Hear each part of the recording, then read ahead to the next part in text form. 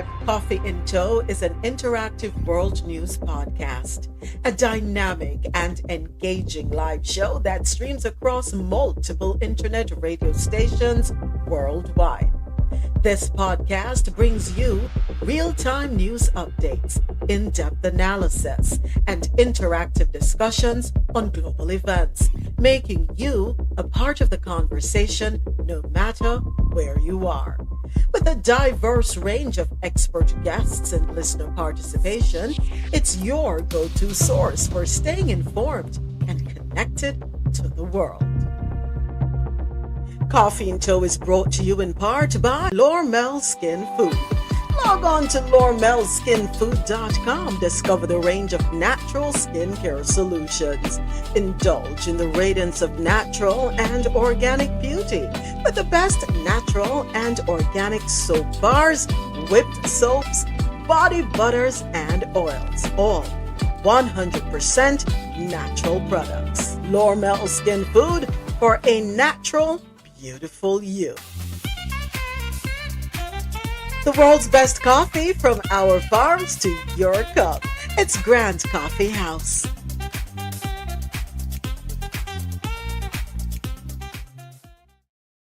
Good morning, YouTube. Thank you for your patience. We're with you live and in living color. Jah Rastafari, ever living, ever faithful, ever sure. Good morning. Good morning. Good morning. You're on the way to the place that pays you. I'm on the place that pays me. How are you ladies this morning? You sound so happy. Oh my goodness. You sound like you had a good night. Listen, I went to bed early. I'm gonna say that. Woke up one time, I don't know what age to get up sometimes to go bathroom. But got woke up one time and that was it. I slept real good. Ooh, what's that? Did you just hear me? You didn't hear me? Okay, good. See, I just cussed the driver and forgot I was off mute. Don't let them take you out of character. Yeah, this morning my skin is plump this morning. Yeah, so I'm good. Happy to have you here, ladies. Niece, why don't see Niece? I see Niece in the chat, but I don't see Niece on guest. And when I click up at the top, I don't see Niece either. Niece, where you hiding? Where you hiding, Niece? Where are you hiding? Oh, there she is. Yes, Niece, it's in our blood, our waist, the wiggling and the shoulder move. We can't help it. That's all we can do. This acrobat them have going on now as a new style of dance. Yeah, I'll continue with the waist wiggling and the shoulder move. I found a button somewhere that told me how to modify my life status setting. Okay. So, it says don't show life status. So let me push it back to show life status. And you should see me again. Okay, let me see. Oh, because you're up the top now, we can't see you, but let me look. I was trying all kind of buttons. I'm sorry. Listen, just don't get caught up in the wrong text message threads. I'm sorry. They're dragging it on social media for real. I know Hillary Clinton is sipping some rum right now and calling Bill. Come here, come watch this. Come and look at it. Yeah. Look at what's going on over here. Look. Bill, come here. Somebody look at this. In our Kevin Hart. Yeah. Look at this. Somebody look at this. I'm surprised the cartoonists haven't come up with the memes with these things already. I'm just, I'm waiting for them. The memes are no man. The memes, them dead up on TikTok already. There was one, I was hysterical when I saw it. I was like, oh my, these people are them not let it go. At this point, we're going to have to just lock up the whole country because everybody laughing at this man. Well, I have space for 70 million whenever I vote for him. No, there are a couple. I put some today because I feel in a rebellious mood this Wednesday. So I went on TikTok early and I saw some. One says, who was it? I think it's I can't remember the man's name, saying that certain things are unacceptable and their handling of the documents was unacceptable, and they look like fools. And I posted, no, we are actual fools now, because it was him and Trump in a picture. And then there's another one of Trump, one of his tweets from back in the day, talking about Hillary and her emails and saying she's not fit. So I'm going to repost that, because now my question to him is, what are you now?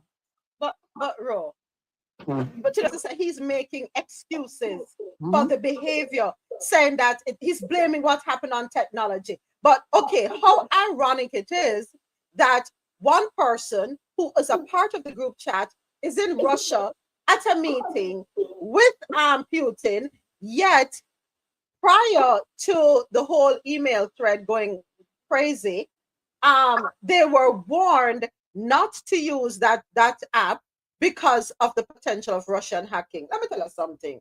Me have for me having in my head, but you see, because you can't say nothing against the people, them can knock on your door. It is as obvious as day. We are not dumb. I agree. We're not stupid. But anyway, listen to that one. I'm going to say me I dead with laugh and make hear that one. Dead with laugh. Hold on.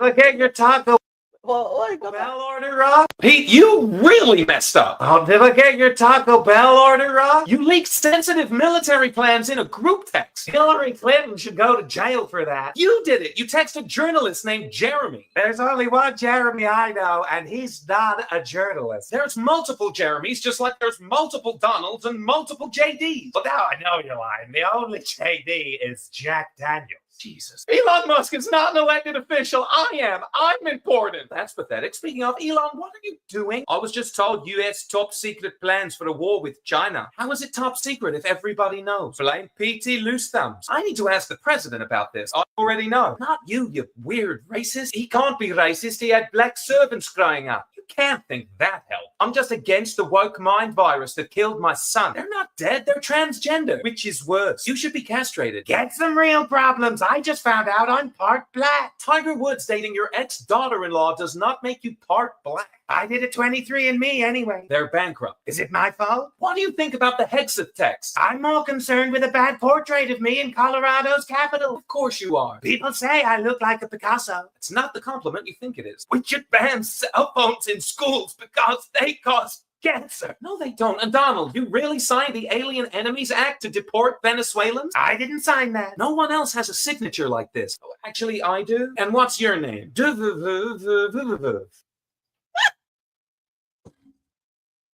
What's SNL doing this weekend? I'm looking forward to the SNL clips. They have content that's just falling into their laps every day. Okay, what did we wake up to this morning, Rosolo? What before I scroll, because I haven't scrolled on TikTok this morning. So is there anything that's gonna shock me this morning? No, it's possible because my algorithm only engages in nonsense. So there's nothing important. My algorithm is fit for me. So I'm not sure actually, but I'm sure. But here's the thing.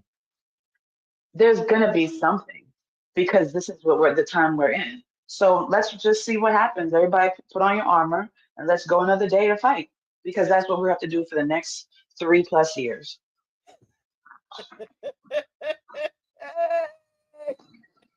JD Vance is in the news this morning. Oh Lord, okay. Oh, Lord. What's up with mascara, with eyeliner? So apparently, his wife was going back home on vacation at the same time that they're supposed to be having some talks with people. Mm-hmm. So now he decided that he's going to join the meeting.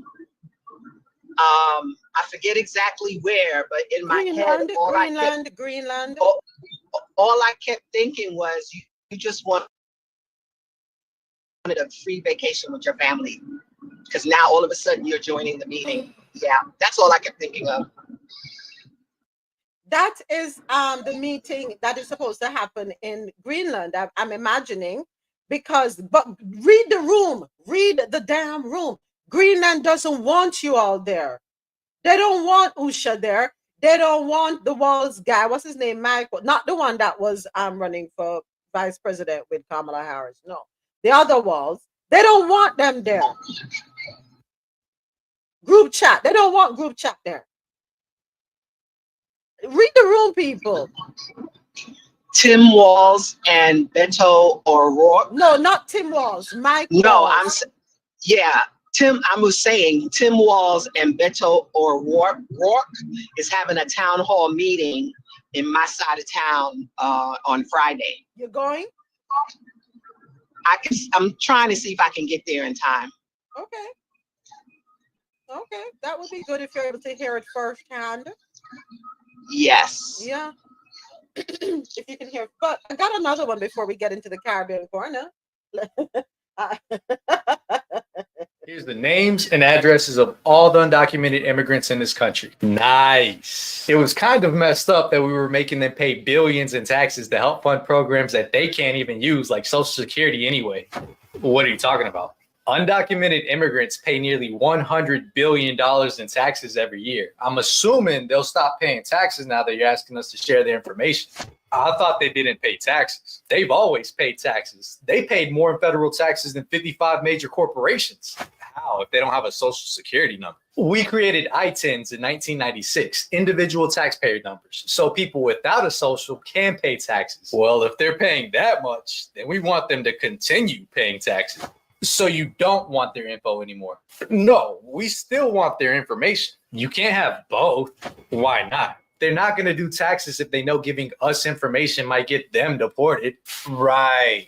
You know what's crazy? It's estimated $40 to $137 billion of additional revenue could be generated each year if we just gave them work authorization.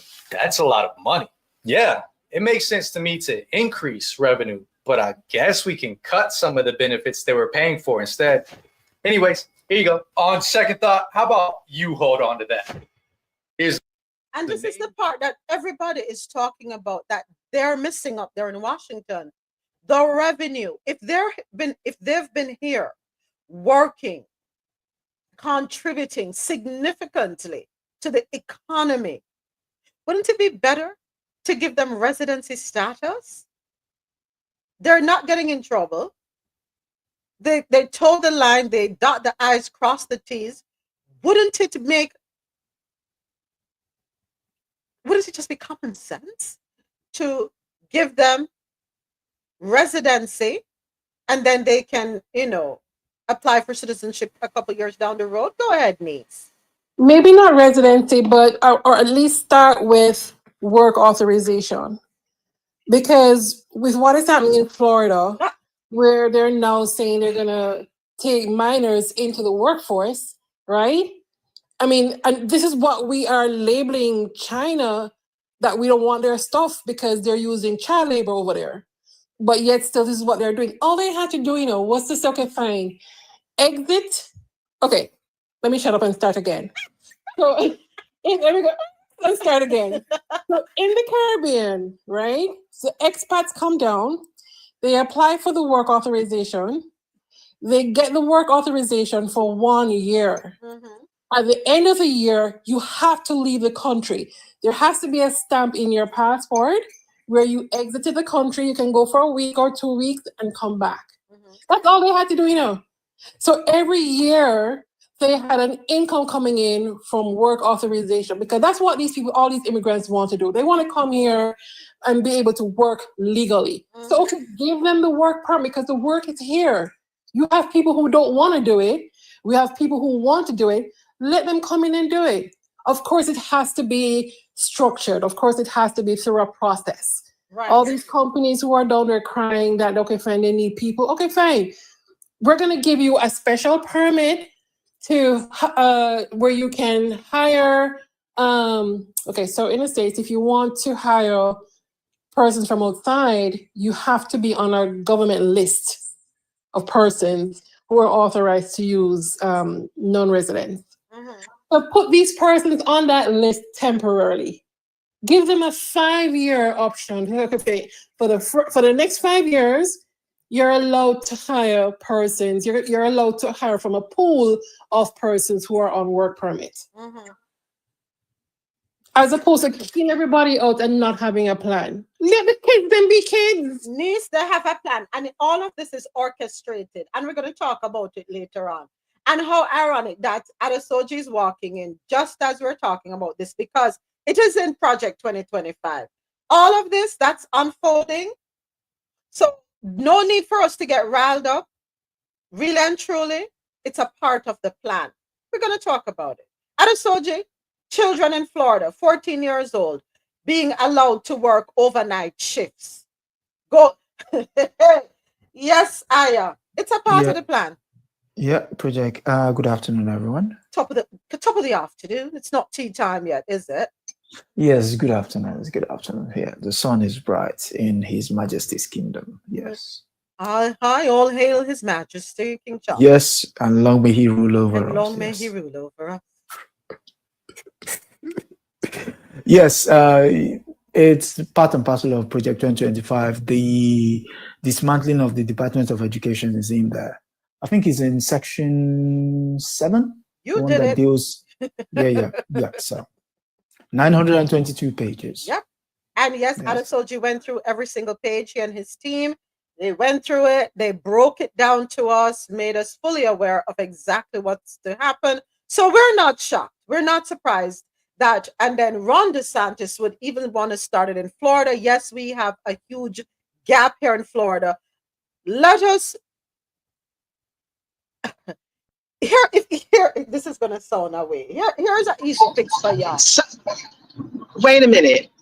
They're sending back the parents, but keeping the children? No job. Gonna break it down. Oh, okay. Yeah, Okay. But before we talk about that one, before we get into that one, then there's this one. Easter. Listen to what they're gonna do with the White House this year. The White House tradition could look a little different this year. The annual Easter egg roll may be looking for some corporate sponsors. Yes, they are. A guide first obtained by CNN describes how potential sponsors can get in on deals. These packages that they're selling could start at $75,000.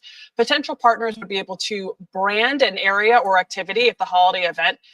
They could also put logos on event signs and be mentioned in social media posts. A White House tradition could look a little different this year. The annual Easter egg roll may be looking for some corporate sponsors. Yes, they are. A guide first obtained by CNN describes how potential sponsors can get in on deals. These packages that they're selling could start at $75,000.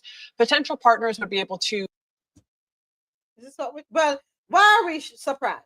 Hey, Boxer Mom, didn't they turn it into a car sales lot? What's next?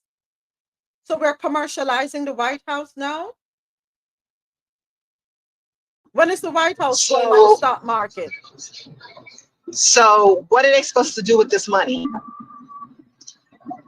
Because basically you have eggs and you have children.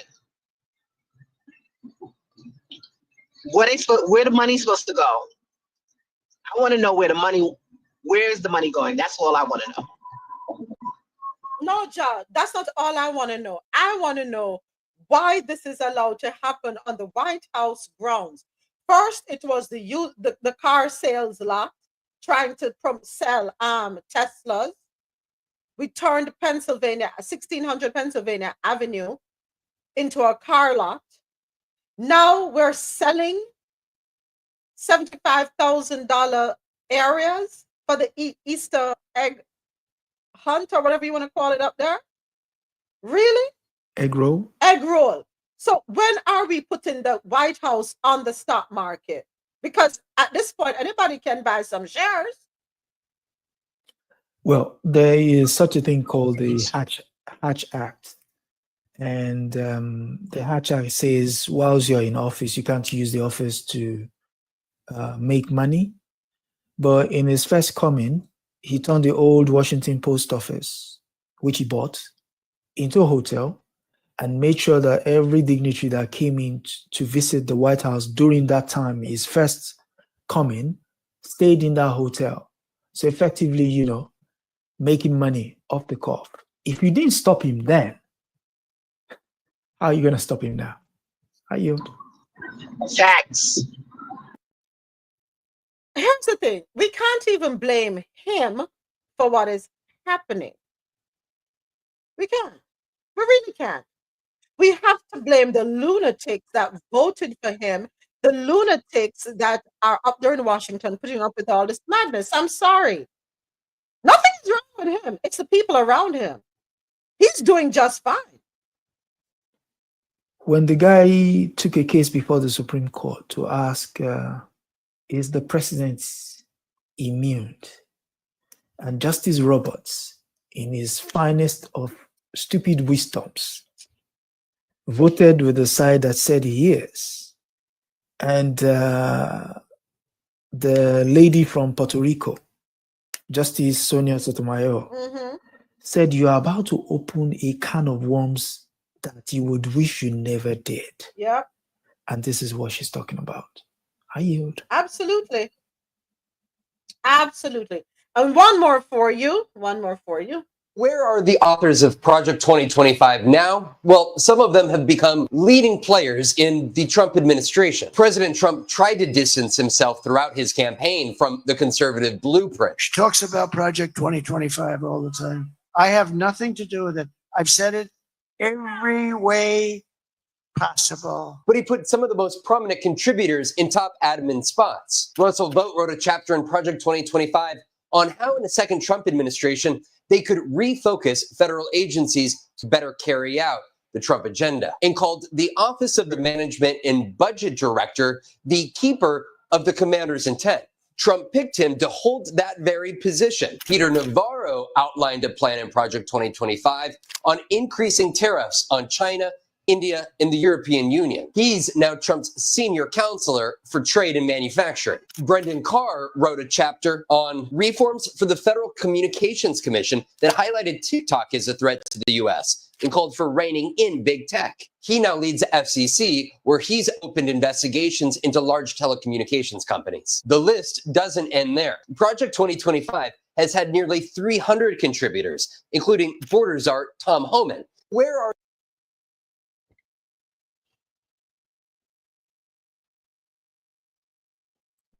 But there is one guy I want people to sort of keep an eye out for. And you know, notice they've been dropping some stories in the press recently. The idea of forgiving what's his name? What's the guy who killed who unalived George Floyd? Chauvin. Yeah. So in that, the guy I'm talking about here his name is Dr. Kevin Roberts. Kevin Roberts studied the Haitian Revolution and how the Haitian reacted that forced the French to sell the Louisiana to the United States, and what tends to become triggers for Black people. So, and how to ensure that whatever insurrection comes from that angle is put down immediately. So people have to be minded about how they consume their news. There are going to be lots of triggers in the news. And if they've done all of this, you can be rest assured they will not leave that part out. Because right now, they clearly see you guys are not interested. You guys are basically getting your favorite popcorn and your favorite drink. You sat down and you're watching them. But they want you in order to bring them their people on side. Because once you come out and you start saying something, you say, you see, they don't agree with what we're doing, you know, that kind of thing. So we have to be mindful to ensure that we don't fall into the trap that is being set. And believe you me, there is one coming. I yield. By the way, since we're here, right? We sound a little haphazard. Might as well pull this up. Let me ask you a question. You know what? Shut up, moment. Just run the clip, because this one here had me cracking up last night when I came across this one, putting the stories together. I was like, no, are they listening to us over here? Oh no, we're getting people in trouble. And I hope not. What is today? The 26th now? Yeah. Today's the 26th. Let me play this one real quick for you, because I know time is limited for you. Your time with us is limited because you have to carry on with your business. But let's go ahead and listen to this one. Y'all know we got Governor Hot Wheels down there. Come on now. And the only thing hot about him is that he is a hot ass mess, honey. So yes. Right. So, so You're talking about governor. I told you. Did you hear it from her first, or did she hear it from us here? She must have heard it from me because something just I was watching, my son was here, so I was watching what was it? Yeah, I was watching cartoons with him because he likes cartoons. So I was watching cartoons with him. So I saw the car just go vroom. Vroom vroom. Exactly. I'm like, oh, okay, that's true. So I just started laughing. He said, "So what, Dad?" I said, "No, don't worry about it. Just so." So you want to hear something funny? In the comments, somebody said, "When they go low, we go to hell. Zoom zoom, vroom vroom." Yeah, vroom vroom. Exactly.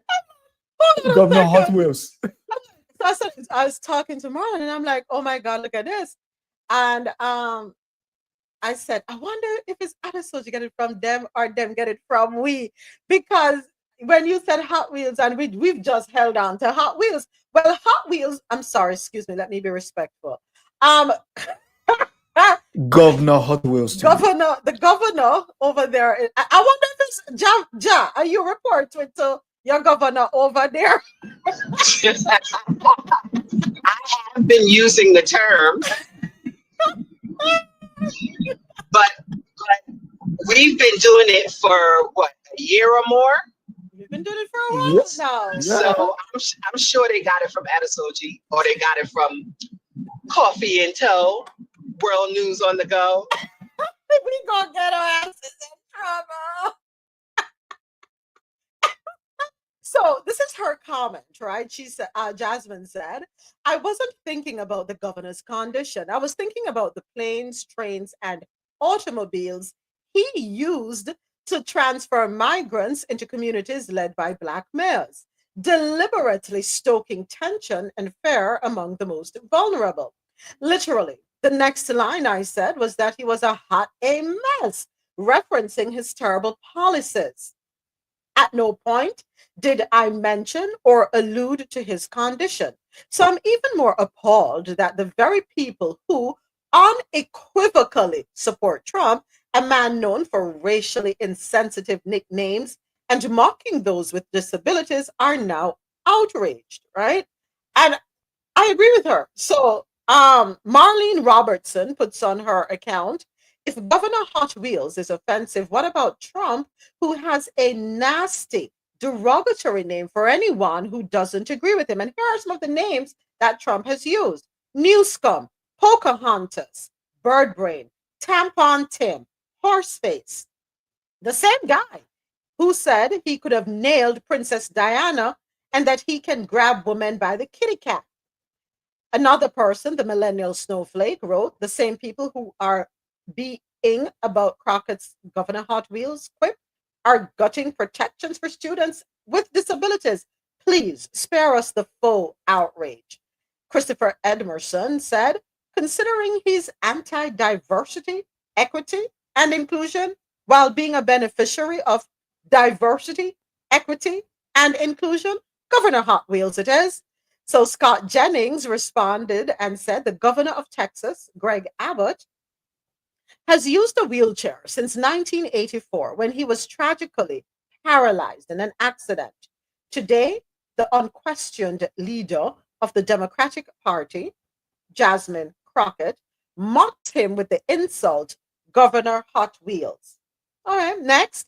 Sons of Killmonger and the Disciple of Dark wrote, "Don't let Jasmine Crockett calling Greg Abbott Governor Hot Wheels distract you from his desire to take health care away from Texas women and children. Don't let that distract you from how his state is 41st in education." Rock and Roll Them said, "I don't care if Crockett called Abbott Governor Hot Wheels. Why?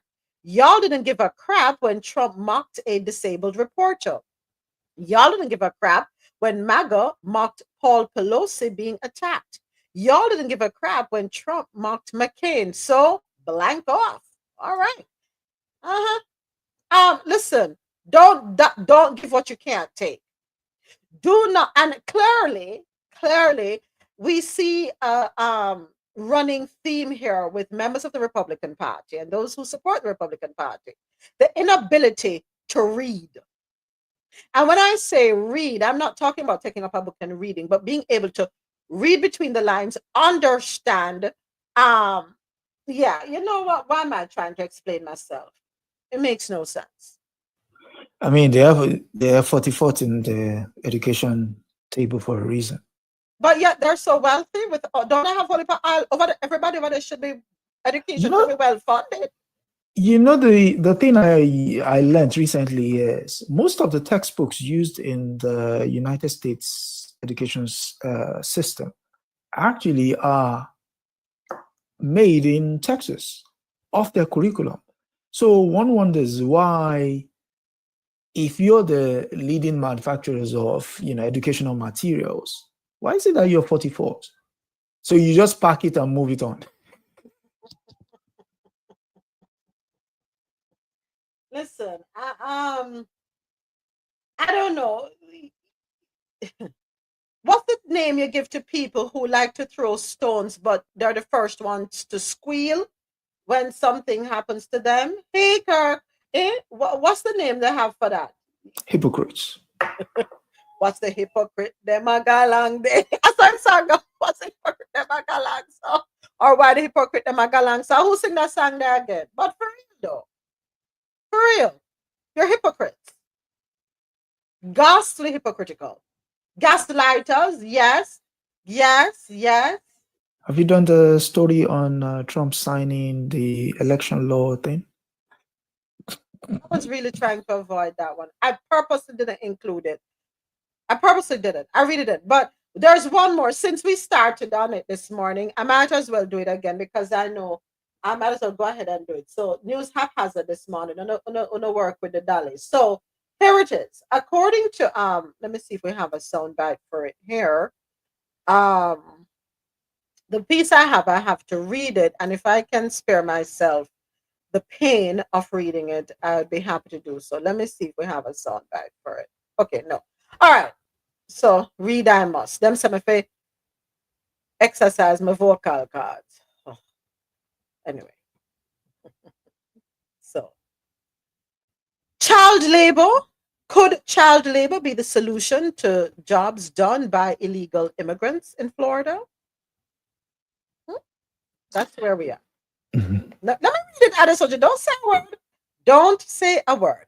According to CaribbeanNationalWeekly.com, Florida, a state home to to large populations of undocumented. Hold on a second. Data shows more Jamaicans in the diaspora choosing to return home. Galangana yard. One thing about it can kick you off of the rack. Anyway, sorry, I got distracted there. Let me get professional. Florida, a state home to large populations of undocumented immigrants from the Caribbean and Latin America, is struggling with a growing labor shortage, particularly in low-wage jobs often filled by workers without legal status. As the state cracks down on employers who hire undocumented immigrants, lawmakers are considering a controversial solution: loosening child labor laws. On Tuesday, the state's Republican-controlled legislature will debate a bill that would ease restrictions on child labor, allowing minors as young as 14 to work overnight shifts on school nights. This is according to a report from CNN. Currently, Florida law prohibits minors from working before 6:30 a.m. or after 11 p.m. on school days. But the new proposal would lift these restrictions, enabling teenagers to work late into the night. Governor Ron DeSantis, who has made cracking down on illegal immigration a priority, has voiced support for the bill as a means to address the state's ongoing worker shortage. For years, Florida has been home to a significant population of undocumented immigrants, particularly from the Caribbean and Latin America. These workers often take on the lowest wage, least desirable jobs in industries like agriculture, hospitality, and food service, sometimes working under the table to avoid detection. Why do we say we need to import foreigners, even import them illegally? When teenagers used to work at these resorts, college students should be able to do this stuff, DeSantis said last week during a panel discussion with former ICE Director Tom Homan. Florida has already taken steps to curb the employment of undocumented workers, including a 2023 law mandating that employers with more than 25 employees use the federal E-Verify database to confirm workers' immigration status. Employers who fail to comply face fines of $1,000 per day. In addition to the proposed overnight shift changes, the new bill would also eliminate working hour restrictions for 14 and 15-year-olds who are homeschooled and remove guaranteed meal breaks for 16 and 17-year-olds. Florida has been gradually relaxing child labor laws, and last year, the legislature passed a law allowing homeschooled teens to work unrestricted hours. While some see the bill as a way to solve the state's labor issues, others express concern about the growing number of child labor violations in Florida. According to the U.S. Department of Labor, such violations have nearly tripled in recent years, with critics warning that loosening protections for young workers could lead to exploitation and further strain Florida's already stressed labor market. The debate continues, and the future of the bill will be decided in the coming days. All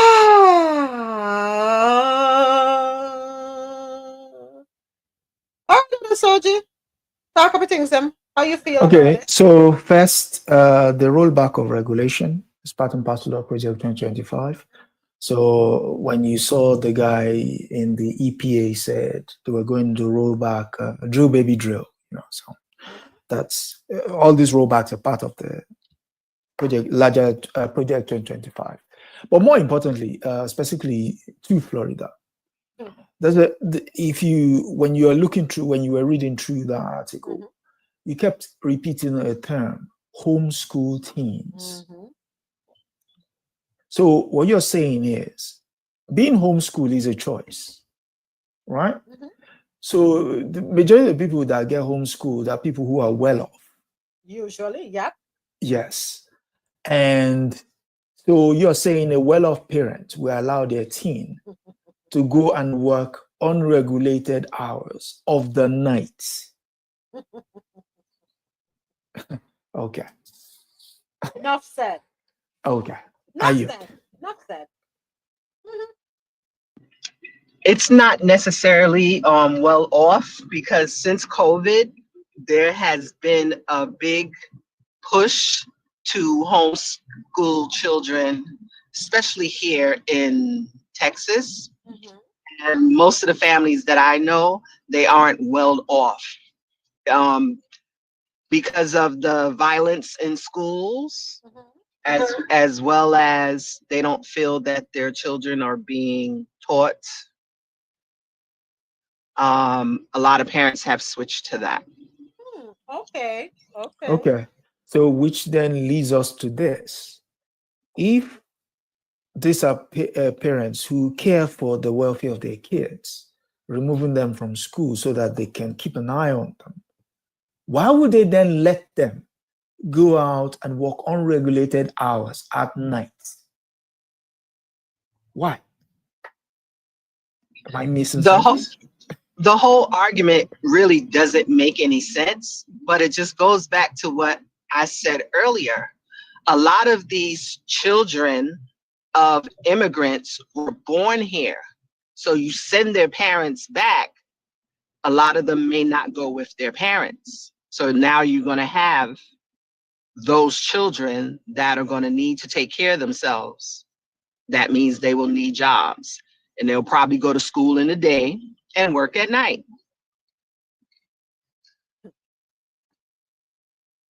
Is this indentured labor? So you're turning them into indentured labor? Absolutely. Absolutely. It's not easy. It is. And we're okay with this, America? Turning children into indentured laborers? if your governor is thinking about it, it means it's okay with the people. Not necessarily. Maybe okay with a few people who know they will benefit from paying low wages. Now they're increasing their profit margin. But they don't have to worry about insurance coverage, insurance protection. This story was made the news when? Say a week or a week ago. Why is that not the talk of the town? Hold on, the one about the children. This came out yesterday. Yesterday. So why is the major news media is not making hay out of it? Because they are told to shut up. Okay, so which means they're okay with it. That part. And that's why I said it's those who, the powers that be, where they're looking at maximizing or expanding their profit margin, growing their profits. Oh, we can get to pay people for cheap. Bring in these 14-year-olds. I suggest all of you send your 14-year-olds out to work overnight. Let's start there. Let us, they have a saying, we lead by example. Of course, there was a video someone sent to me yesterday, but I've seen it before. But every time I see that video, it just reminds me of human beings' own inhumanity to themselves. These were Cubans, right? Yeah, you laugh because you know the video I'm talking about. Dancing. I'm going to vote for Mr. Trump. Yeah, hey, Magyara. It was them and the Venezuelans. Hey, yeah. Hi, miente, yeah, okay. Now you're going home. 500,000 worth of it are going home. You're leaving your kids behind, or your kids are going to run away from you because they don't want to go to somewhere they're not familiar with. Yeah. And so those kids now become easy pickings for the capitalists in the United States. I mean, such a tragedy. But it didn't have to be like that. It didn't have to be like that. And the fact that you danced yourself into this. I mean, Hot Wheels might take offense, but here are people who are high challenged, wearing red hats, bobbing up and down, only for the guy to turn around and say, you know what? Enough of the lot of you. 500,000 out of here. 500. That's 500,000. That's empty now, South. That's empty now, Miami. 500,000. Miami empty. 500,000. And the fact that Marco Rubio is there, well, it doesn't claim to be part of them. Or he thinks he's blended now, so he's not one of you. So I'm gonna go I'm gonna say Jose. Nobody answers. Normally you say Jose and about 50 of them show up. Now I'm gonna say Jose, nobody gonna show up. You're empty now, Miami, but hey.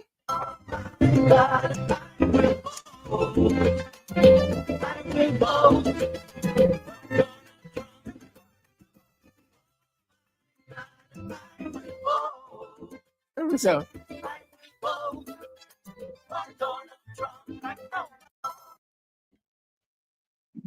Get out of here. They have a song? yes. Where you been at, Joe? Oh my I told you, I am staying away from the frackernackle. No, it's fun. I'm staying away from the frackernackle. That is hilarious. Oh my God, you would move. Ja, that song came out during the whole campaign thing. Proper I was salsa. not paying attention. I was not paying attention to that. Ja, you sleeping, girl. You sleeping. Wait a minute. Sleeping. I'm preserving my sanity. No, you have to let go of a bit of it too, so that you can, tap into it from time to time. Yeah. I tap into it. I tap into it every morning, Monday through Friday, on TikTok, YouTube, John O Radio. But you miss the music. Okay, you miss the soundtrack. One more time, mi gente.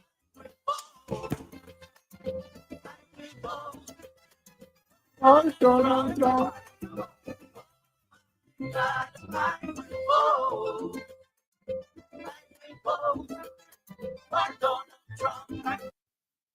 will vote for Donald Trump. My song that you know, straight. Wait about this need a Grammy.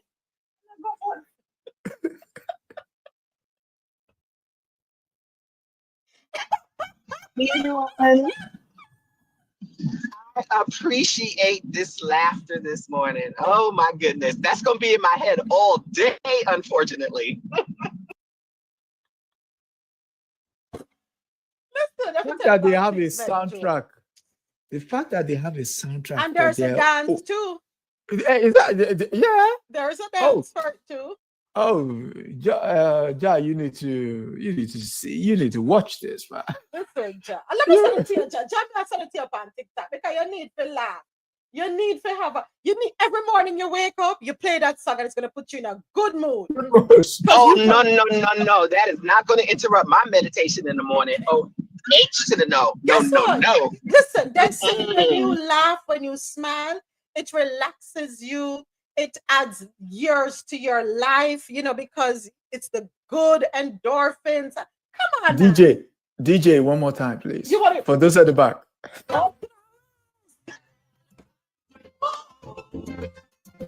Donald Trump. Donald Trump.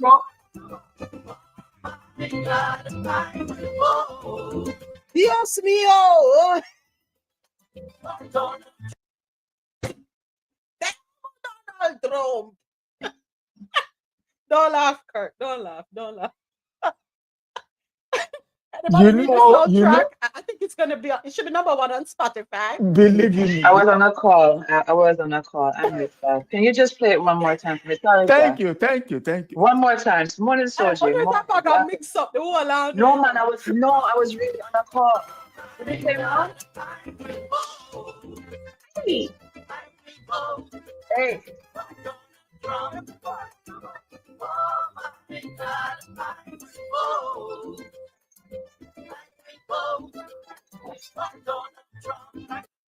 That's a Billboard top 10. That's a Billboard top 10. Moment, you know, say me can dance door, cause 45 left put me having a butt. You know, say I can't pop a dinky minute to this door.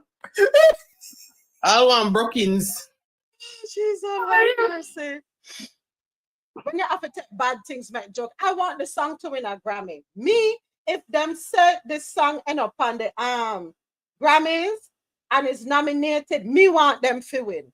Me I got to tell them I want them to win. If I was in Florida, I would be blasting it on high volume driving through any neighborhood. Mi gente.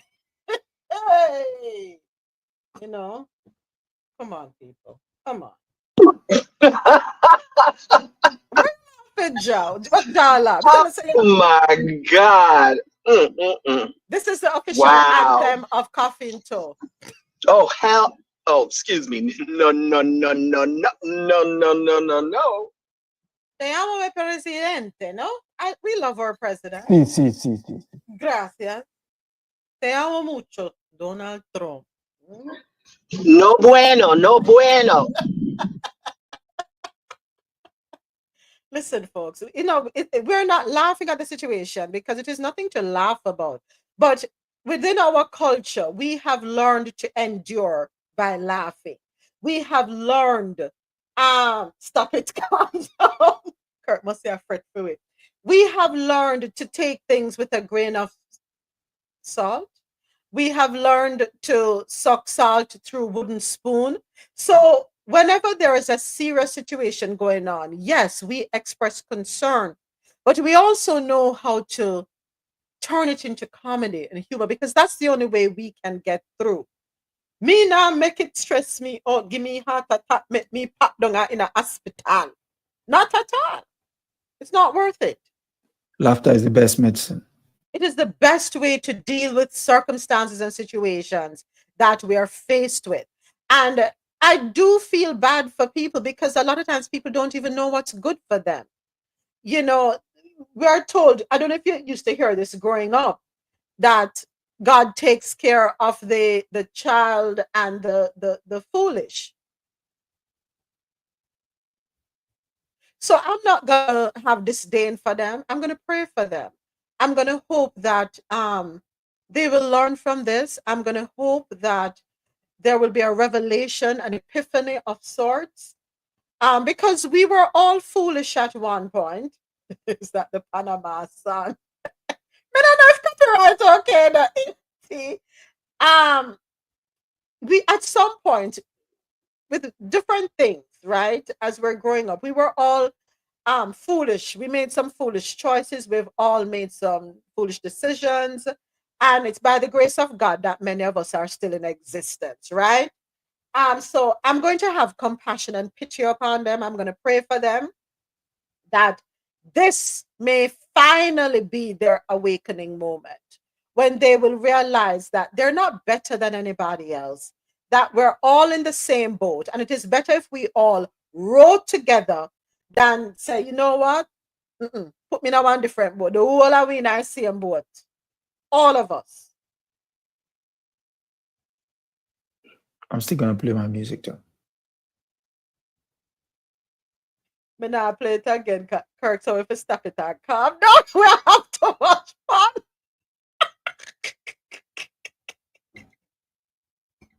You know what make Jamaican people unique? All have 5 over there. So you know what make Caribbean people, also Jamaican, Caribbean people unique? Because we know how to laugh after ourselves. Yeah.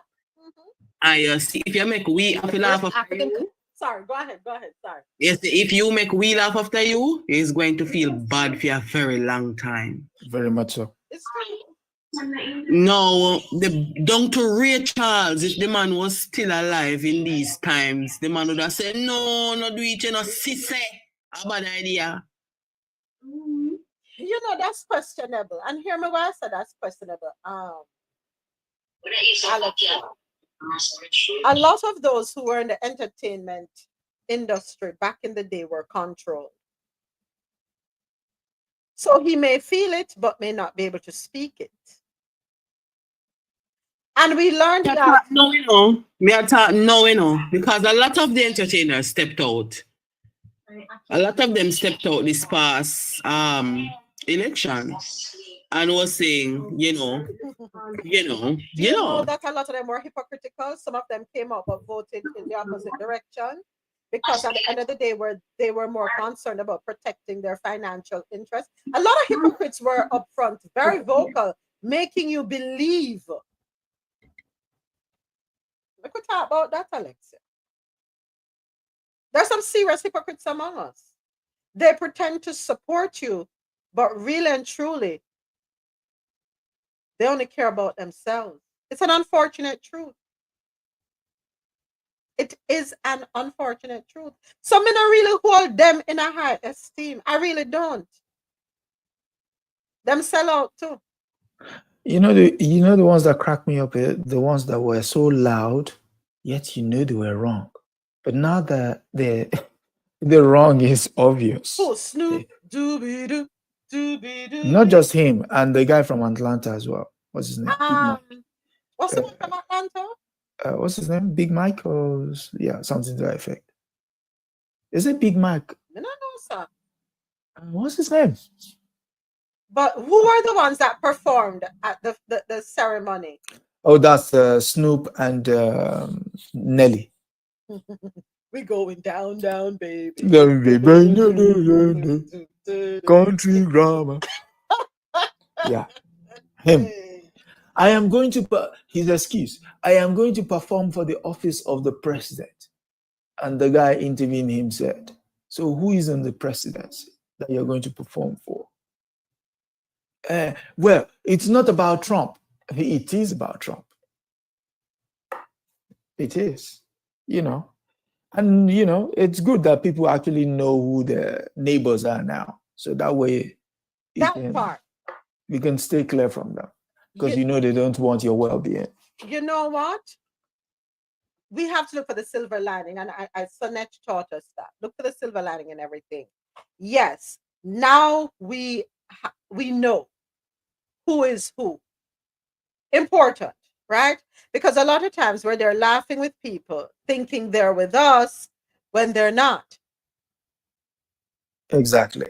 Right? And in this time, it's even more pertinent for you to know them because you live in very interesting times, Very for want of a better, you know. Yeah. So we going down, down, baby. What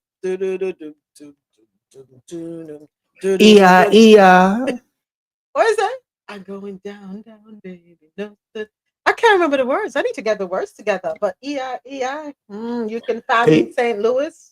And basically, he'll be forgotten like everybody else Like everybody else. So, unfortunately for him. Unfortunately. All right, folks. So we covered a couple of the stories. Thank you. Thank y'all for making me go haphazard with the show, but it's okay. It's still in the news. We just got to them sooner than later. First up, out of the Caribbean corner, Motley defends donating land at historic site for their Frexim Bank Trade Center. This article, courtesy of IWNSVG.com.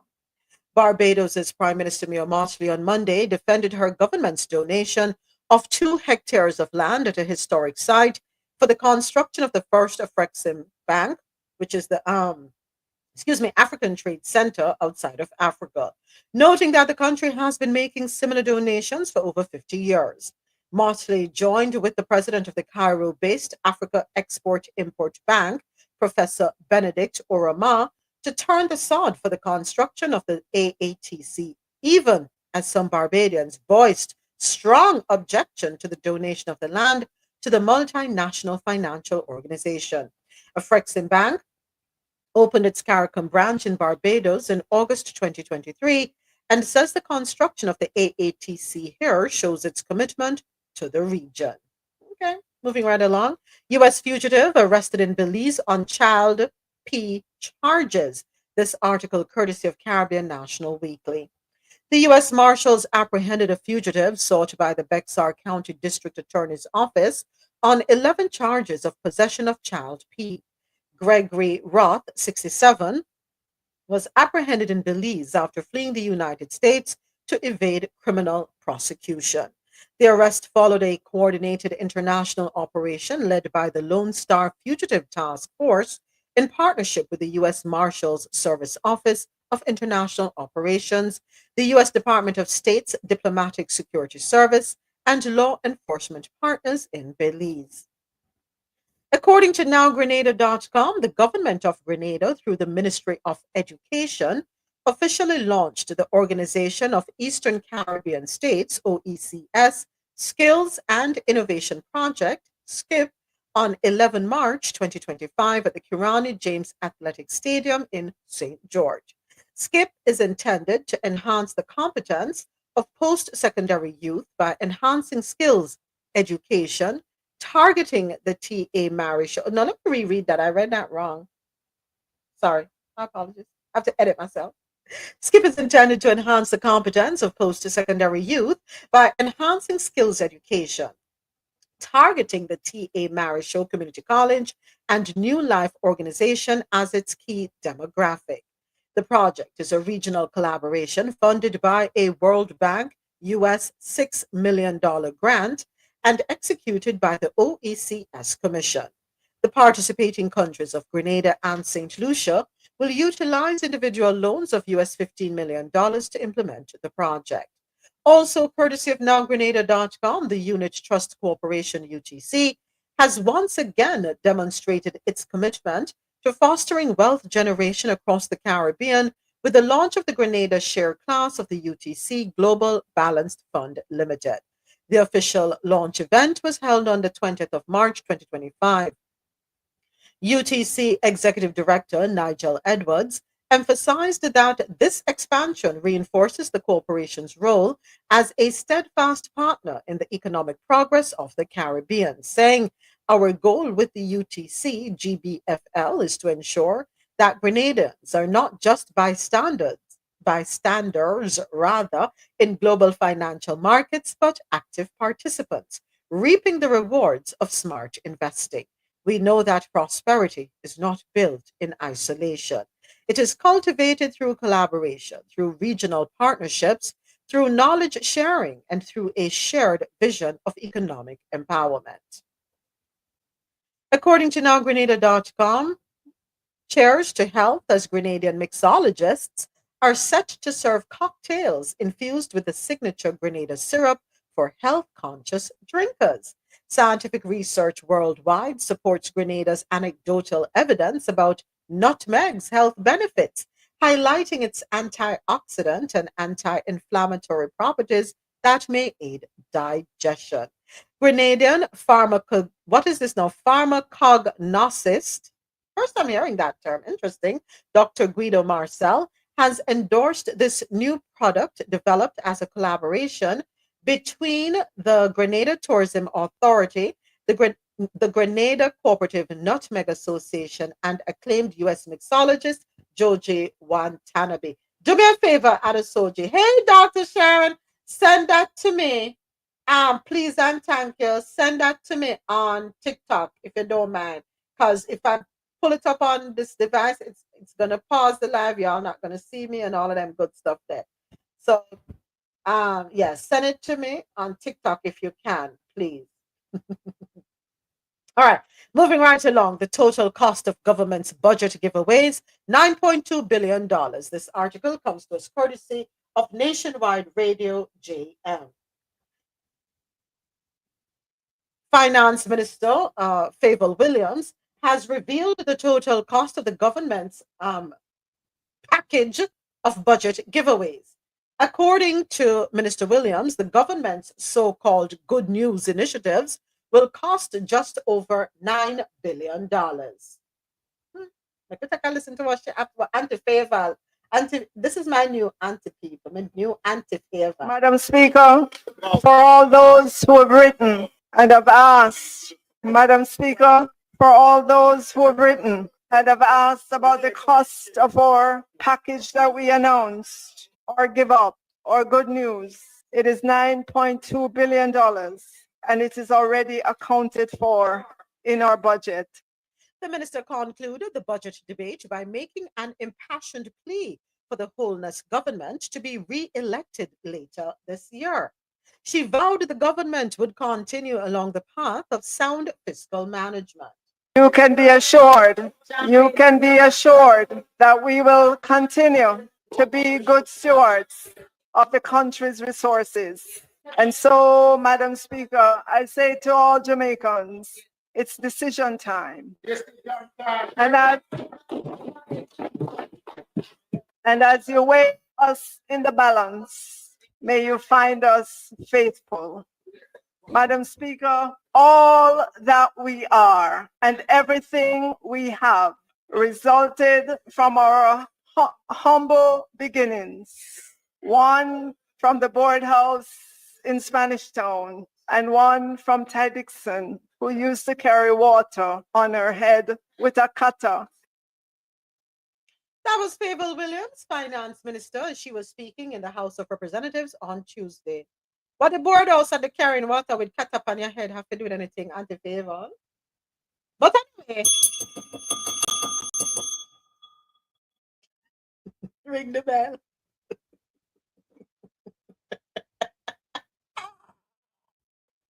Prosperity for all Jamaicans will be attained with the Jamaica Labour Party at the helm, because no other party has been able to accomplish and achieve all the things that we have been able to. Find yourself, ring the bell.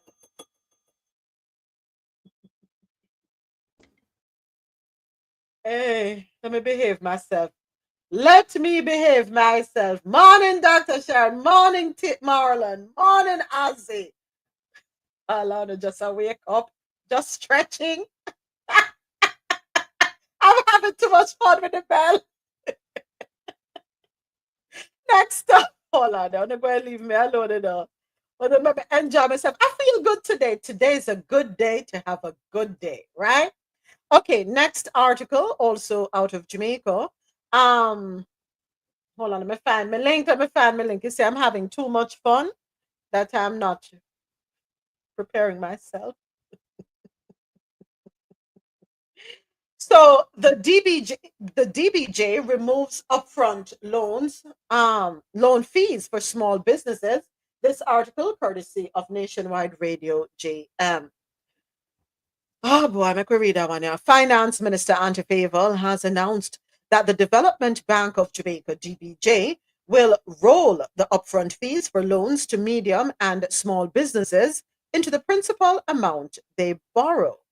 This was a key point on which the MSME Alliance had voiced disappointment after the minister's initial contribution to the budget debate.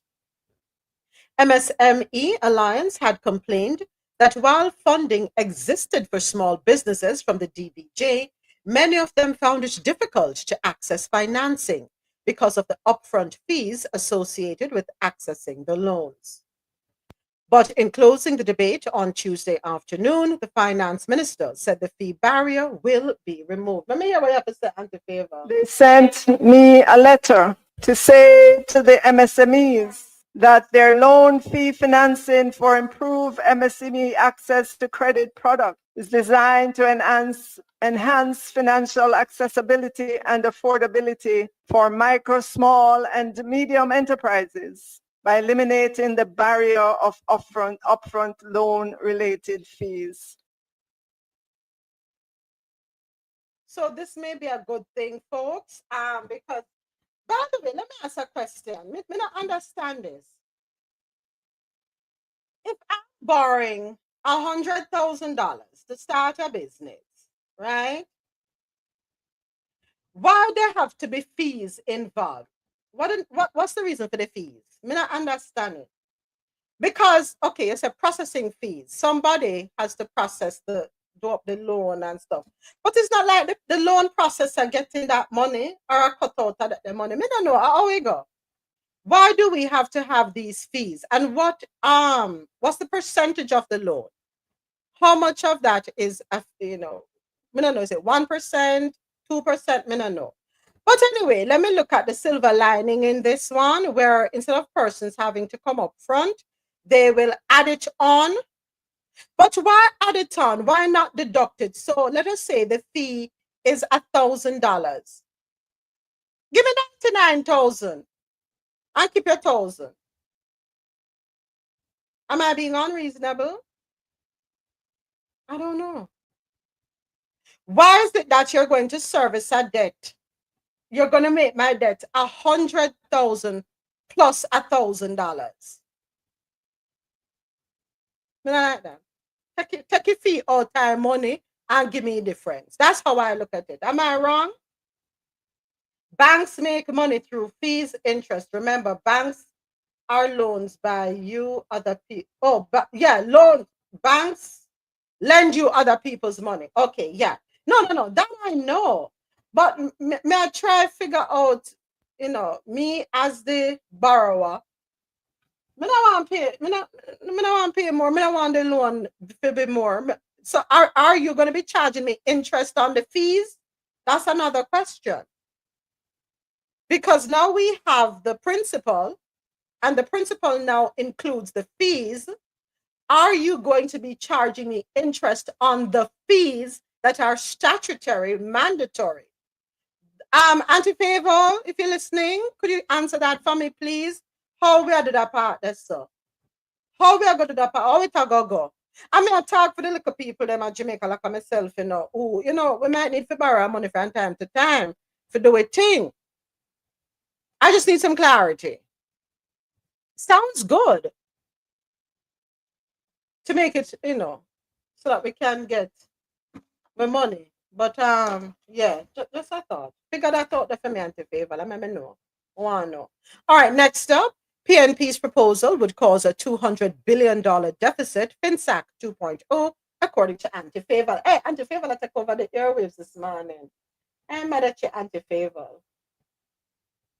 According to Nationwide Radio JM, Finance Minister Favor Williams says the promises made by the opposition would result in the country suffering from another financial meltdown similar to what took place in the 1990s. She described the proposals as reckless and empty. As she closed the budget debates in the House of Representatives, Minister Williams urged Jamaicans to reject the words put forward by the PNP without costing. She went in depth in assessing the financial implications of the proposals put forward by the opposition. Minister Williams says the promises would leave the country heavily indebted. Here is my hero Stewart to tell us more. So before I play the clip, so Auntie Favel was able to crunch the numbers, but the PNP wasn't able to give us numbers. Let me hear what FinSAC 2.0. Minister of Finance Favel Williams says the proposals put forward by the opposition as part of the budget debates for the next fiscal year would result in setting Jamaica back more than 2 decades. They made promises upon promises upon promises. But did they give the Jamaican people any idea of how much those promises would cost?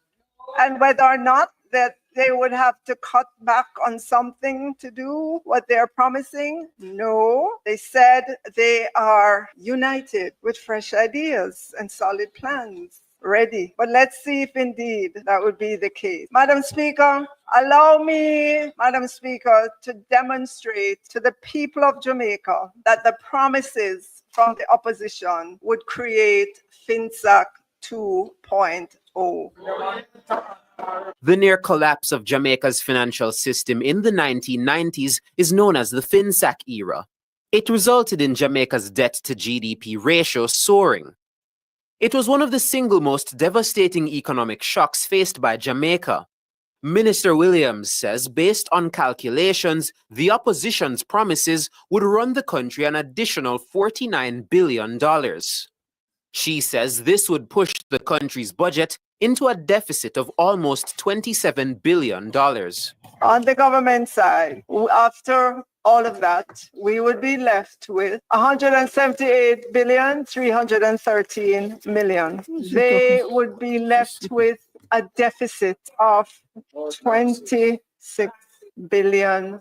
$26.7 billion. Madam Speaker, they would have trampled on the fiscal rules. The same one they told us that they codified in law. Well, Madam Speaker, she also noted that the opposition would be simultaneously giving up billions in revenues. The opposition says it would fund its promises through the discretionary portion of the budget, which amounts to roughly $360 billion. This is the portion of government funding which does not go towards paying salaries and debt. However, Mrs. Williams dismissed this suggestion. She noted that this would require scrapping many programs currently being used by hundreds of thousands of Jamaicans. The finance minister says if the country attempted to put forward the PNP's budget promises in the next fiscal year, it would lead to disaster. the fiscal deficit that the opposition would run with all the give-ups and goodies violate the fiscal rule. It would send a shockwave into the financial market. The dollar would fly. Interest rates would go sky high. Bond prices would tumble. The balance sheets of the financial sector would be severely weakened. Within no time, Madam Speaker, the Bank of Jamaica would have to hike interest rates to try to slow down capital flight. Madam Speaker, I am not exaggerating. It would be FinSAC 2.0. Additionally, the minister says the opposition's implied budget would destroy Jamaica's hard-won international reputation, which has been used to refinance its debt. With our budget, we can go to the financial markets and borrow to refinance the $162,746,000,000 of debt that will come due during the upcoming fiscal year. We project that we will be able to borrow a little less than what is coming due. On the opposition side, Madam Speaker, their implied budget cannot meet the interest payment. They would run a huge budget deficit of some $204 billion. Madam Speaker, the opposition went partying with the rent money. For Nationwide News.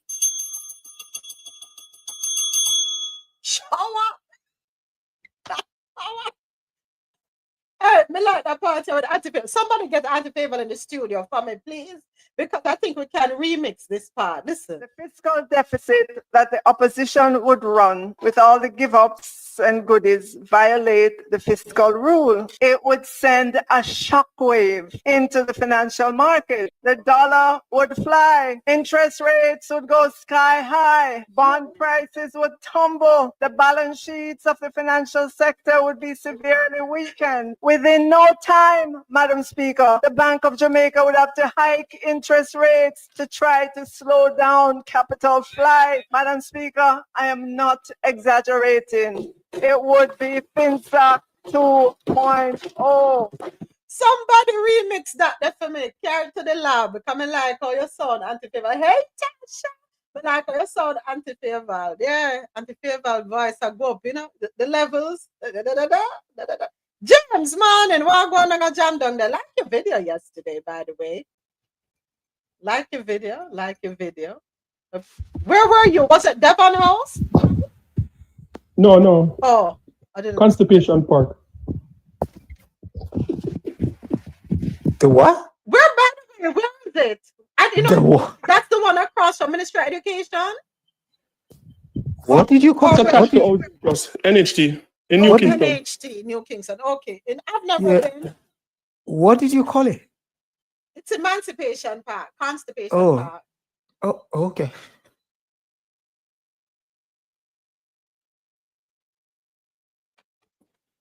Yeah. If you ever get so much talk from nowadays, I didn't know that she had that in her. You're going to leave Anti-Favor alone. Ever since Anti-Favor was moved over to the Ministry of Finance, remember, she attended the Wharton School of Business, but spent good money for send Anti-Favor got good expensive school.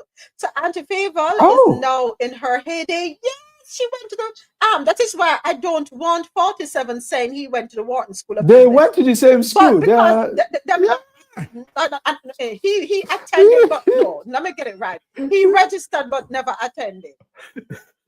How did you know he registered never? I could be sitting next to her in class. Hi, Anti-Favor. Hi, Favor. How you doing? Anti-Favor to the thing. Yes, James, you're going to allow Anti-Favor. Anti-Favor is with the new Anti on the block. Anti-Favor turn up, shower with her. You said she went to the same school as Trump? Yeah, business. Yeah, they did.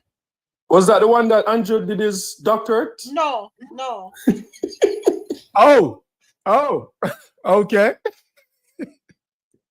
Father, forgive us, for we have sinned in thought, word, and deed. When I live Isle and rum them, I need to light a candle and get a croton leaf for the whole house. I don't need to be able to say. So, James, what's the latest on the ground down there? We're on the lookout for little Marco. By the way, James is our correspondent in Jamaica. This is what you call news on the ground. You know, the Marco yet. Yeah, we're on the lookout for little Marco. So we can give him some coconut water spiked. To wash off him. And, prepare him. Wash off him out. Cut down the whole damn tree. One whole tree. Did he just say little Marco? Little Marco. Here comes that. Murder! I am cracking up over the little Marco. I did see on the news that he was headed to the Caribbean. Yes, he's supposed to be in Jamaica today, and then he heads on over to Guyana and then Suriname. Them better leave Guyana alone, because I want Guyana Isle. And hold on, don't forget Suriname has oil too. Oh, yes, Guyana sooner. Because we're Caribbean countries, we're not supposed to have anything. Then better have 2 seats. Because no, we're not sharing. We will sell you so we can benefit economically, but don't come and think that you can take it over. That's just not going to work. But you know that's the plan. No, we just want to help protect you. Oh, okay. Yeah. Okay. That part. Yeah. To benefit whom? Both of us a little more. You a little Mutually beneficial relationship. Mutually. Okay. Okay. Moments, don't forget that Jamaica have oil too. It's not just Guyana and Suriname. No, but remember, right we'll now, come to that. Hold on. Boy, James, you jumped the gun. Remember now, right now, Jamaica is only refining. No, I'm not talking about that. I'm talking We know about what, James, oil where they slip out of the mouth the other day and then push it back in. James, we That oil. know, but right now we are just refining for Trinidad. Right now, that's all we are doing. Make we focus on that. Let us not remember the seminars that were held in the United Kingdom with the investors over there as it relates to the oil surge in Jamaica. One thing at a time, James. One thing at a time. We cannot confirm nor deny such a meeting took place. Exactly. James said they won't sleep. Lord of mercy. Eh? Where's the Dr. Sharon? Yeah, this is crazy. Did you guys already cover the infamous text? We talked about that. That's why I was so late with the Caribbean Corner, because we started out with the videos and the skits and the memes on TikTok regarding the whole situation. I think we have it coming up again too, you know, if I'm not mistaken. Yeah, that is a complete mess up. They may as well just admit it, fix it, and move on. But I hear the reporter is actually releasing more of the messages, because they keep saying he's lying. This, because you know, I saw a quick news brief. I didn't listen to it completely, but you know, that's something for me to go back and listen to. But apparently, he has released more. Why the backside me just open up TikTok to look for the stories, Dr. Shannon. You know what I say? Oregon governor, the governor of the state of Oregon, signs a bill removing reading, writing, and math requirements for high school children to help students of color. What? It's not even. It's not. Who laughing? Let me go to my phone. Who that? I saw you laugh after me. He might laugh after me over here because he's privileged to be in the United Kingdom, and I don't take kindly to that.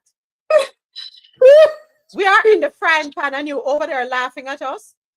An issue that your country created by getting rid of the Hold on. Did you specifically mention kids of color? You know what? Let me keep on with the Caribbean Corner. Hold it, Dr. Shine. Let me go down with the Caribbean Corner. Okay. And then we go to this madness that is called the news around the other side of the world. Remember, I don't even know which world I'm in.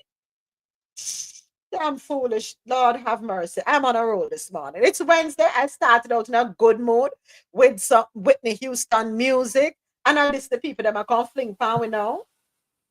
And for those of you listening outside the club who don't understand what I'm saying, if you want to know what I'm saying, you can come inside the club and we'll interpret it for you.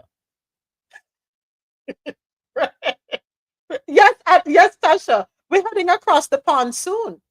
Very soon. Soon and very soon, we shall go and meet our king.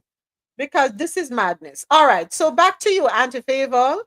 My question is, how is it that Auntie Favor was able to crunch the numbers and tell the people in the House of Representatives and the rest of the country that the PNP plan would send us into bankruptcy, so to speak, right? She was able to, you know, like my dear, sit at the table, run the numbers, but the PNP in their budget presentation was not able to give us figures. How comes? How comes? Thank you, Kerr. How comes? You know, Stefano just the tone of self PNP. We're not sync on ourselves. I'm rooting. We have enough pens and crayons for everyone. I'm here rooting for the PNP because there are a few people in the PNP party that I like. A few, not many. A few. And I think would do well at their job because them sound reasonable. And here, you know, make Auntie Favor take our Wharton School of Business degree and box on the door. Come on, PNP. What you gonna do? How not gonna answer back? You know, as Jamaicans, we have to answer back. We love to answer back. So let me hear what the PNP is gonna come with. Mr. Golding, you're next. to the podium. Thank you. Michael Jordan and Jake Paul in St. Lucia. This article courtesy of stluciatimes.com. Basketball legend Michael Jordan and YouTuber turned boxer Jake Paul are in St. Lucia. According to a post on the official St. Lucia Tourism Authority Facebook page, NBA superstar Jordan touched down here on the island. That was back on Friday. And that sent waves of excitement across the island. Jordan, popularly known as MJ, played 15 seasons in the NBA between 1984 and 2003, winning 6 championships with the Chicago Bulls. In 1984, he turned an initial 5-year. I'm not interested in all of that. I'm going to talk about St. Lucia. I don't care about him dollars and him cents. Although retired, he remains one of the most recognizable figures in sports and entertainment. Meanwhile, the 28-year-old Cleveland, Ohio native Paul has also been spotted in St. Lucia. All right, so Paul's presence in St. Lucia adds to the growing buzz surrounding the destination, as both of these celebrities enjoy the beauty of the Caribbean. So let us hope, this will bring more tourists to the shores of St. Lucia. One thing I'll ask the people visiting St. Lucia, do not fall in love with the men and the women there. Yes, they are absolutely gorgeous. Everywhere you turn, you're going to think, am I in heaven? What am I gonna do? Just look, don't touch, and left the people them country. Okay? That's it. Beautiful people. I'm touching. I'm going to touch when I go. Hello? Soji, I am touching everything that passed by. Hi. I don't think those people are real. I don't think the people in St. Lucia are real. They're real. I can help you find out. Because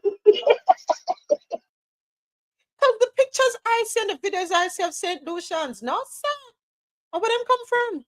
Why is Mr. President zipping his mouth? He Gorgeous. He knows something we don't know. I have not seen a picture of a St. Lucian who is unattractive. Not yet. I'm yet to see one. Them prettier than Jamaican now? What I've seen so far, I would say yeah. Oh, okay. Okay, maybe I'm St. Lucian then. I mean, listen, I know I am. I'm Jamaican, but I'm also realistic. James, come down. But maybe come down. Remember, Lucians are a strong mix of Trinis, that Indian section, and I think Haitians. Yeah, they have a heavy Indian presence in them.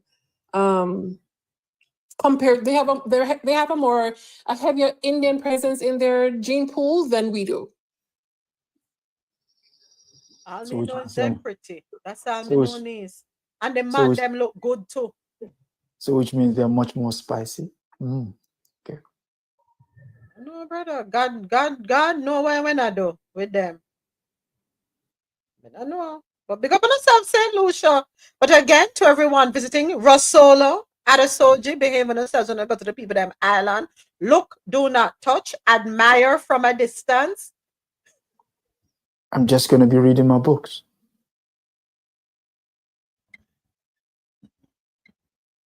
By the way, here, so we're getting rid of libraries here. We'll take your books. The goal is to get rid of libraries here. What in the madness is going on in this country? How do we intend to remain first world, to be a first world country with zero education? But, it has been said, that we are just the, what do you call us, James, with a Gucci belt on us? Yeah. God help us. All right. Taiwan SVG strengthen agricultural partnership with new initiative. This article courtesy of IWNSVG.com.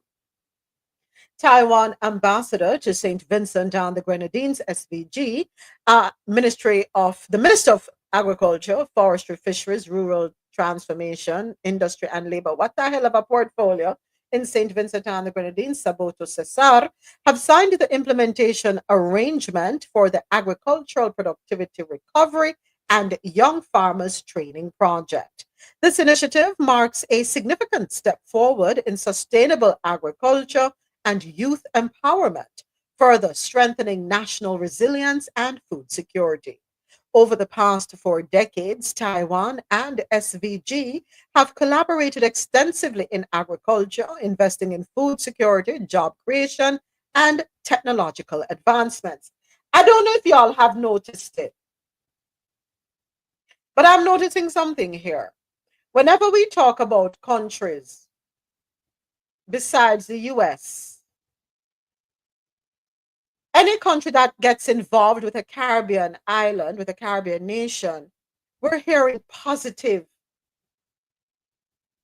things, right? In this case, tackling agriculture, investing in food security, job creation, technological advancements. I'm yet to hear about the US's involvement in any Caribbean island, and it's specific to any of these things. Or am I missing something?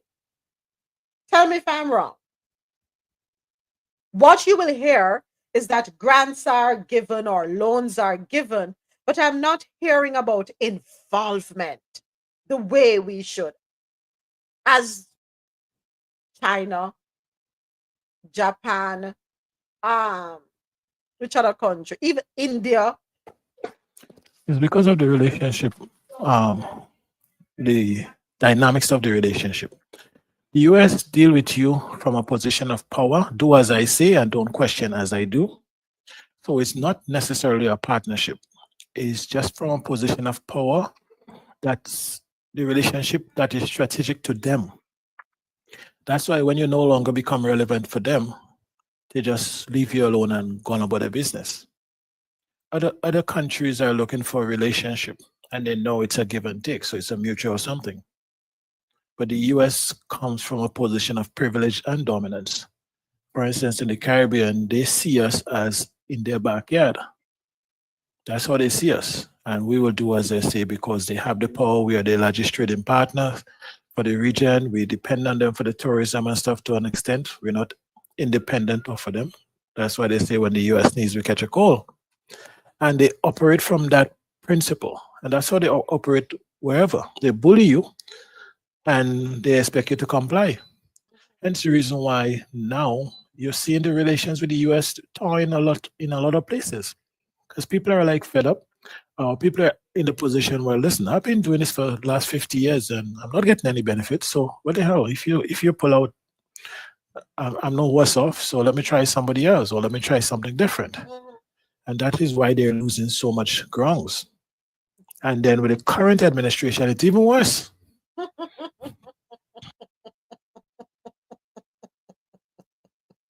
Thank you, Mr. President. According to IWNSVG.com, Prime Minister Ralph Gonsalves has arrived in Venezuela for talks with President Nicolas Maduro as tensions rise between the South American country and Guyana over the disputed Essequibo region. He arrived there from Georgetown, where he had held talks with President Irfan Ali. A government statement said that Gonsalves, who serves as interlocutor based on the Argyle Agreement, which was signed, between the two countries in December 2023, is meeting Maduro. It said Gonsalves spoke with President Ali on Monday, urging calm and restraint for both parties to return to diplomacy. According to the statement, he is reminding both leaders of the Argyle Declaration, to which they both signed up. And of course, we know things are heating up there because of the oil. And according to Venezuela, 2/3 of Guyana, the Essequibo region, belongs to them. Thank you again, Adesoji. Please tell His Majesty that we know it's not him, but his, ancestors who kind of messed things up here. So we say thank you. According to CaribbeanNationalWeekly.com, Tobago House of Assembly Chief Secretary Farley Augustine has made it clear that while the island becomes a Sandals branded hotel, it must be on its own terms. Speaking at the Tobago People's Party TPP convention and presentation of candidates Augustine dismissed claims made by former Prime Minister Dr. Keith Rowley that Tobagonians, I hope I said it right, outright rejected the project 6 years ago. Augustine responded directly to Rowley's accusations that he and Progressive Democratic Patriots PDP leader Watson Duke were responsible for the collapse of the Sandoz deal. He insisted that the original proposal was rejected because it was undemocratic, lacked economic feasibility, and failed to meet environmental standards. The folks of Tobago never had a problem with Sandoz or any branded hotel whatsoever, Augustine stated. It is unfair to suggest that Tobago rejected Sandoz just for the sake of rejecting Sandoz. That is untrue. The project simply did not meet our standards. Can't argue with that. If the people then say your standards not being met, it's not being met. Go back to the drawing board, make the necessary changes and adjustments, comply. It's as simple as that. Go ahead, James. Yeah, that's very vague though. Anybody can say that. What standard, they didn't meet? Yeah, they should have be more clear on that. That's just vague.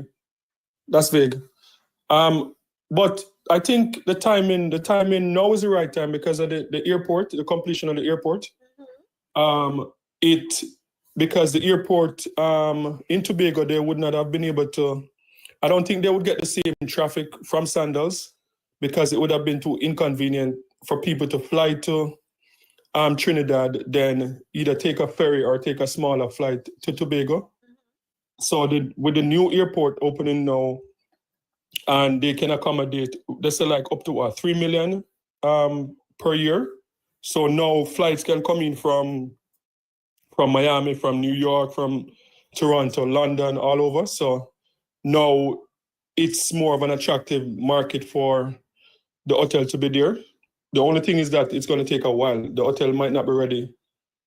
By the time they go to their agreement and disagreement or whatever, it might not be completed until like 2030. So, time lost, time wasted. But yeah, but they need to clarify though, because that is too vague for me to believe what they're saying. What standard didn't they reach? Like give us some example. Like were they trying to manipulate like the beaches and stuff like that? Because like I know in Bermuda there are certain standards. You can't touch the beach. And I know sometimes Sandoz, like they make fake beaches, like they'll manipulate the beach and stuff like that. So, they should clarify more. So when we talk, just to clarify on that point, when we talk about manipulating beaches, sometimes people will purchase a piece of property that is oceanfront property, and there's no beach. So they have to go in and create a beach, which is a very expensive thing to do. It's blasting out rocks and that sort of thing. So yeah. So a lot of times when you see beaches, they're not there naturally. They're man-made, some of them. Yeah. Yeah, because the one in St. Vincent, it wasn't touched, right? The beach on the Sandoz property in St. Vincent, it's one of the uglier beaches of Sandoz. But I think probably in St. Vincent, they probably have environmental people that say you can't touch it. So if they were able to do that in St. Vincent, the beach is there, but it's not like when you go to like Sandoz Royal in Jamaica or whatever, like you can tell this beach look like a beach in Dubai. It's too perfect. The sand is too white, just too perfect. But St. Vincent wasn't touched. So yeah, I don't know. They need to come out and give more what was the problem? Were they trying to do too much? It didn't make financial benefit for the people of Tobago because were they trying to get like tax breaks or what was it? Because sometimes these hotels will come in and because of the advantage that they can bring to a particular island, like they would get like tax break. Because I wouldn't be surprised if they got tax break in St. Vincent because just by Sandoz being there now, they are bringing St. Vincent tourism industry like on their back, like just because of Sandoz alone. So maybe Ralph said, you know what, this is worth it. And maybe the people of Tobago is like, no, like you have to pay your fair share of taxes or whatever. So I don't know. But they need to explain more. Need more. All right. Thank you, James. Moving right along. Next up, USVI Cash for Pew Pews program removes 31 firearms from the streets. LoopNews.com is reporting that the Virgin, oops, hold on. Come on, Loop News, don't play with me this morning. The Virgin Islands Police Department's innovative Cash for Pew Pews buyback program successfully removed 31 firearms from potential criminal circulation during a recent event in St. Thomas. The anonymous No Questions Asked initiative encouraged community members to surrender their pew pews for financial compensation. The collected arms included one pew pew, 7 long ones, hundreds of rounds of ammunition, a pellet pew pew, and a flare pew pew. Organizers invested over $8,000 in the program, prioritizing community safety by providing a straightforward mechanism for residents to dispose of potentially dangerous weapons.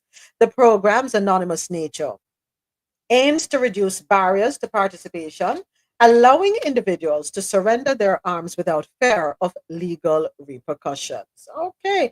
The success of the St. Thomas event has prompted plans for a follow-up program in the St. John district. So the next Cash for Pew Pews buyback will take place this Saturday, March 29.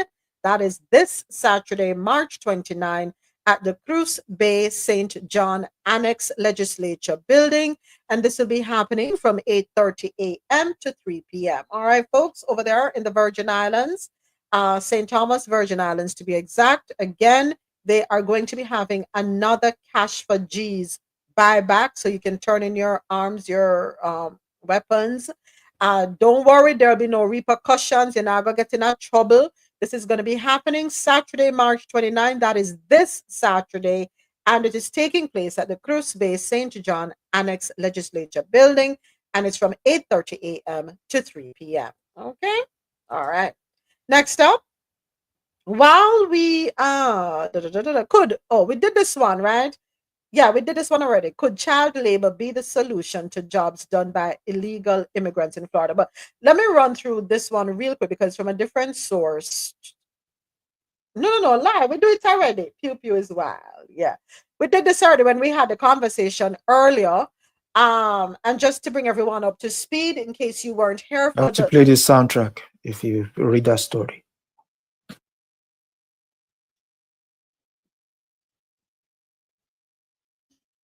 I have to. I can't stand you. I don't like you. Not this morning. So, Florida, a state. Just again, I'm just bringing everybody up to speed. We covered this earlier this morning. Could child labor be the solution to jobs done by illegal immigrants in Florida? Article courtesy of CaribbeanNationalWeekly.com.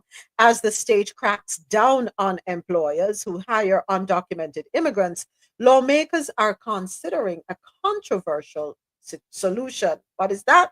Loosening child labor laws. So on Tuesday, the state's Republican-controlled legislature will debate a bill that would ease restrictions on child labor, allowing minors as young as 14 to work with shifts, overnight shifts. When? On the school night, them. And this is according to a report from CNN. Currently, Florida law prohibits minors from working before 6:30 a.m. or after 11 p.m. on school days. With the new, but the new proposal would lift these restrictions, thereby enabling teenagers to work late into the night. And our solution was, the people them who there. One suggestion was give them a work permit, give them residency. Come on. Don't do this. Look out for the people, I'm sure. Them are work. But anyway. Dr. Sharon, your mic open. Listen. Yes. Oh, go ahead. Go ahead. That for me, that's problematic, right? Because whose children are gonna be up working at night? Children should be in their bed to go to school the next day. What is wrong with these people? Because the Satan ain't gonna send his kids to work at night. They don't have to. That's what we used to call him. That's what he is. That's what we used right? to call him. It's gonna be less fortunate people who end up doing that and not sending their kids to school.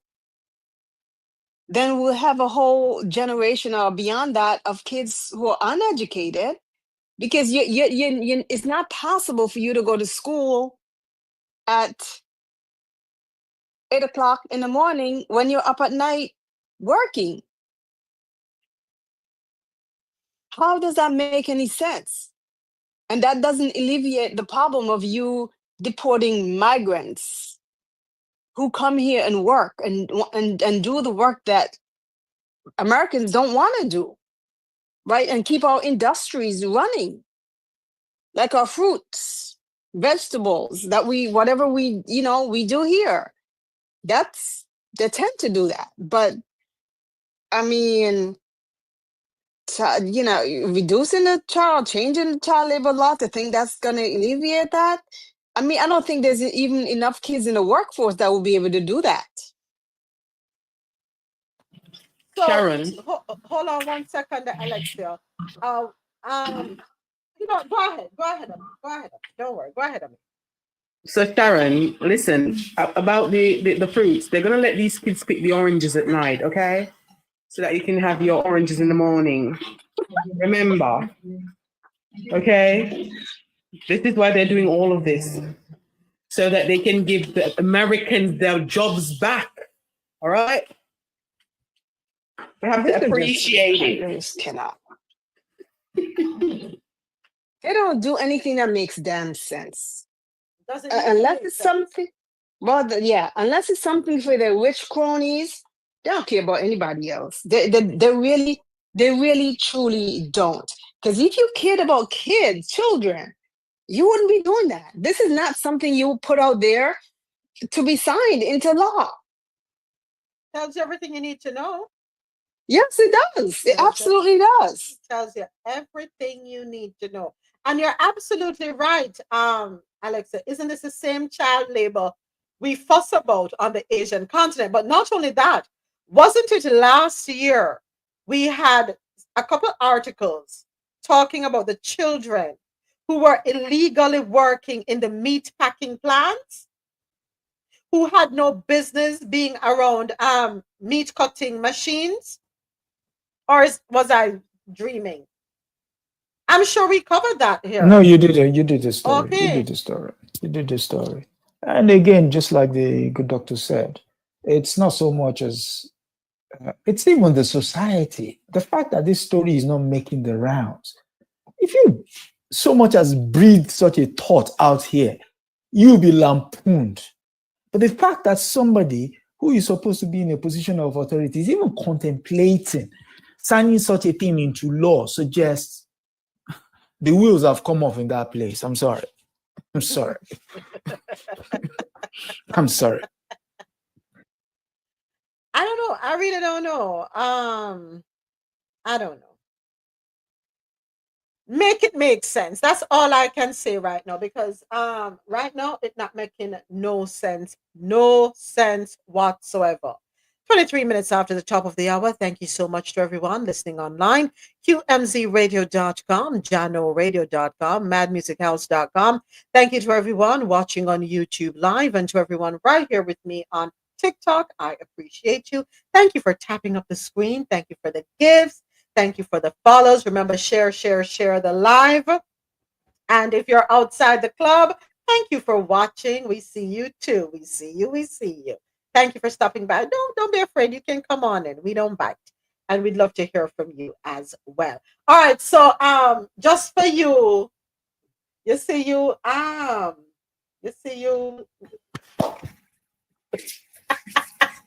do this.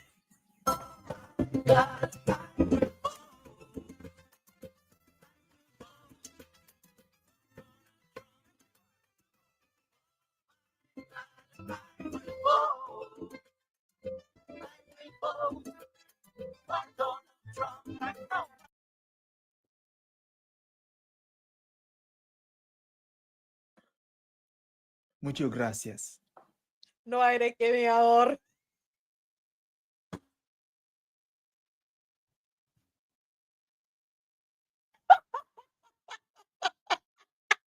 Money pull up, money pull up.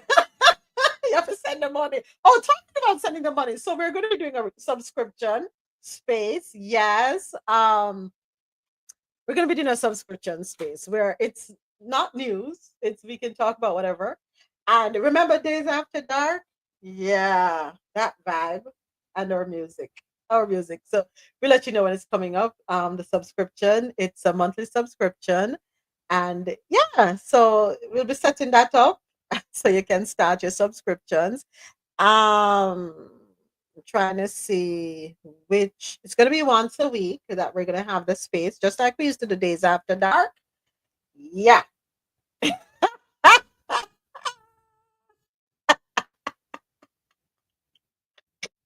Money pull up, and not going to be able to sell.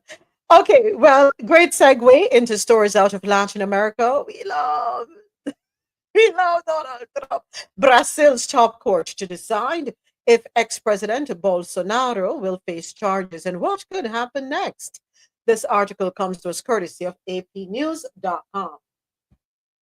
A panel of Brazil's Supreme Court will open proceedings to decide whether former President Jair Bolsonaro and several of his associates will stand trial on 5 counts, including attempting to stage a coup d'etat. The far-right leader was charged in February with plotting a coup after losing the 2022 election to his opponent and current president, Luiz Inácio Lula da Silva. Oh boy. So Bolsonaro was charged. The indictment was based on a police investigation and accused Bolsonaro of 5 crimes. Prosecutor General said Bolsonaro led a criminal organization that had been active since at least 2021, spreading false claims about Brazil's electronic voting system. It is said that Bolsonaro supported a plot to overturn the election results after his narrow defeat. The plan allegedly included poisoning his successor, Lula, and unaliving Supreme Court Justice Alexandra de Moraes, a foe of Bolsonaro. The indictment alleges Bolsonaro was aware of the plan and approved it. 33 others with ties to Bolsonaro have also been charged. These are serious allegations. Oh my. I hope this is not so. Yeah, the guy doesn't play. He's, according to news sources, is known as South American's Trump, or Brazil's Trump, rather. So you can see the kind of pattern. American electronic machines. He too goes after the machines. He disputes the election. He too disputes the election. He tries to, your man tries to do January the 6th. He also tried to do his own version of it, which is actually much more worse. You can see it. You can see it on, if you go online, you see it. You know, they actually stormed the presidential palace, you know, desecrated the place, touched some aspect of it, you know. This is ridiculous. Yeah. A notorious character, you know. And he's very much like Mr. Orange. Which one? You like Ortoniques, Parson Brown, Seville, Sour? What flavor? What kind of orange? It depends on the sun at the time. Or do they? Parson Browns can be sweet. Again, that depends on the weather. Ortoniques, kind of similar to tangerines, but very nice, very juicy, nice oranges. Yeah. The sour orange we use to clean our meat. You know, if you don't have no lime. That sounds more like it.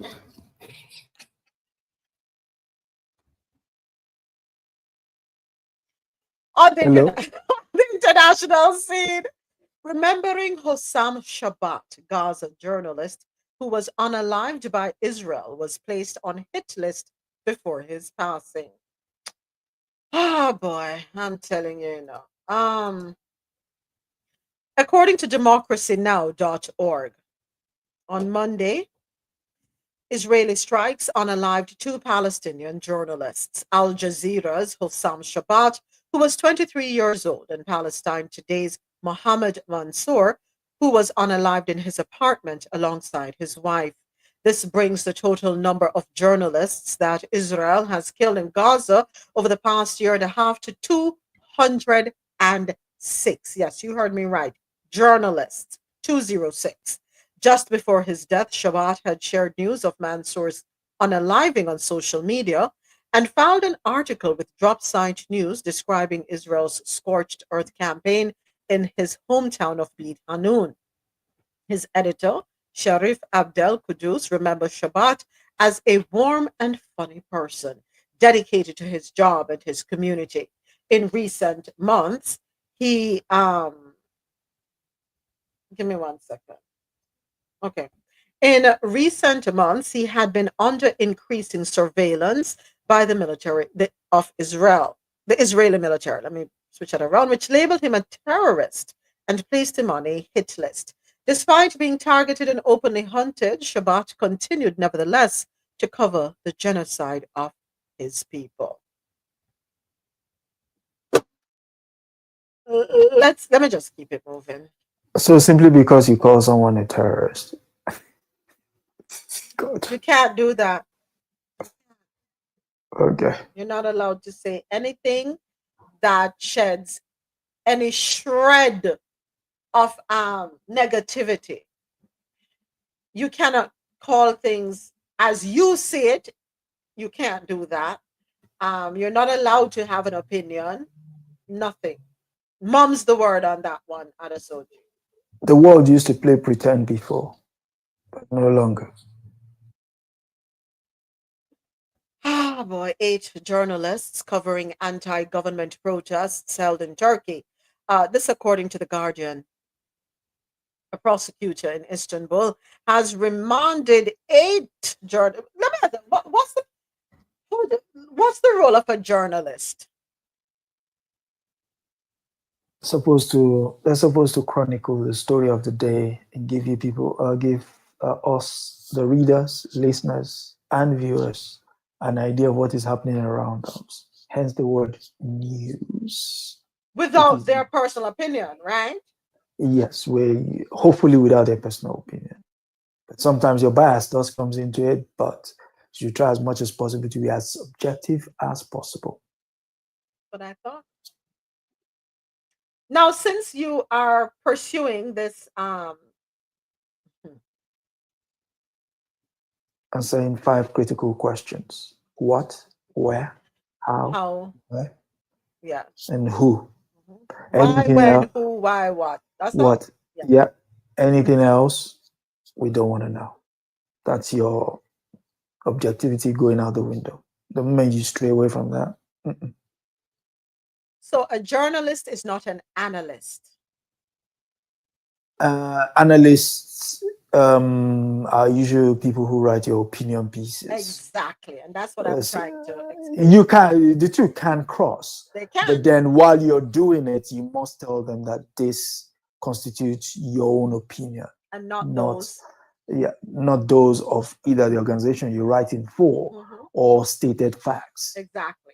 Because you're opining, you're voicing an opinion on it. So. And many analysts rely on journalists' work to put together their opinion pieces, right? And they make reference, many a times, they make references to the articles that are furnished, right? Yeah. Yes, that should be the case, because you can't, usually when we say, I'll give you an example, when you say something is breaking news. So basically what you're doing is, let's just use this analogy. Somebody threw an egg, right? The question is who threw it, why, what, who was it thrown at? Those are your initial questions. The reason why that happened or that took place is something you'll find out later. And usually you have to go to somebody else's source as a source to find out the reasoning behind the incident. And you will not stop at 1. You will do 1, 2, and 3. The reason for the third person is the first two might actually take stories off each other. But the third person, if you see a pattern, then either two things. Either they all did the same thing, they all find their story at the same time, which is highly unlikely, or the fact that that is what really happened. So that's it. Thank you. And I hope everyone was able to read between the lines. So, according to TheGuardian.com, a prosecutor in Istanbul has remanded 8 journalists in custody, reversing a decision to release them after they were arrested for covering Turkey's largest anti-government protests in years. Do they say Turkey or Turkey? Which one do they say? It depends on who is saying it. The locals call it Turkey. The people outside call it Turkey. Turkey, yeah. So one thing is sure, we know where it is. That part. The journalists were among 10 arrested in dawn raids on their homes earlier this week. An Istanbul court initially ruled the journalists should be released, yes, before reversing the decision and issuing an official arrest order. This is according to their lawyers and representatives. Also, according to TheGuardian.com, Britons are widely ignorant of the scale and legacy of Britain's involvement in slavery and colonialism, a survey has found, with the vast majority unaware how many people were enslaved, how long the trade went on for, or for how long UK taxpayers were paying off a government loan to compensate enslavers after abolition. Hold on a minute. Adesoji, what building do you have over there in England where you have told us that everything the world wants to know is kept there? The National Maritime Museum. It's in Greenwich. So then you Brits don't read either? Not really. That survey would have been done with people who, for some reason, don't like recalling it. Because when you sing a song like Rule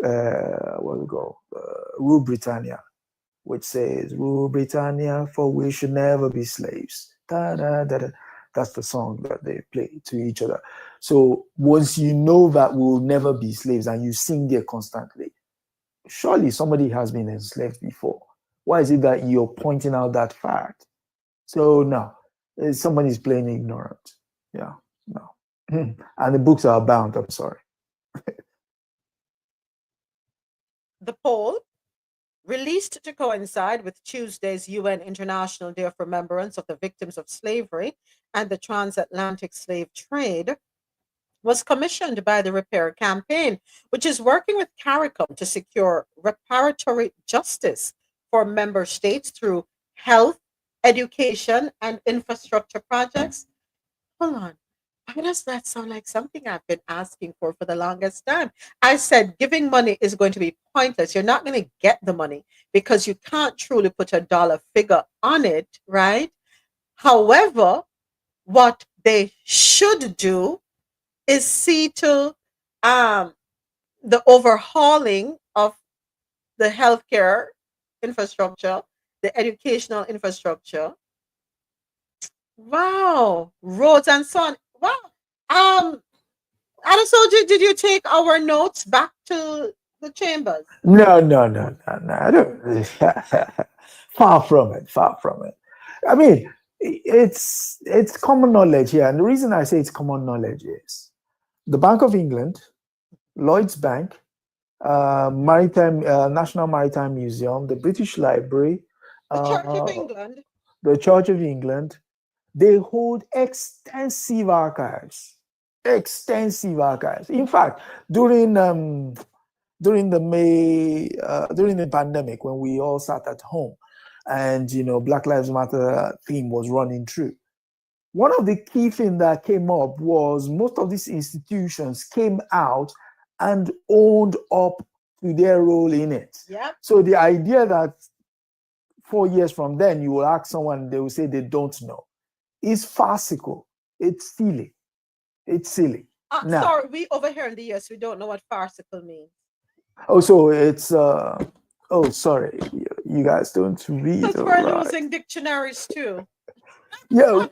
Speaking of reading and writing, when that guy signed the Oregon governor, male or female, when that person signed that bill into law, did they hand out those pens to those that are standing behind them?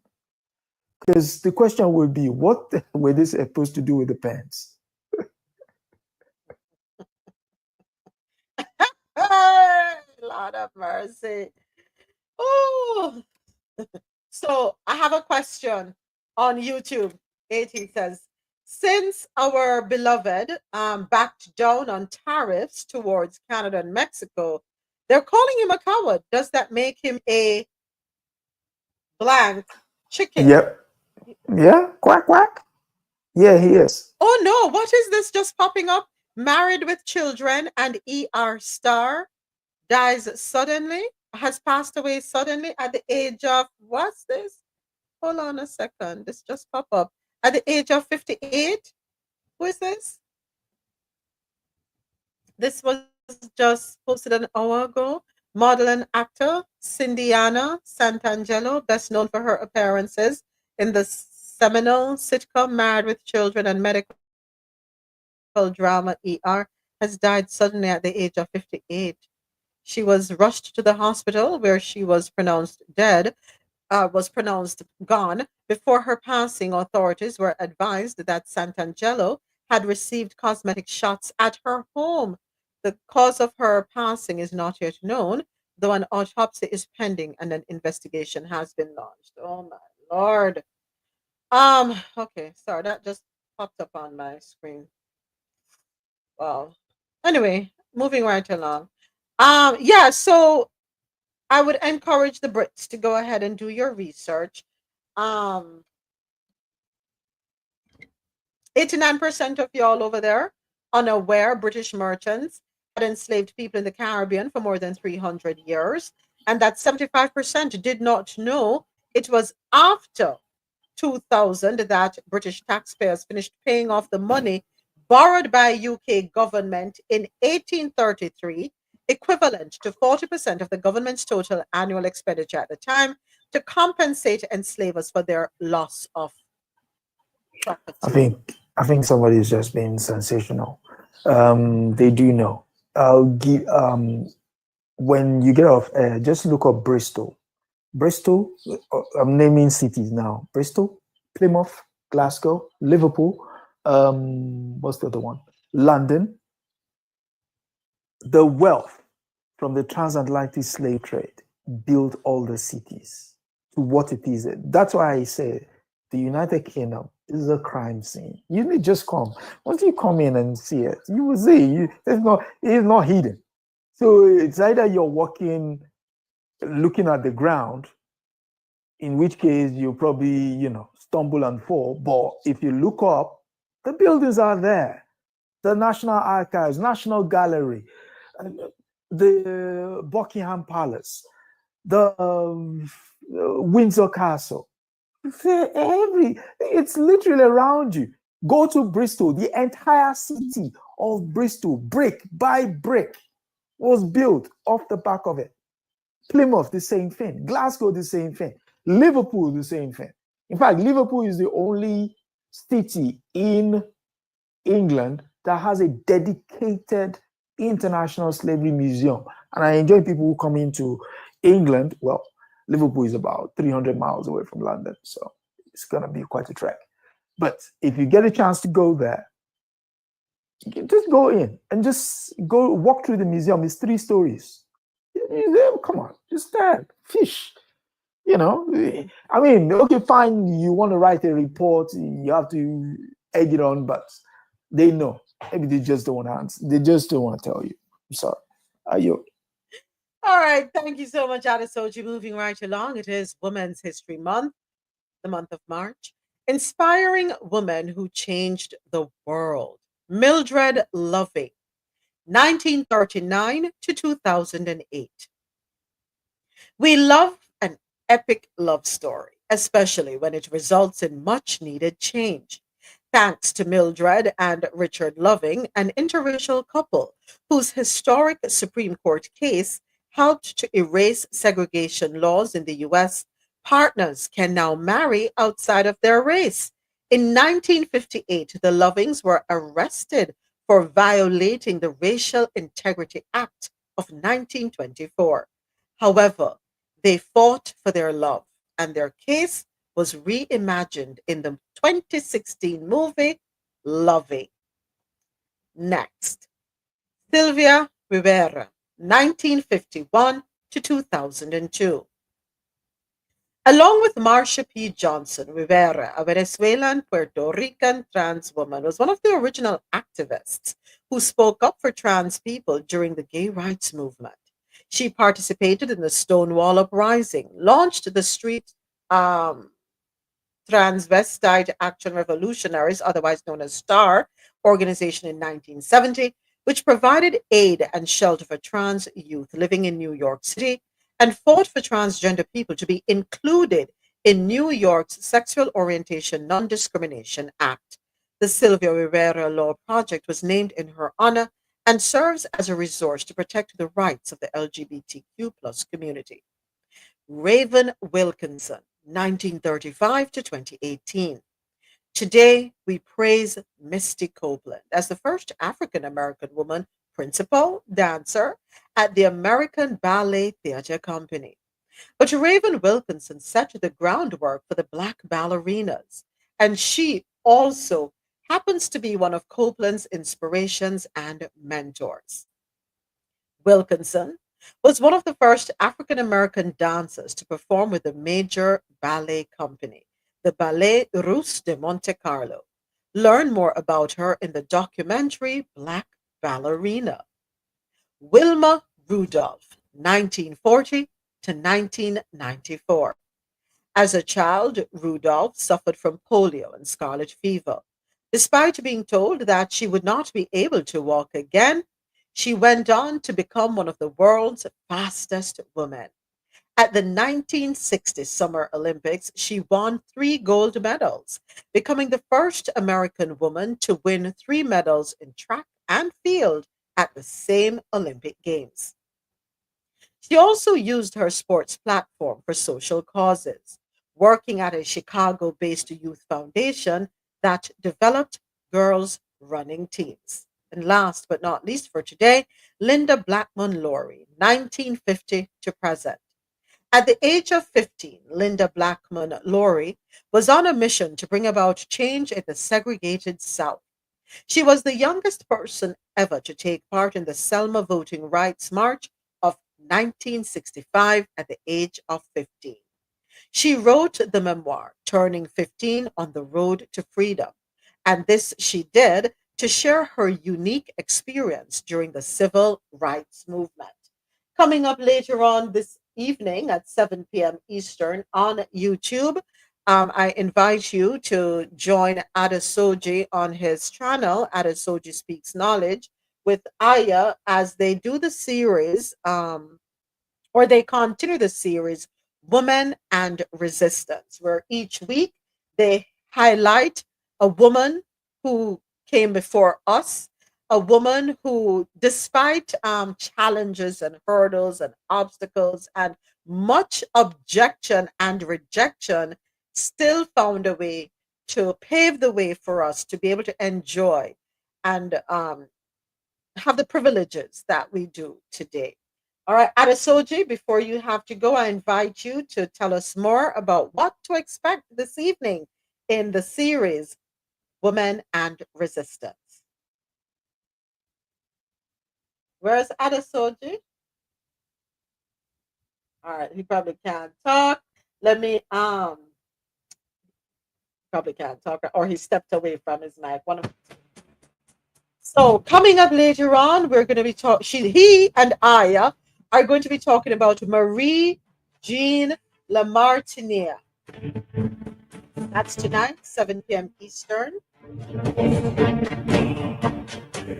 going to go ahead and add it to my story on TikTok here so you can check it out.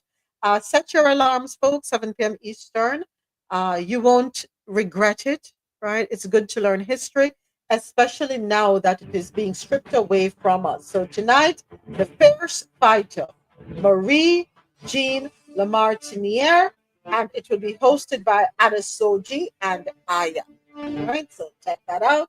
Again, 7 p.m. Eastern on YouTube, the YouTube channel Anasoji Speaks Knowledge. Okay, all right. Next up in our Women's History Month segment, AT sent this one over, and the 29-year-old woman who is running one of the most successful Black-owned airlines in the world. This article can be found on essence.com. When a Black woman is on a mission, there is no stopping her. And because Sharika Rexy Roll has stepped to the forefront, it's time for the aviation industry to take notice. Once just a white man's game, Rexy, who is currently VP of Operations at one of the largest and expanding Black-owned and operated airlines in the world, is proving that this notion is no longer. But of course, it took some grit, guts, and a lot of hard work along the way for Roll to get there. Based out of San Andros Airport in San Andros Island, Bahamas, Western Air Limited is owned by Roll's parents, and her father, Rex Roll, is president and CEO of the company. Rexy handles the day-to-day operations of the company, which is still adding new destinations and plans on increasing its fleet as demand for airlifts grows. With the Black woman at the helm and currently valued at over $90 million, Western Air's growth shows no sign of slowing down.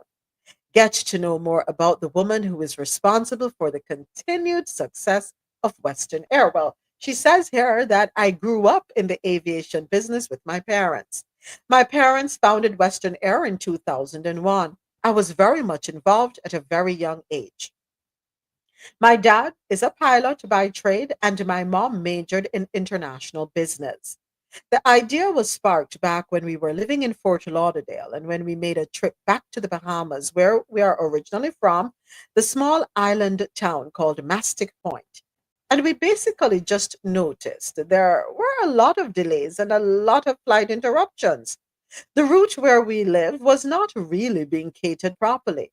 My mom just said to my dad, based on your background and with me doing international business in school, we really should try to start an airline. The idea was just to do one aircraft and go back and forth from San Andros to Nassau.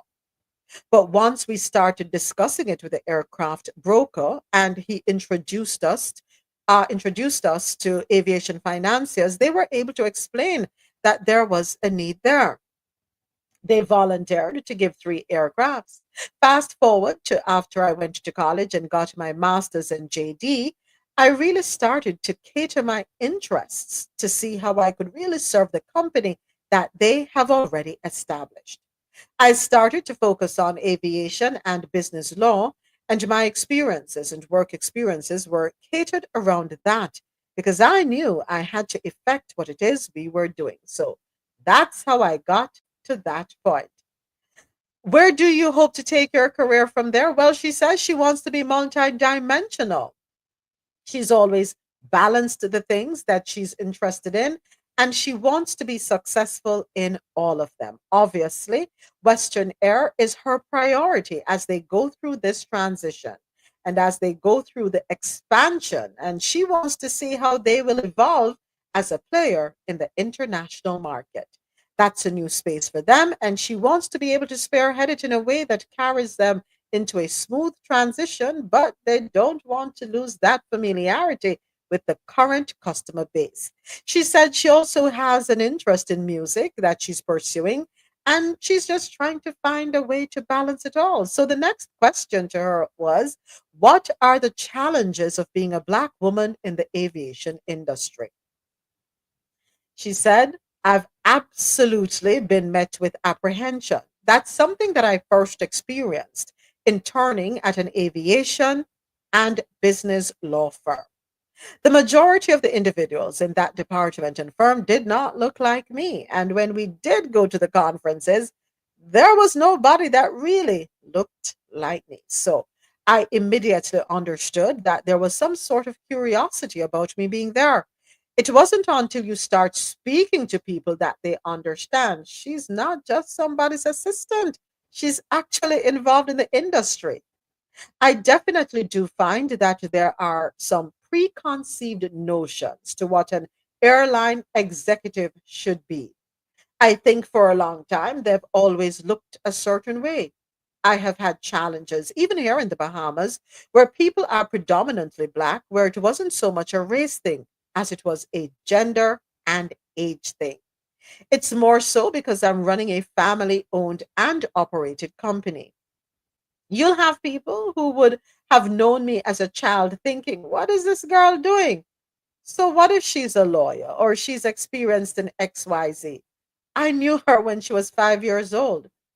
So, it's combating that and understanding that your work must speak for itself.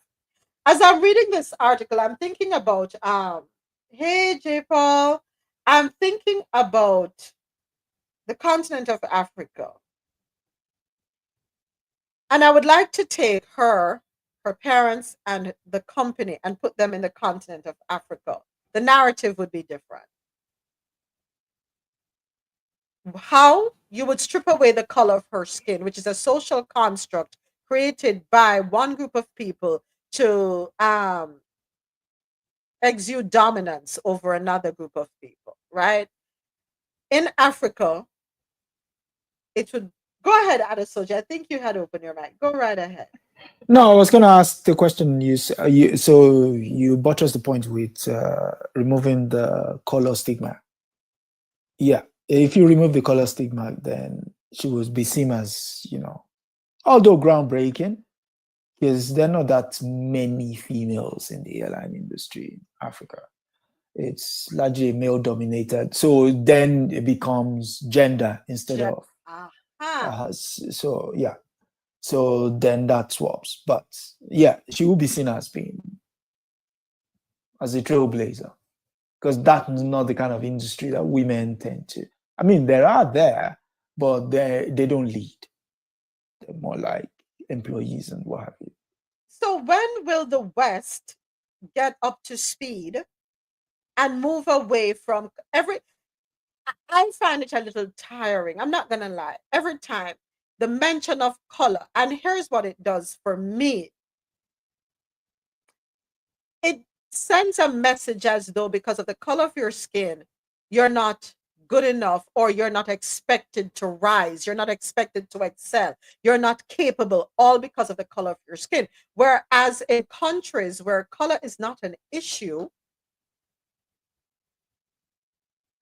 your excelling comes as no surprise. Am I right or am I wrong? When will the West move away from this thing where every article is written and we have to highlight the fact that it is someone of color?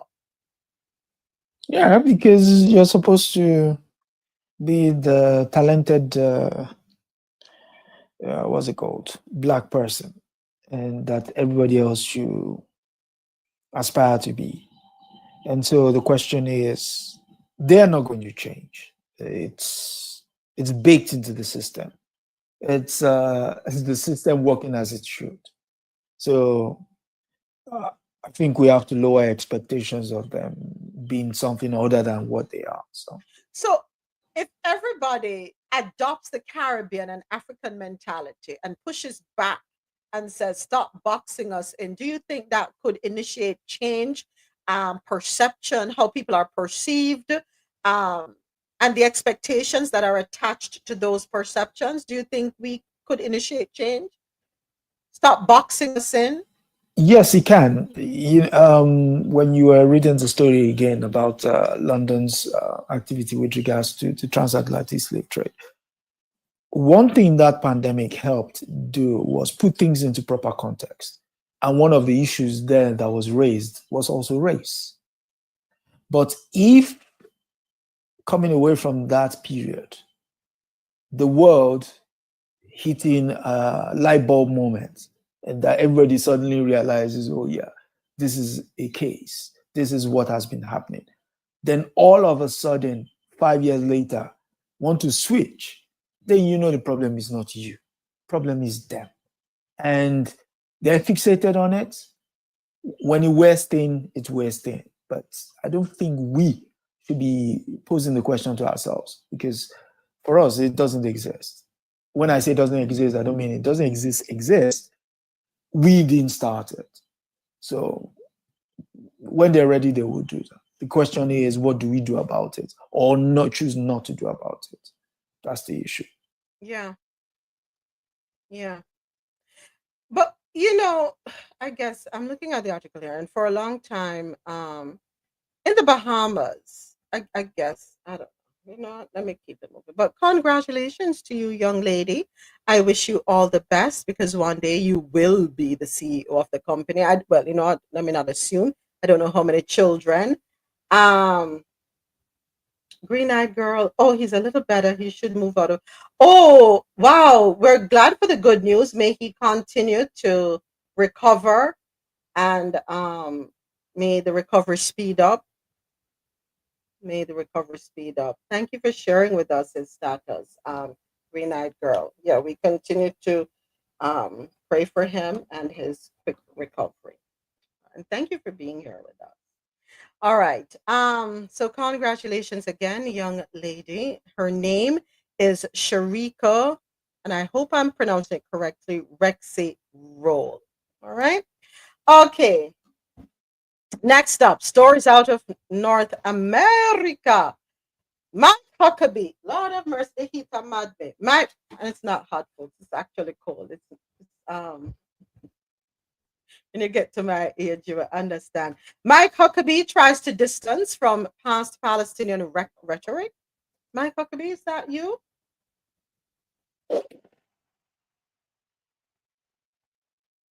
Thank you, green-eyed girl. Thank you. So, Mike Huckabee, according to AP News, Mike Huckabee, yes, I keep saying the name. President Donald Trump's nominee for U.S. ambassador to Israel attempted to distance himself on Tuesday from his past controversial statements about the conflict between Israel and the Palestinian people, pledging on Capitol Hill to carry out the president's priorities, not mine. I'm not here to articulate or defend my own views or policies, but to present myself as one who will respect and represent the president, whose overwhelming election by the people will hopefully give me the honor of serving as ambassador to the state of Israel, he said in his opening statement.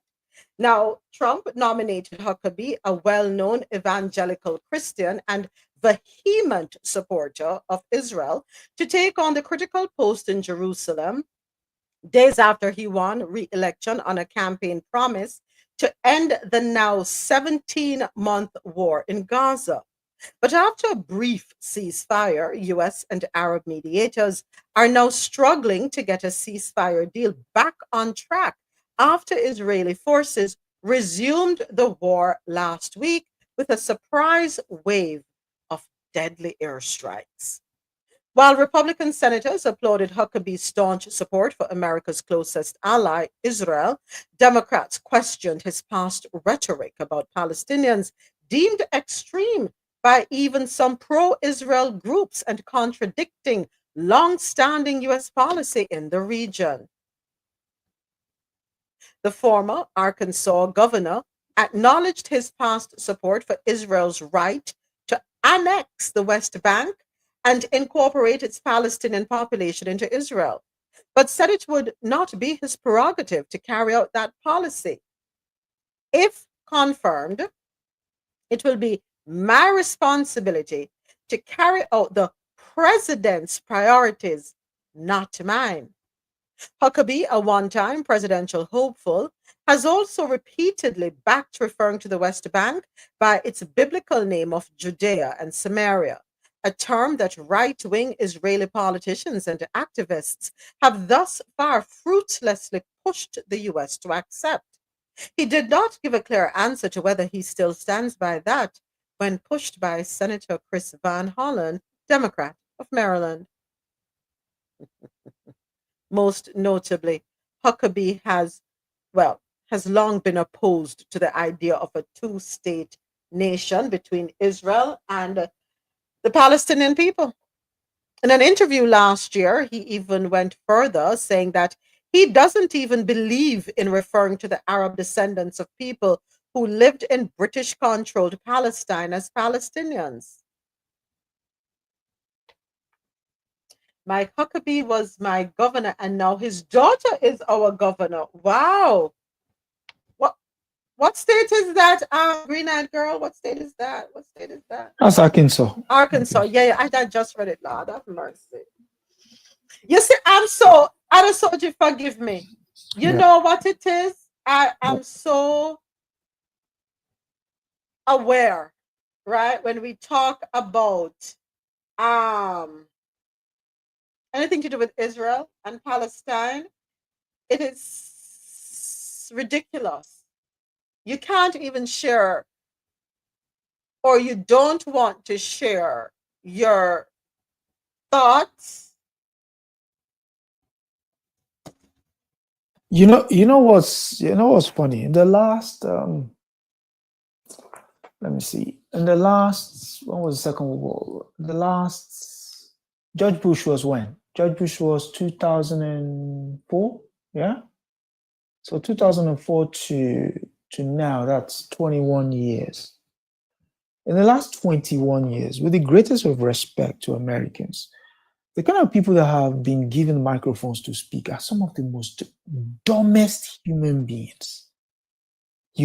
I'm sorry, they're just stupid. There is, if I can find a much more egregious word, I'll use it. Nice for us. Nice, be nice. No, I'm sorry. They are just stupid. Saying you're not going to recognize something because who cares whether you recognize it or not? You're insignificant in the grand scheme of things. No one remembers any American ambassador in the Middle East. None. No one can. Right. You're right. You can't recall one name. So you're going to come and go like the rest of them. Like the rest of them. Like the rest of insignificant wretches that they all are. That's all you're going to do. You're going to come, you have your moment of glory, and like the hill, you will come down that hill. And that's it. Done. No one will remember you. No one will remember you. They're human beings being slaughtered as they fast. Yeah? Oh, yes, it is Ramadan. Exactly. As they fast, being slaughtered. And we are supposed to do what? With what you just said. You and the oath you represent are nothing but insignificant wretches. That's it. You just happen to be the flavor of the month, to quote a hip-hop song. That's it. That's all. That's all you are. Anybody that thinks anything else of it is as dumb as you are. I'm sorry. Sometimes they speak and it's just like, who are you? Who are you? I mean, I wish I could be as vocal as you. I wish I was there in London. But you have the privilege of being able to speak freely. We don't, unfortunately. So I'm grateful. You are a governor of a place. So which means you have access to means, access to resources. But yet you claim the Bible as a historical document, which it is not. It's an allegory. It's a storybook that you draw from. Hence, the pivotal book in the Bible is the book of Proverbs. And the Proverbs you're supposed to learn from them. So what is it that you've learned? As a follower of Jesus Christ, you've not learned anything. But you're not let me not say that. Yeah. One can see that you clearly are not a Christian. I can't say it for a fact, but there's a difference between Christian and Christian nationalists. Yeah, that's what I'm about to say. The way you move suggests, nah. And somebody was saying it the other day. Jesus Christ was a refugee. Mm-hmm. You guys would toss him out. Mm-hmm. Mm-hmm. Yeah, You guys would. I came across a video where a woman was saying when an interviewer asked her if Jesus were to show up here in the US, they would toss him out. She said he could only be here if he came in the proper channels. And she said she's a Christian. I mean, the story you read earlier, the oath in that place you hold in such high esteem that you probably need to fumigate when he leaves, is going to hold an Easter roll of eggs, but yet he wants sponsors. $75,000 starting out. A pop. $75,000. You know why he can do that, I told you, because most of America has forgotten the reason why Easter is even celebrated. Even Christmas, everything is commercial now. When you go into the stores, where you see Easter bunnies and eggs, you know. And so you want to make money off stuff that is supposed to be a reflective time. So when they were busy singing "How Great Thou Art," he didn't let them know what the plan was, and they could have told him then and there. But Paula White, can't she come up and say, no, we can't do that? That goes against everything that Christianity stands for. When we talk about Easter, isn't she the person up there and responsible for praying for the country? Why would she do that? Not the country, sorry. Why would she do that? The grift is on. She's on the grifting train.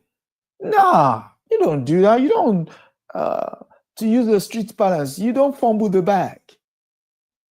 You know, you keep it. I don't go. These people will not do anything.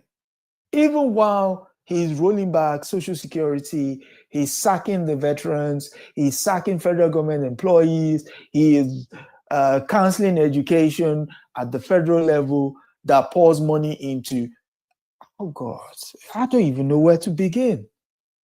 And then we're supposed to listen to him go on about, oh, I don't recognize this. You know, who cares what you recognize? Who literally cares?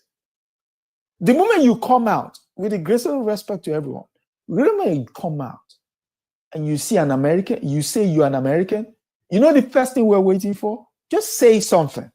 Let's see what we're dealing with. Just say something. What is the global perception of Americans right now? What's the global perception? It's quite low, I'm sorry. It's quite low. But, you know, and there's a reason for it. There's a reason for it. Such a shame. It is. It is. It is. So now we're ashamed to say we're Americans? No, you shouldn't be. We shouldn't be. You shouldn't be proud to say we're Americans. Yeah, like I said, the moment you say, oh, where are you from? I'm an American. We go, then we wait. Say the next thing. Hopefully you don't say any dumb, stupid thing. Then we switch you up completely. That's it. Or you start playing the soundtrack. Oh, I'm gonna vote for, you know the rest. Then we know, okay, this is what we're dealing with, somebody who doesn't quite have two complete screws, you know. But hey, beggars can't be choosers. Beggars can't be choosers, indeed. All right, thank you, Adesoji, for your insight. Our correspondent over there in the UK. You see, we have correspondents all over the world. We have in Canada, we have in Jamaica. Oh, look at that bird on the window. Oh my gosh. Saw the shadow in front of him. He was just resting. You sure it's not a foreign bird? No. It's ice. No.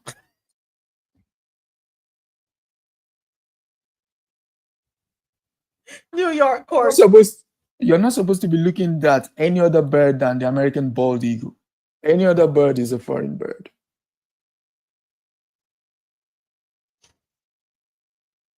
Niece, I don't know if you have them, if your parents have them at your home, back home. But the last time I was home, we have a lot, not the last time, recently, a lot of parakeets have taken up residence in the trees around us. Do you have the same thing? That's a good sign. There used to be a very huge tree located. I don't know if you know, like right in front of Mr. Hemmons, right in the corner there. That tree used to sing with these parrots, and the tree, I don't remember if it got cut or it broke down from hurricane or whatever it was. And since then, because nobody else has that kind of tree in their yard, so since then we've not seen that volume of parakeets. So it's good that you have it in your backyard. It means that your background is very environmentally friendly. And I was thinking to somebody here, you don't even hear crickets or you don't even see the baby frogs and that kind of thing. And that's a sign that your environment is balanced.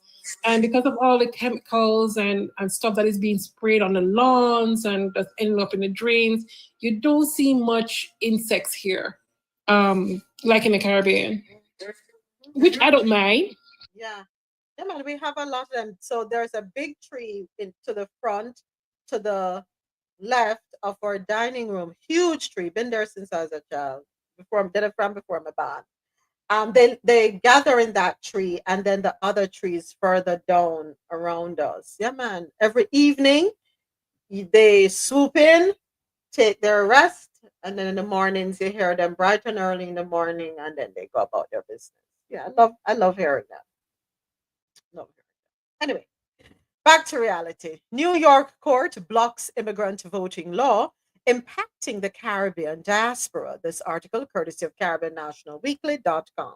New York's highest court has ruled that a 2021 law allowing some legal permanent residents to vote in local elections is unconstitutional, marking a significant setback in efforts to expand immigrant rights in the city.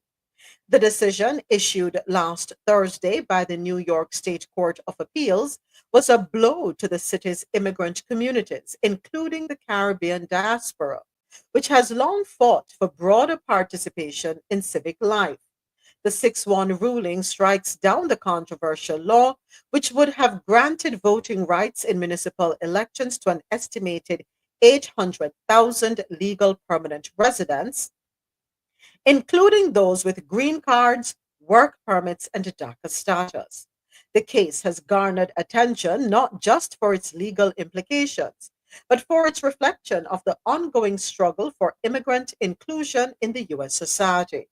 As the Caribbean diaspora and other immigrant communities grow in New York, the decision has broader resonance, signaling how local efforts to empower non-citizens continue to clash with state and federal resistance. Whatever the future may bring, the New York Constitution, as it stands today, draws a firm line restricting voting to citizens. That's according to Chief Judge Rowan Wilson in the majority opinion. The ruling also dismissed the argument that the City Council had overstepped its authority on the municipal home rule, a point on which Associate Judge Jenny Rivera dissented, contending that New York City should have the right to expand the franchise to non-citizens. So the first time I learned that non-citizens could vote at the municipal level was with my brother who lives up in Maryland. He said to me that, oh, you know that non-citizens can vote in certain elections. I did not know this. I learned this, was it last year or the year before? Did not know this at all. News to me too. That last year was when I found out. I was like, interesting. When they asked me during the citizenship question thing, I thought it was a trick question. And then when I heard Red Hat complaining about it, I'm like, what is he talking about? We can't vote. So, hey, now we know. You can't vote in the November elections that they have every 4 years, but at the municipal level, and I guess it depends on what it is. Hey, I speed read, so I just say do not vote and I move right along. You know, at least I would like to ask many of the Americans to answer the questions on the citizenship test. You know, let me tell you something. As I was doing it, I'm like, you know, exactly my thought. I know a lot of them, even the things that Red Hat is getting away with, he himself needs to do it. Because if he did that test, a lot of the things that he's doing right now, he probably wouldn't try them. He probably would not try them, right? But no, I'm not defending him. Let me put that on the table. The headline reads, no, she's not defending him. But when you think about what's happening with de-dollarization, I think I had shared it with somebody here, and what is happening globally, I think the US is just reacting, putting up the guards to make sure that we have a future in the future because of what is happening globally. Right. We literally are being kicked to the side.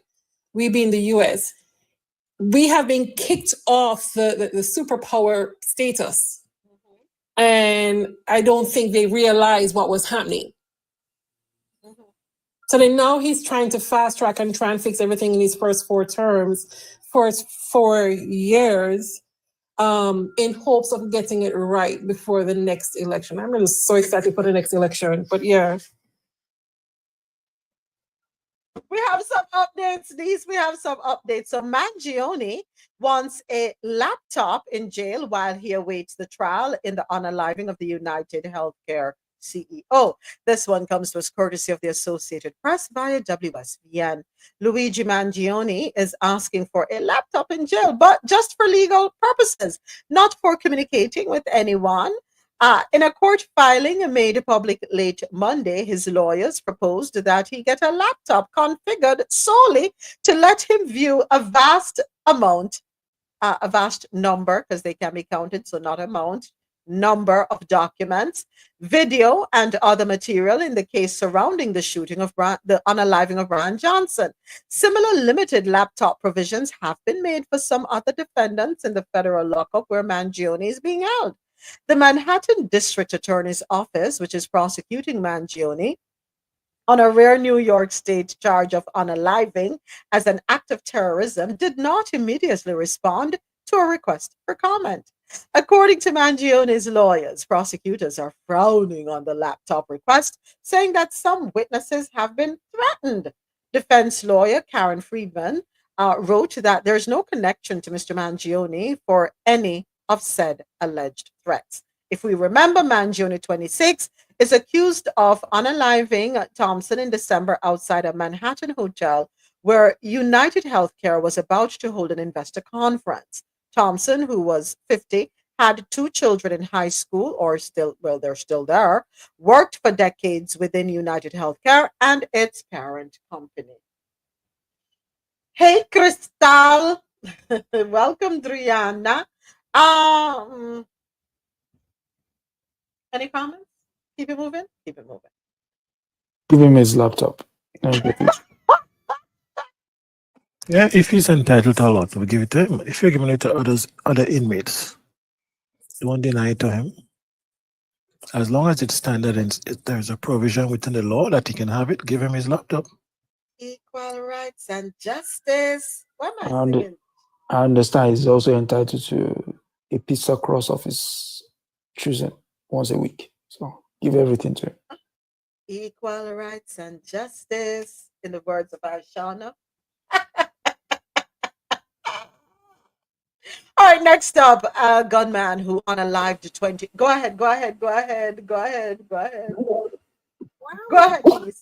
About not having workers to work the farms, and we have people sitting in prisons with minor, very, very minor charges that could be all there assisting. I saw a clip yesterday. There's a Venezuela or El Salvador. There's some location where the prisoners, there was a Haynes factory. It was El Salvador. Yeah. Like this huge factory, looking like a Haynes factory with all the prisoners in there learning how to sew.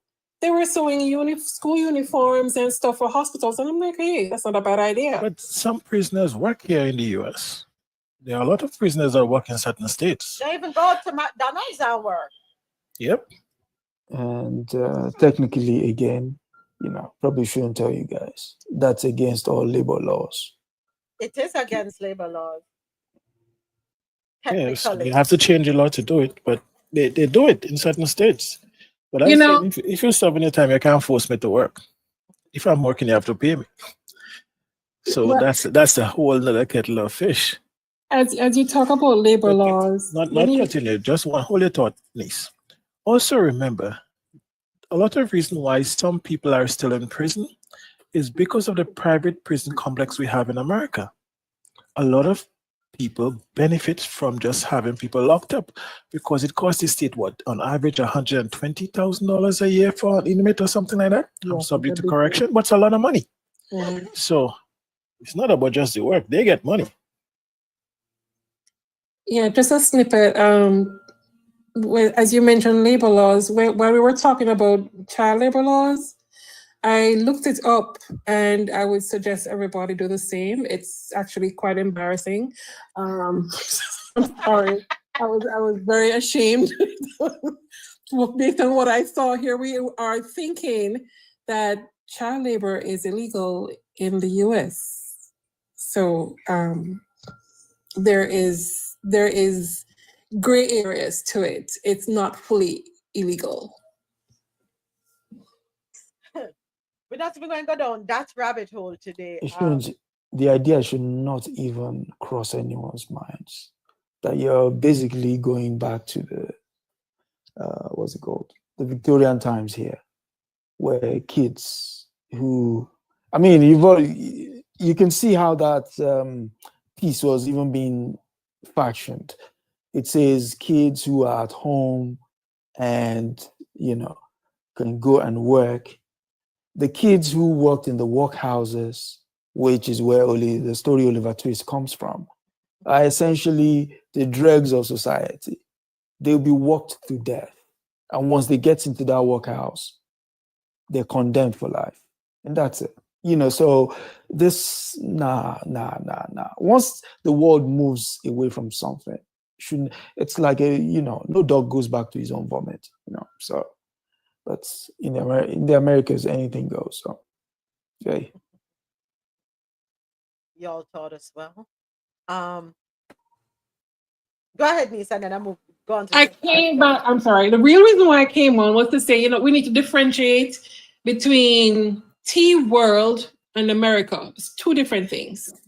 Because what is going on now is a T world reaction. It's not an American thing.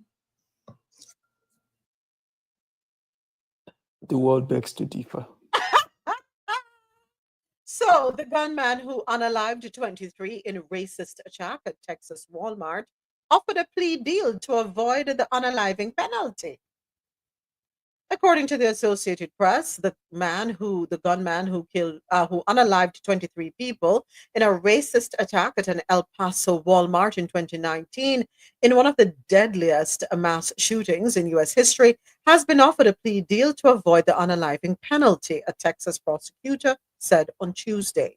The announcement by El Paso County District Attorney James Montoya is a significant turn in the criminal case of Patrick Crucius, 26, who was already sentenced to 90 consecutive life sentences after pleading guilty in 2023 to federal hate crime charges.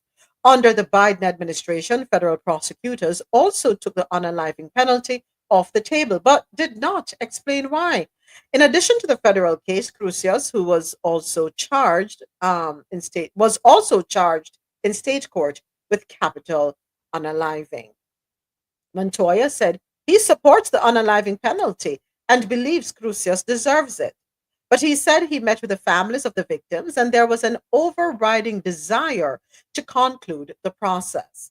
Though some relatives were waiting or willing to wait as long as it took for an unaliving sentence, the vast majority of them want this case over and done with as quickly as possible. Montoya also said pursuing the unaliving penalty would mean a long and drawn-out legal battle with many hearings and appeals. I could see a worst-case scenario where this could not go to trial until 2028 if we continued to seek the unaliving penalty.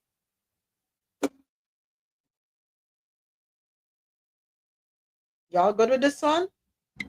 Keep it moving. The question is, does he have the complexion for the protection? So, moments after posting a racist screed online that warned of a Hispanic invasion of the state, he opened fire with an AK-style pew-pew inside and outside the store. Okay. Does that answer your question? So he's one of them. Okay. Did he answer? So your question has been answered. Yeah, it does. He wants to preserve the U.S. because he is a member of the group that believes that the United States should only look a particular way. Yeah. Good on him. Good on him. Good on him. Oh boy. And of course, go ahead. He's taking one for the team, right? Yeah. By the way, I saw a video that was, so you remember a couple of weeks ago that demonstration, if you want to call it that was done on a bridge right on the edge of a community that is predominantly people of color, and the KKK showed up there. I don't know if it's KKK, but they came up there. It was the KKK. And the police were there. Mm-hmm. Well, lo and behold, video footage surfaced that U-Haul truck. You remember that U-Haul truck that was there? Yeah. Mm-hmm. Well, they were police escorted to the back of some building. Okay. Okay. Need I say more? So the police were protecting them because the police were a part of them, allegedly, based on the video footage that has surfaced. And one police fellow, I guess it's his body cam that's capturing everything, or somebody's camera phone.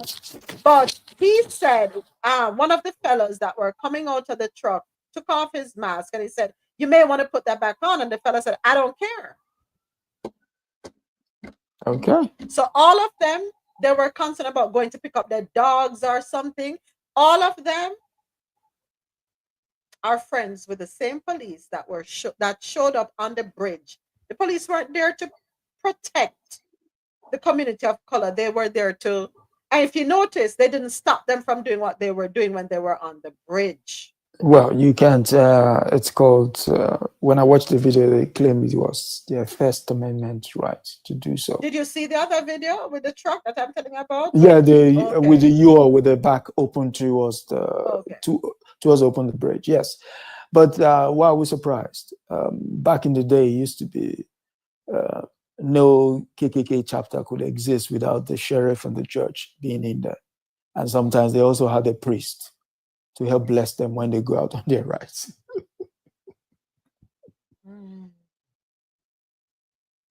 AT says we do have robot birds. Be careful.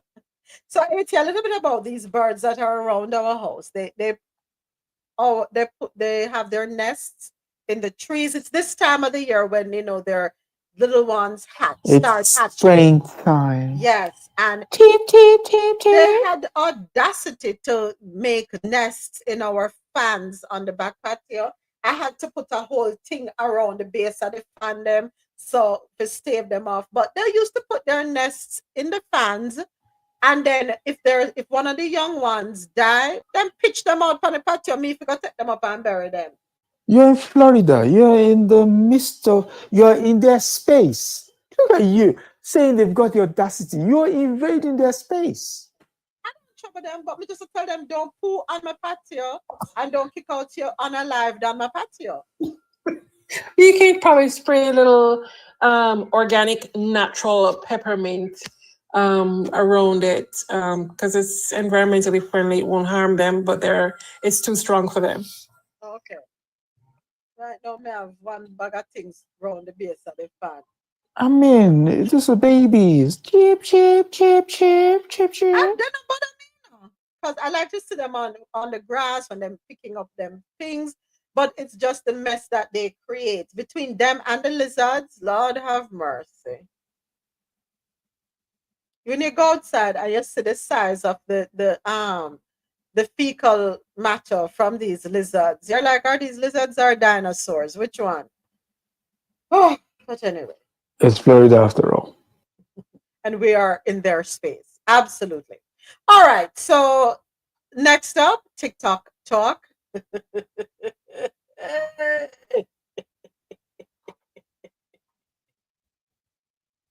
Hold on, why am I not hearing?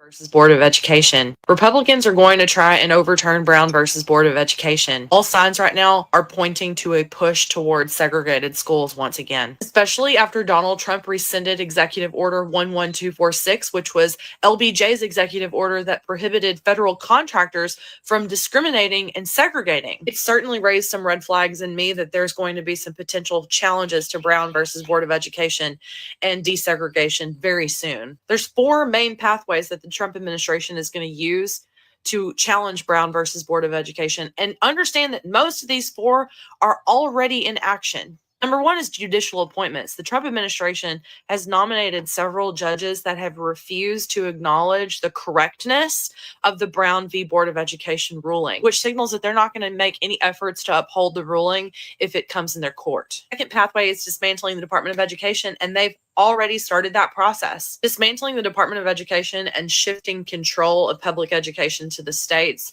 is just an effort to give states an opportunity to vary their enforcement of desegregation practices, which will most certainly lead to a challenge to the Brown v. Board of Education ruling. Number 3 is rescinding anti-segregation orders, which Donald Trump has done with rescinding Executive Order 11246. Number 4, it's going to funnel down to state level action, giving more power to states to make funding decisions about public school is going to give them opportunities to challenge desegregation practices. And there are certain things that they're going to do. I'm going to outline these next. Here are some state level legislative actions that we can see happen that are going to challenge the validity of the Brown versus Board of Education ruling. School voucher programs, charter school expansion, redistricting school boundaries, repealing diversity initiatives, and limiting transportation funding. So basically, you give rich white families the opportunity to move their children out of public school. Then you expand state level support of charter school systems, which further entrenches desegregation because these schools can also decide which type of students they can admit and not admit. Then you redistrict the school boundaries to make it basically gerrymandered to the point where only kids from certain communities go to certain schools. This is already the reality for the most part, but if Republicans get their way, they'll do it to an exponential degree. Then you take away DEI, which he's already doing, and you limit transportation funding and make it nearly impossible for those kids to be able to get to the schoolhouse. And there's also 3 legal tactics that states are going to employ. First of all, states could just sue the federal government over the constitutionality of desegregation laws. It's making it a states' rights issue. They could also enact a series of contradictory laws on the state level, and anything that contradicts federal law would most certainly get contested in the Supreme Court, which is exactly what they want to happen. And this is the most frightening one of all. Number 4 is utilizing school choice as a legal argument and calling it a civil rights issue. And we're already seeing Ted Cruz doing this on camera, calling parental rights and school choice a civil rights issue. Ever since the Brown versus Board of Education ruling, Republicans have argued that that is a direct reason why schools are worse. This is coming. This is what they've wanted since day one. And if Donald Trump is already signaling by executive order that he doesn't care if federal contractors segregate facilities and discriminate in hiring practices, then the mandate for public school to be segregated once again is coming. Was that in Project 2025, Adesoji? Very much so. Thank you. Education, yeah. Thank you. So on that note, I know DeSantis had introduced the idea of the of homeowners no longer paying property taxes, and I will stand with him on that, because my property taxes, when paid, goes toward the schools. A portion of it goes towards the schools, right? I don't want to know that my property taxes are going to be funding segregated schools. No, I'm sorry. I'm not for segregation. Yeah, but which schools are they going to be funding? Because they're clearly because they're clearly going to there's going to fund some schools. So those schools will not be in the areas that you and I will possibly frequent. And then because they've removed the transportation part, which is the busing of kids to said schools, how are the kids going to get to the schools? You have to go to work. So who's going to train the children? You see, when they were signing that law that they want kids to come and work, that's what they're preparing. So connect the dots. There you go. I mean, I believe in integration. Yeah, that's where you learn from each other. You learn about cultures. There's just so much to be gained from integration. I mean, you could even do segregation, but here's the problem. Our people are not as engaged as the other sides are. These guys have been running on the idea that, quote unquote, people are going to take their stuff for the past 40 years. They've been running to gut the Civil Rights Act for the past 50 years. We can't even hold it up for a week. Listen, who was it? There was a rapper in no, it's actually Talib Kweli in one of his rap songs. He said, and it was very poignant. This thing was released 1992. And he said about we're slowly walking back into it. Sooner or later, we'll be raising our fists and people will think we're brave, wherein we're supposed to have moved beyond that. Because we're not engaged. We don't vote. We don't, I mean, not in sizable numbers that can make a difference. But look at them. I yield. All right. Here's another shocking story. And to kill their mother for not turning on the Wi-Fi. Sisters are accused of hatching a plan to kill their mother for not turning on the Wi-Fi. The Harris County Sheriff's Office says the girls ages 14, 15, and 16 chased their mother out of their home with knives. KBRC2 reporter Corley Peel is live from the Barkers Crossing neighborhood in West Harris County. Corley, what are you learning from neighbors? Zach, this neighborhood is filled with families, and we talked to several neighbors who said they heard yelling coming from that home where the teens live earlier in the day. Now, deputies responded to that home last night, and one neighbor even told me that a girl ran from that house asking her for help and to call 911. Investigators say the three teen sisters were upset their mother turned off the Wi-Fi, so they grabbed kitchen knives and chased their mom throughout the house and into the street, attempting to stab her. The mother was struck with a brick in the process. Deputies say the grandmother was knocked over while trying to protect the mom. Fortunately, they are both okay. A neighbor who asked to remain anonymous says she sees deputies and hears yelling coming from that home on a regular basis. Have you ever worried for your safety living across the street and hearing a lot of the commotion? Yes, that's for sure. Yes, I don't even let my kids come outside because of them. All three teens were arrested. The sisters, they were all arrested and charged with aggravated assault. They are currently being held in the Harris. Sisters are accused of hatching a plan to... I'll be 52 years old this year. And if I dare say the wrong thing to my mother, at my old age, I can rest assured and I can tell you, say, you all will be singing. You all will be gathering.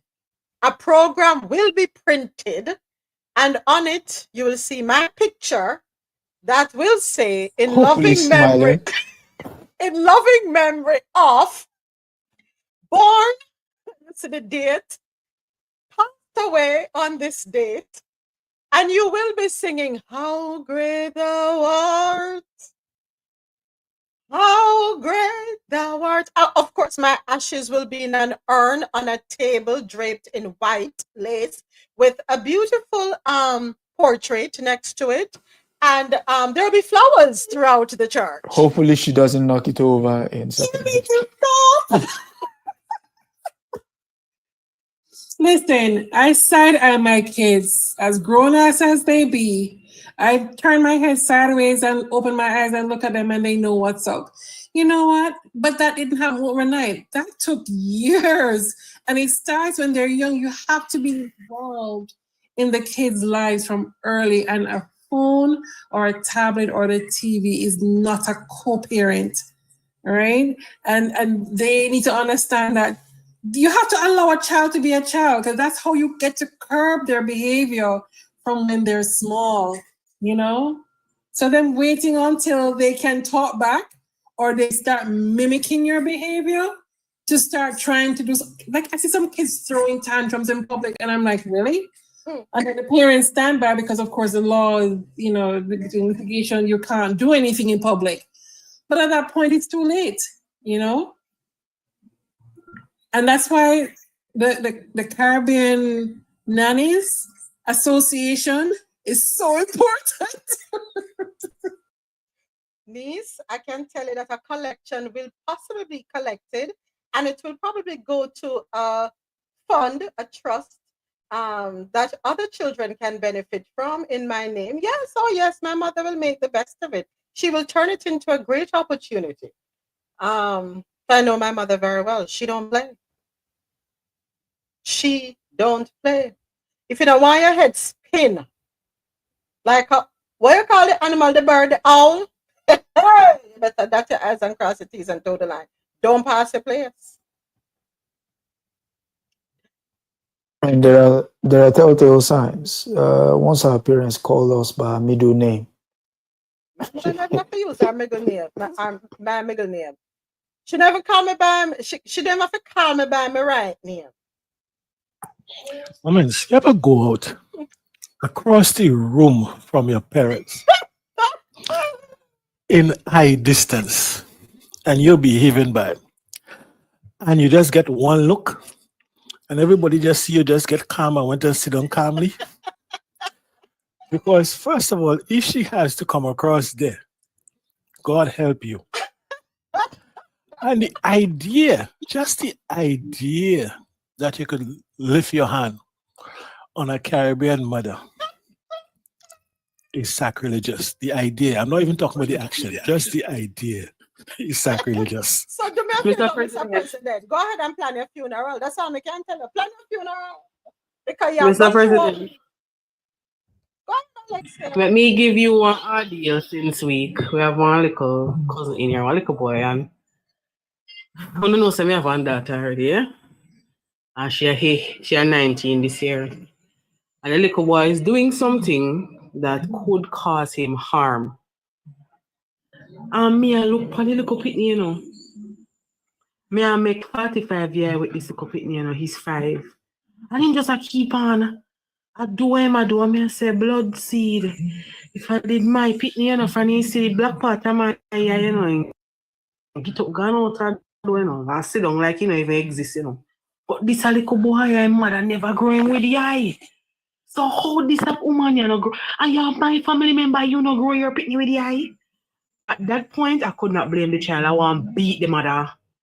I did want to turn that little girl bottom to the sun and raise her ass raw. To pick me with the eye. Hey, let me tell you when me know me I go get a good ass in. You see, if my mother ever grind up her teeth corner this so. Anytime me see my mother molars, I know I am on her like I'm on a live row. And me just need to walk for me heel that my mother don't hear me or else no want to hear about me. Listen, Alexa, the amount of punishment I have got growing up, right? I would never dare even think. Listen, I remember as a child, we can't tell about the numerous. I remember as a child, my parents, my mother, it was a Sunday. Oh God. Me. Oh God. Hold on, no, wait, not that one was solo. Bathe, put on my clothes. One thing with my mother, she used to dress me up in the yard when I went picnic. Yes, everything off a match as a little girl in the yard. Wasn't going anywhere. But your dress. When I put on my clothes, man. And right outside her bathroom window, there used to be a flower bed with roses.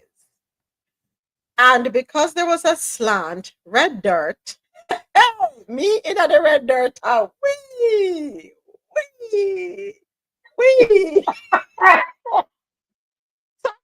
Mother call out through the bathroom window. What are you doing? Sliding in the dirt. Come inside. Because I must ask for that. Rosolo, you remember the time St. Christopher's School for the Deaf, they were having a function. My mother is combing our hair, right? And we wouldn't keep still. Both of us, boom, boom, right in our head with the brush. With the brush. With the brush. Little kids. Mm-hmm. I remember a Sunday, we went down to Discovery Bay with my father. He was going to meet up a family. This is my favorite story. This is my favorite story about childhood disobedience. With her daughter, with his daughters, and niece, you know them, who used to be the principal at the community college prior to him getting into politics. But anyway, we're down there in Discovery Bay. And my mother, she warns me, Rosola, and my father, we are not to go in the water. Hey, God have mercy. We put on for our bathing suit and our clothes. She don't know, so we have on for our bathing suit and our clothes. We head on down to Discovery Bay. And me and Rosola and the God sisters into the people them into the water. And all my father says is, didn't your mother say you're not to get go? Hey, we don't care. We don't business. We're still alive. Let's just say we're still alive. But it wasn't even that we went in the water, because a smart child would go in the water and not get their hair wet. Yeah. All right. Hair just washed Saturday now. Our hair was just, and it's always, that was one of my worst things. I hated getting our hair washed because she'd wait till it dried, then comb it out. That was the worst thing to me. That was punishment in itself. Anyway, she said, it's always fine. Smart children, not defined like moments and myself, would think, okay, we're going to go and enjoy the pool, but we're not going to get our hair wet. Oh, what you talking about? In and swimming on the legs, swimming in the deep. It was that part for me. It wasn't that we were bad. It wasn't that we put on our swimsuits without permission, as being told. It wasn't that we got in the pool, because we could have gotten in the pool and not gotten our hair wet. But it's after my uncle said what he said, and we decided to do even more. Now we're diving in the water, and now our hair is wet. But we have school Monday morning. Moments can continue. She won. No, all I can say is we're alive today. Thankfully, thanks be to God, we are alive today. Oh, boy. And that is why when you see these things on TikTok where the parents are putting the kids in the bathroom and giving them some free time to curse, and you see these toddlers in the mirror giving you the finger and saying M this and B this and F this, that's not cute. It is not. That's not cute. Me and Rosola get beaten for fighting, you know. Me and Rosola about we are fighting at the dining room. Oh, what? Yeah, man, the two we get a bus ass for that, man. Hold on, the trend there. Russell, the trend there where you put the picnic them in a bathroom and give them time to say what they want. We don't see no Jamaicans jump on no, that. Man. You don't see no Caribbean jump on that. I don't see any Caribbean doing that. Yeah, because we know we're not fool. The trouble them when we give children, you know. And that was just us being kids, and our parents are saying, yo, we don't want to go to hospital. And that's the for them biggest problem, you know, go to hospital. I just that. But when me see kids are being like disrespectful and stuff like that, hey, me say, oh no want to see how one of me I shut down like me I glitch out. Me I feel talk to myself.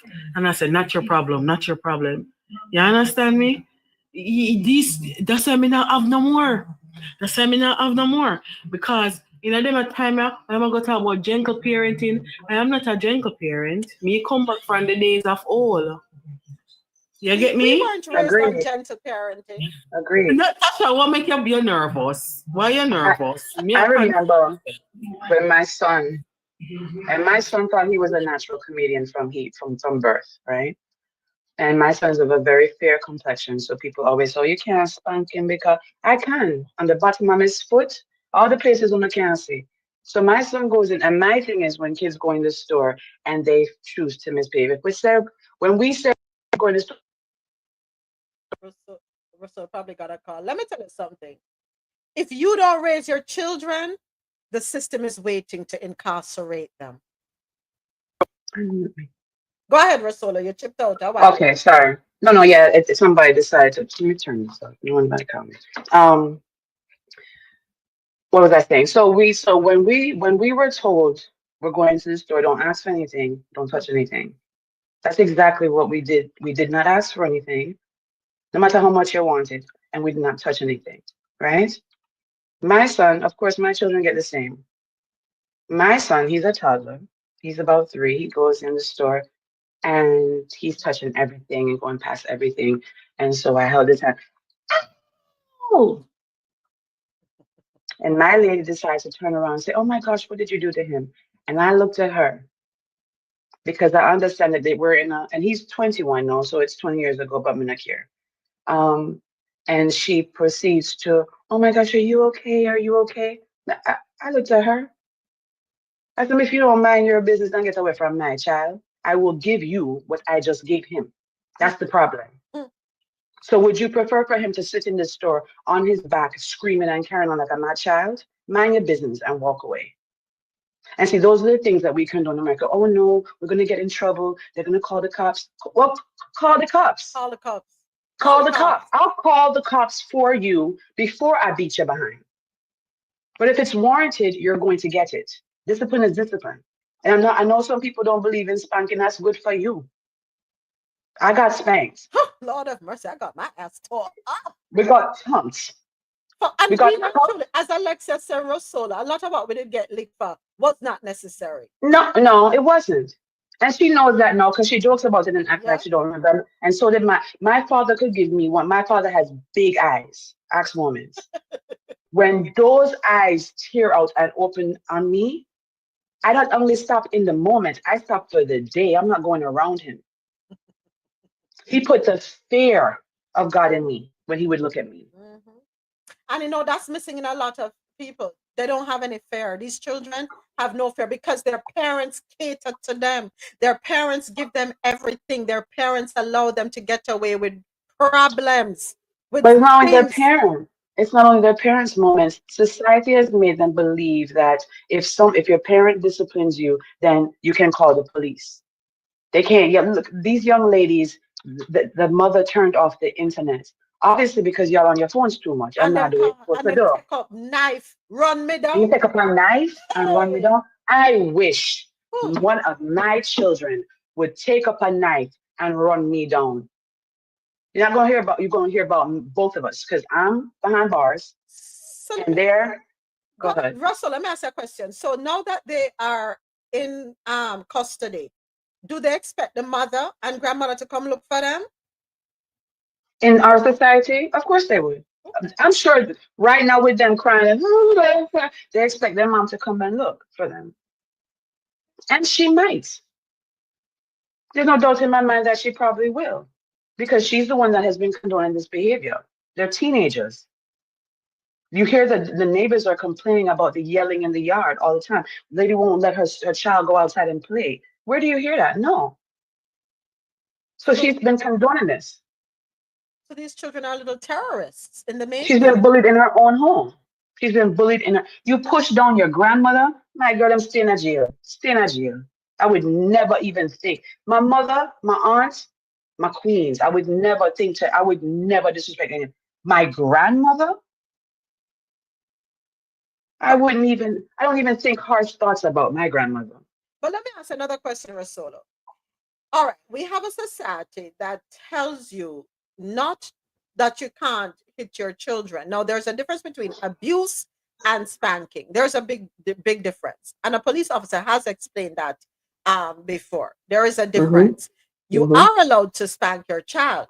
What you're not allowed to do is abuse your child. That being said, what creative, I don't know, that's a Caribbean person that can talk about creative ways. When me talk. When dog bark. No question me, none of that. Discipline is discipline. All right. But Yeah, me give you a creative way. Hold on, Alexia. But my thing is, so that we don't have any issues with the law, and we have to train our children from the day they're born.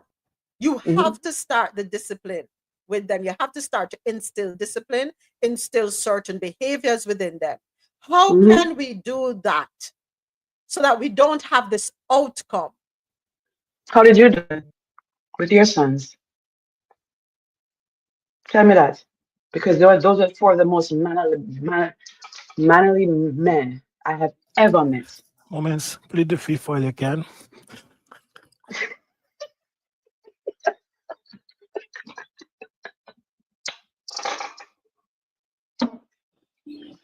Make them believe in a bad way. Problem with prison. Make them believe say prison make for you. Make them believe say, listen, let me tell you something. Let me tell you something. You see me? You see me?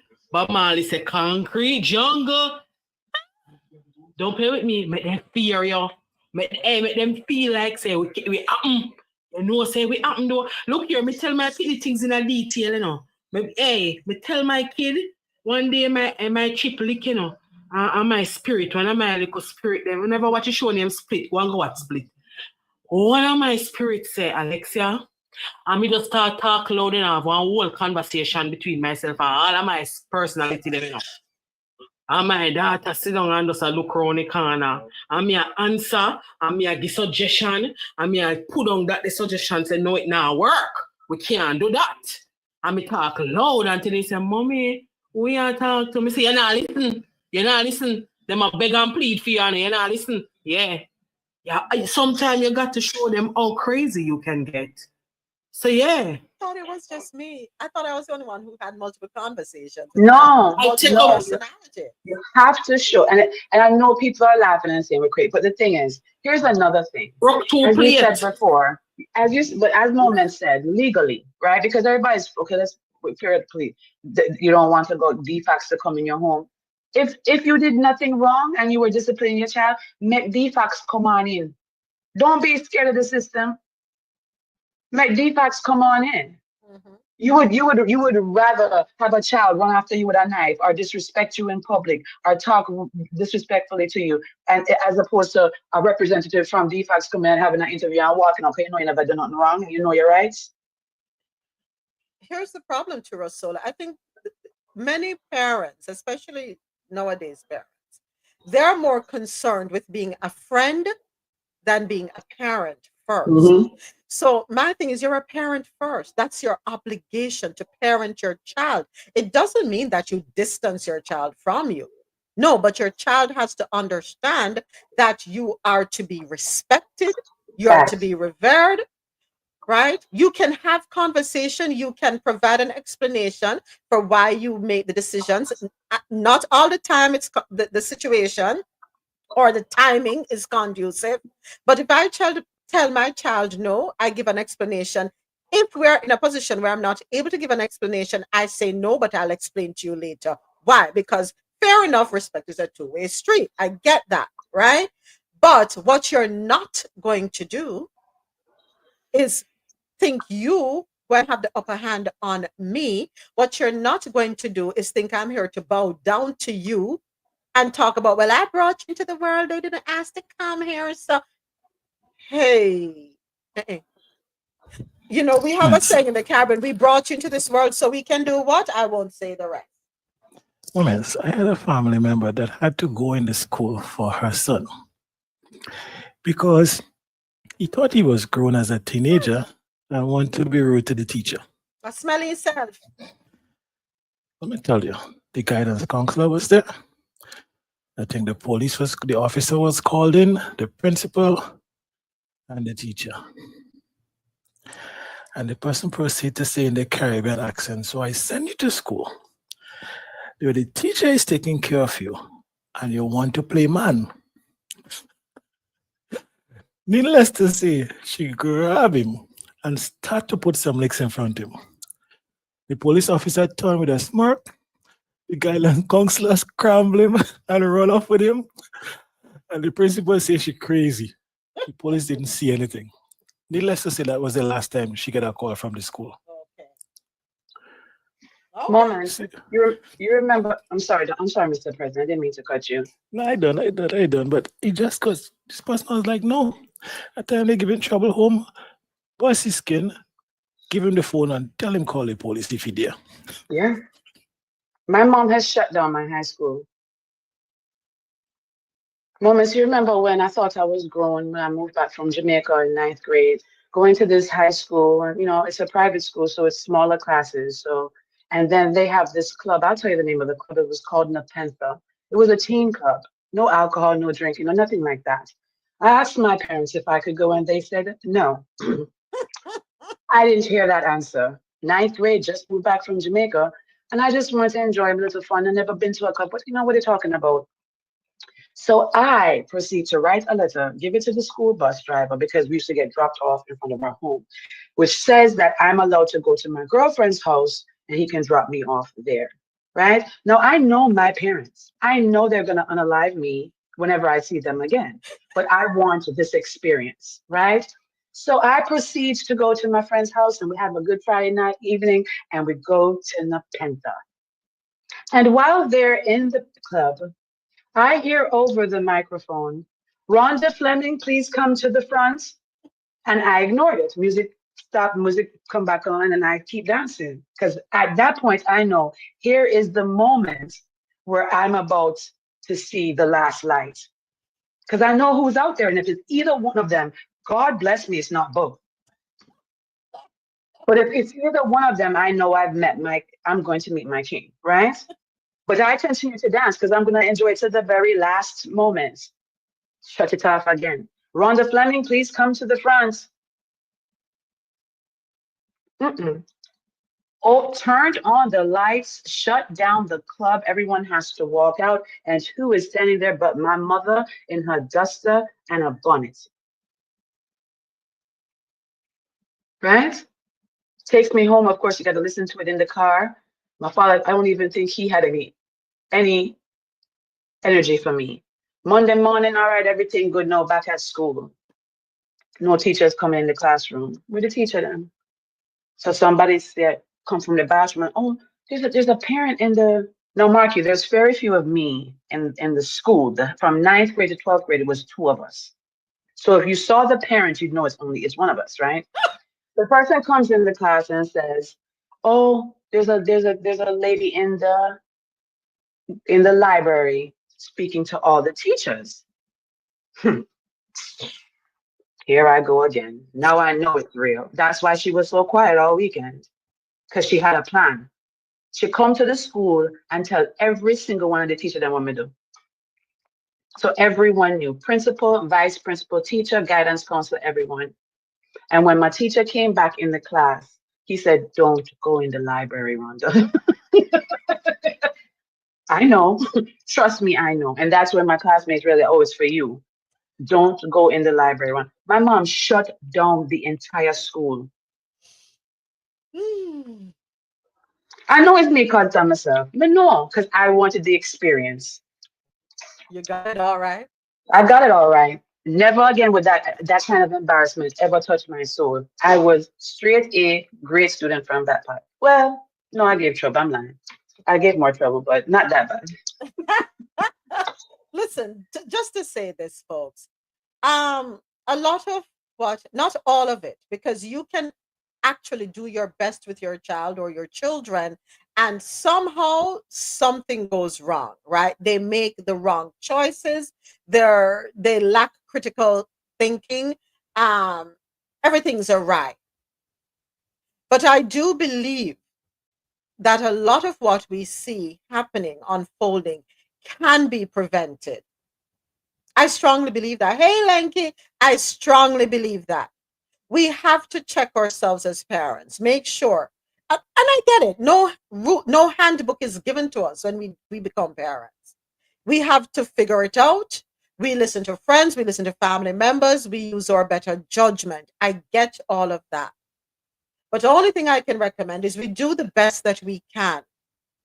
You have to understand that, yes, they're fresh out the womb, they're all nice and cuddly and beautiful to look at, but it's whatever happens between 0 and 4 years old. If you don't set that tone, if you don't set the record straight with them, you see, after 4 years old, there are certain things that are going to be hard to break.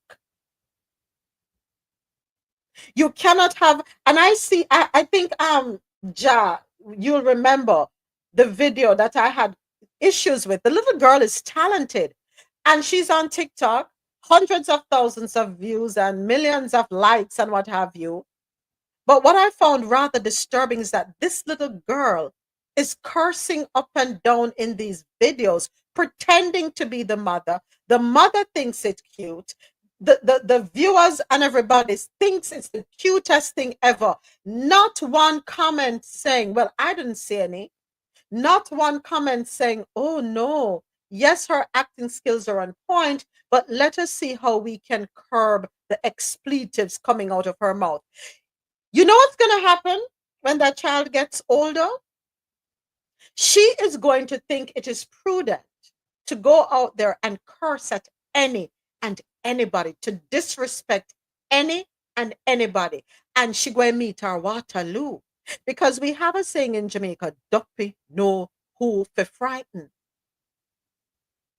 And I understand you want to be friends with your children, you want to have a good relationship, there is good rapport, and so on and so forth. And of course, in the day of social media where everybody can make $1 now on TikTok, everybody's doing a lot of things for the gram, for the likes, the taps, the roses, yada, yada, yada. You can have fun with your children, but let it be respectable. Let it be respectable. Please. Please let it be respectable. Hey, Dr. Sharon, go right ahead.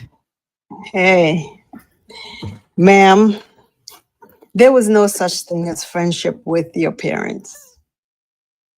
As I get older, as an adult, yes, there's still this level of parental respect, you know, but like I know my dad in his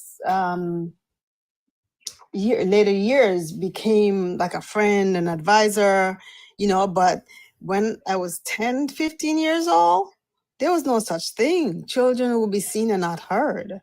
You know, you respect your elder, you don't talk back. It's just not, we didn't do those things. You're mad? You know, yep. And when I see those things on like on social media, it's not cute. It's not. I don't find it cute at all, right?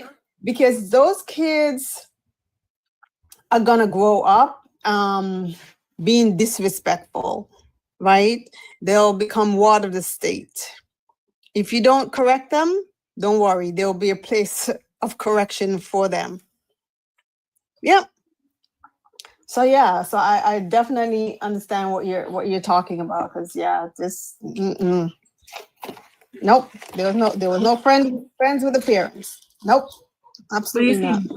That is what I'm seeing happening now. This is what I'm seeing happening now, live and direct in front of me. On TV, I see them in the house here. This little boy has no boundaries. The mother doesn't like when you scold him. I was about to ask you, so you don't step in and have a conversation with the mother? Woman, you're not going to set up me, you know, you're not going to set up me. No, have a conversation with the mother. No, but you see, I have. Let me tell you, you see me know how to feel out situations, and I realize that if anybody is going to scold this child, it's usually behind his mother's back. And if it's done in front of her, she doesn't reinforce the scolding. It's always a come here, Me tell us you not do this and me tell us you not do that. Come here and the story finish. And I'm like, no, but you need to sit this child down and explain to him, because he's not stupid. He's a very bright little boy. Explain to him what he did wrong. The other day he spat on his grandfather and his grandfather beat him. Like, not even say beat, but like slap him up, you know? And yeah. And mind you, the way how this epic. I was upstairs and me hear the first slap deliver, and me's a person when I walk downstairs so well, cause me have vertigo. And I jump off I top stairs, reach the bottom one to go witness to myself if I really lick the kid. And he got slapped and he cried because not so much that it hurt, but so much that he was shocked. And the grandmother was so upset and called the mother at work and was going out herself, but not in front of the grandfather. And I'm like, no, but you need to reinforce this. You need to reinforce this. Everybody now need to come together and say, no, that is rude. You cannot do that. If you don't teach these children the necessary lessons, the world will teach them these lessons in the harsh way. No joke. And you know what? Who said it? Is Rosolo who came on and said, and you don't have to read, you don't have to be physical all the time to teach these children discipline, right? There are different ways. They said there's more than one way to hang a dog. You get me? Me grow my daughter upon psychological warfare. You understand me? Me grew up on Cold War. And if I had to raise a rather correction, it was in extreme manners that at the end of the day, you know what she did? She would have come back and said, Mommy, me sorry, my child apologized to me after me demonstrate in a physical way, say you were really wrong for doing that. And she wasn't being rude or not usually laziness. You get me? She would have come back and say, Mommy, I'm so sorry. Me just don't know what to do with me sometime. I mean, what's somebody have it for doing ray. Likewise, if I step out of line when I get mad, and me just get crazy and I'll say things, because as parents, we say some really egregious things to our children, some of us. I will calm down, go in my bathroom, sit down, and calm down, and then go back and say, Anissa, I apologize. You know, I shouldn't when you say this, and I shouldn't when you say that, blah, blah, blah, ray. And you know, because as a child, I never got that. I never got apologies. To this day, I don't get apologies. I have a family that does not apologize for anything. Do any of our parents apologize, though? No. I don't think our parents apologize. They're not from that generation of apologizing. Nope. They don't. No. You see, I had to practice that. I had to practice that, being someone who can recognize when I misstepped and truly went and apologize for it. Not me trying to shut you down by apologizing, because that's what a lot of people do. Them condescending with it, not me. I will sit down, or sometimes, you know, when the minute that thing come out of my mouth, a voice says, Alexa, step over the line. And me will stop mid-sentence, like mid-cuss. Me will stop and go cool off and calm down. And I will come back and I will apologize. So if we, the parents, right, do not, somebody said earlier, at the environment that the child grow up in, from 0 to whenever they enter the outside world, is the most crucial part of a child's upbringing. You get me? Right? So, to be honest, I don't know what is going to become of this little one. I pray for him. I hope with all hopes that a turnaround point before it's too late actually occurs. You get what I'm saying? Because he's a boy. Yeah. He's a boy. And if you do not rein in the boys early, you see, when you're ready, if you pull upon your reins, no ass not in there. No ass not there. We have to do better as parents. We have to do our ultimate best, our utmost best. These children, these teenagers, they nowadays walk around with a sense of entitlement. Is it a possibility that as parents we may have allowed this to happen by catering to their every whim and fancy, right? So yeah, we have to check ourselves as well. Thank you to everyone. listening on watching rather on YouTube. I totally forgot about internet radio. So the live stream ended on internet radio, Jano Radio, QMZ Radio, and madmusichouse.com without me doing the end there. But thank you to everyone watching on YouTube. I hope you have all already subscribed to the YouTube channel. Thank you to everyone here with me on Ja, your mic is open. Thank you to Yeah, I was going to say sorry. I was in a meeting, so I couldn't give you your time No, that's countdown. okay. No need to apologize. No need to apologize. No need. All right. So thank you to everyone here with me on TikTok. Thank you for the follows. Thank you for tapping up the screen. And thank you so much for the gifts and being here to engage. And thank you to everyone watching outside the club as well. We thank you. Yeah. So that was that one. We have a couple more in our TikTok talk segment.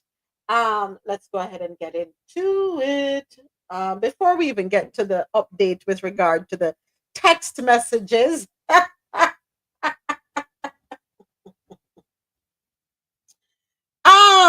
One thing that we didn't mention when we were talking about the child labor laws in Florida. Let me. Little song I wrote. So proposed changes to Florida child labors, of course, eliminating working time restrictions, meaning 14 years old, no, you can't work. Them want it to where you can work overnight. Teens can work overnight on school days, and guaranteed meal breaks for ages 16 and 17. So you're telling me my 16-year-old or my 17-year-old will be doing their little job and they're not, you don't have to give them a break? What kind of slavery are we talking about? Indentured slavery, right? You are going to tell me, say, my picnic can't take a break?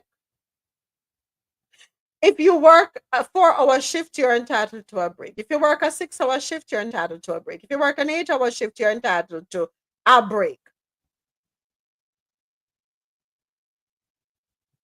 If your work hours are 8 to 5, you are entitled to a 1-hour break and at least 2 15-minute breaks.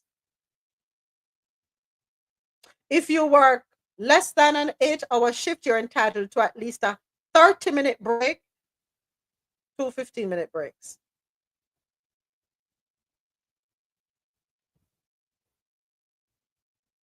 So let me ask you a question. How it gonna go when my pitney belly at him because he's hungry and not allowed to take a break? This is what indentured slavery is. So now I completely understand even more why there is a drive to dumb down education, to remove history from the annals. I get it. Even a dog will watch guard in the yard has a bowl of water put out for them and food given to them. Even the dog that patrols your yard, you're told you can't leave the dog outside unless the dog is in certain confines.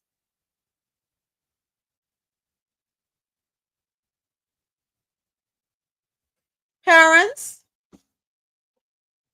I strongly recommend that you do your job. Do not rely on your children to fill a gap in your home. Allow your children to break the cycle, the economic cycle. Allow them to go to school. You pick up the responsibility of getting the 2, 3, 4, 5, 6, 7, 8, 9, 10 job. Allow your children to go to school, get that education so they do not, or they are not preyed upon by capitalists who are waiting for them to become minimum wage workers for the rest of their lives. Why? Because they don't have the qualifications needed for them to be able to advance and earn a decent, livable wage. You made the sacrifice. You made the decision to have a child. You made the sacrifice to see to it that you keep your children out of the clutches of these people who think it's befitting for your 14-year-old to work an overnight shift, but for them children will never be able to do that or will never have to do that.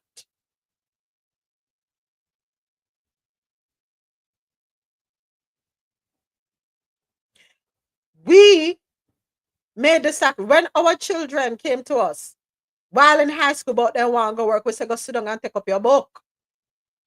We paid the price as parents. When they graduated from high school and started college, that was when we allowed them to get a part-time job. I'm not going to allow a 14-year-old to go look no job. Nah, we need to focus on your school. And that's me. And it's not because we have it. Because I put their education or I make their education a priority. Because I need them to be able to operate at their full potential. I don't need the distractions beyond sports and whatever clubs that they have at school. That's just me. While you're in high school, that's me. It's not for everybody. That's me. Because I'm thinking long term. And if you are going to work in high school, I would even want you working until you reach grade 11 and grade 12. And you'll probably get a job where you work 1 to 2 nights per week if you have to. And I want you home by 9 o'clock. No, 11 o'clock. Because you also have homework to do. And then you have to be up by 5 o'clock in the morning or 5:30, depending, because you have to get to school and you have to function at school. So parents, please be reasonable when it comes to your children. Do not send your 14-year-old out there to be taken advantage of, because that is what it is. That's me.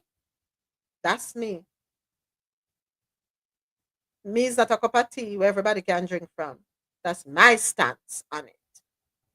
I need you focused so that you not have to struggle the way me struggle.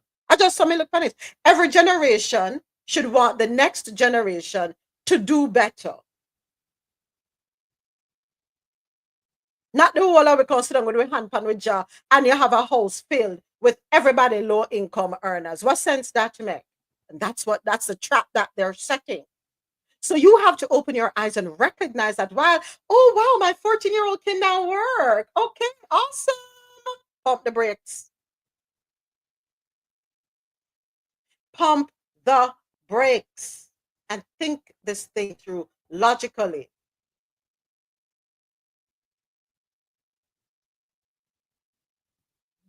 Anyway, anybody have anything to say before we move on? They want a world of ignorant people. Mm-hmm. That's what they want. But you see, we are from the Caribbean. Well, I'm from the Caribbean, where I'm accustomed to parents making sacrifices for children. That's what I'm accustomed to. I don't know what the American culture is, but I know in the Caribbean, that's our culture. Parents go the extra mile, do what them have to do to make sure that child stays the course. And that should be the norm.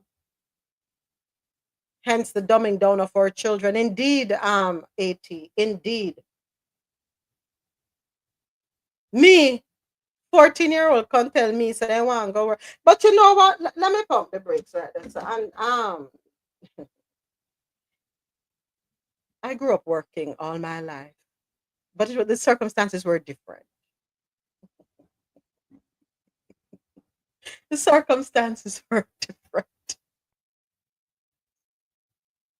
Every summer, not all summer, every Christmas, yeah, I was working. But it's a different kettle of fish.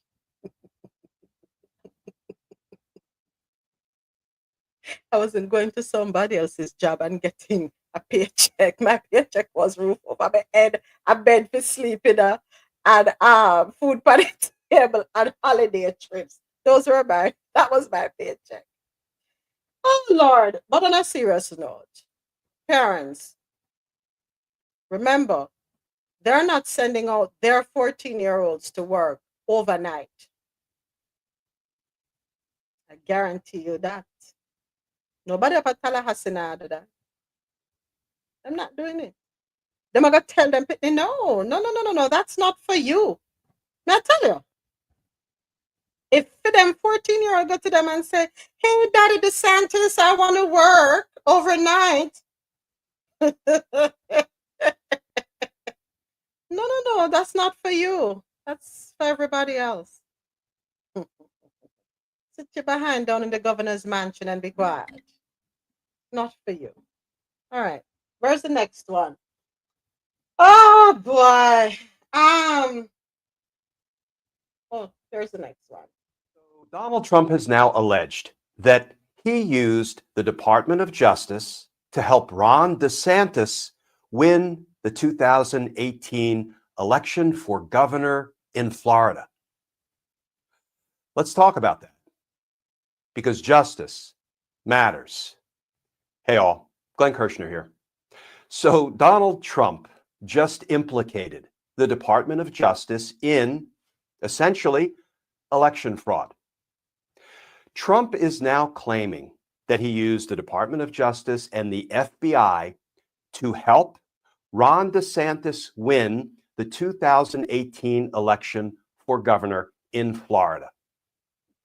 Here's what Donald Trump just posted on his third-rate social media platform, with apologies to third-rate social media platforms. Referring to the DeSantis election, he said, I also fixed his campaign, which had completely fallen apart. I was all in for Ron, and he beat Gillum.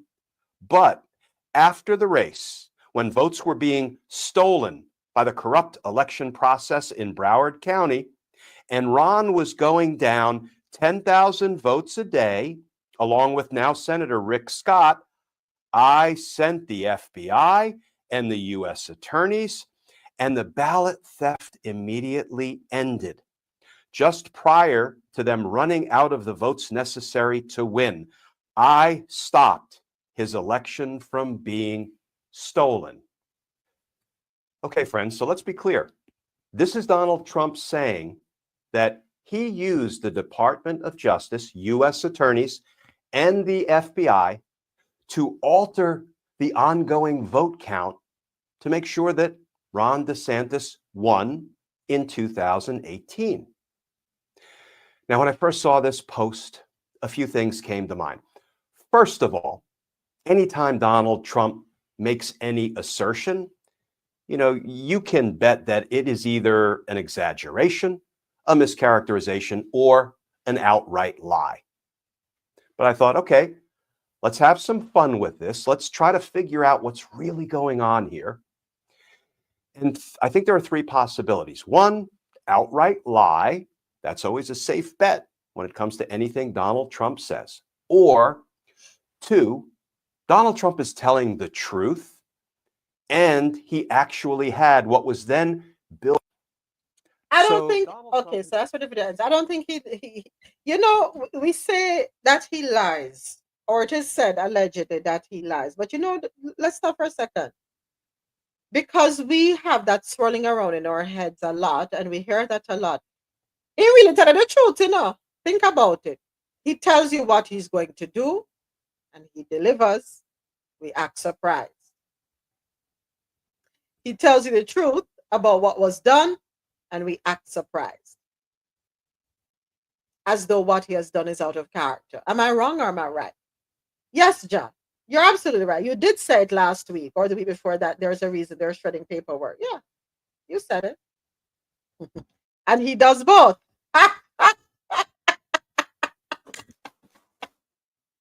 Sorry to be bouncing it. But you know what baffles me? This man, for the last 4 or 5 years, has threatened, I'm going to call it threatened, to do certain things. Now, if I was in the current administration at the time, why would I not think to put measures in place to prevent him from doing what he's threatening to do? They know he's radical, that he's the kind of person that's going to do what he says he's going to do. And for how many years he was threatening, oh, I'm going to do this and I'm going to do that. He had a whole Project 2025 that outlined why didn't they put stuff in place to prevent him from doing it? Why was it so? And I asked the question again. Why was it so easy for him to come in and do it? What does that speak for our future? That's why it was easy. That's why it was easy. That's why it was easy, niece. One explanation. That's why it was easy. All right. Just says both. All right. Next up. So let me turn the volume down. So we'd be crying if we weren't laughing so hard. The best signal gauge internet reactions. So first up, a screenshot from the Signal group shows reactions to the strikes. In case you missed it, Secretary of Defense Pete Hegseth leaked war plans in a group chat without realizing it included the editor-in-chief of The Atlantic. Oops! Now the internet is creating comedic gold from his fumble. Get drunk and text war plans, or text war plans and get drunk. There's an image with Vance, Hegseth, and I don't know who the other one is, and Vance, and this one says Vance, what's his name? Musk, saying, "You guys have a group chat?" All right, next one. They're sitting on the sofa. Vance says, "I knew we should have used the Telegram." Hegseth says, "If I stop replying, maybe they'll forget I was in the chat."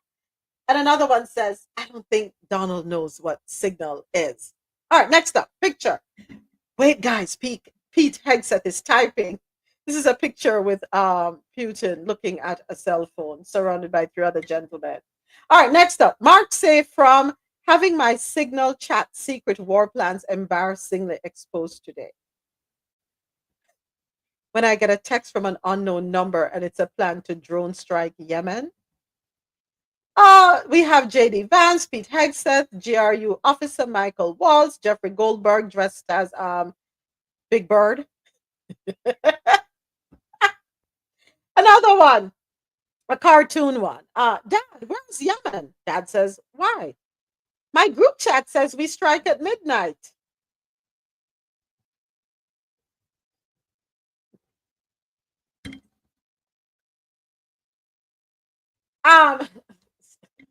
Stag, what's the latest on the weather? The weather looks good for June 6th.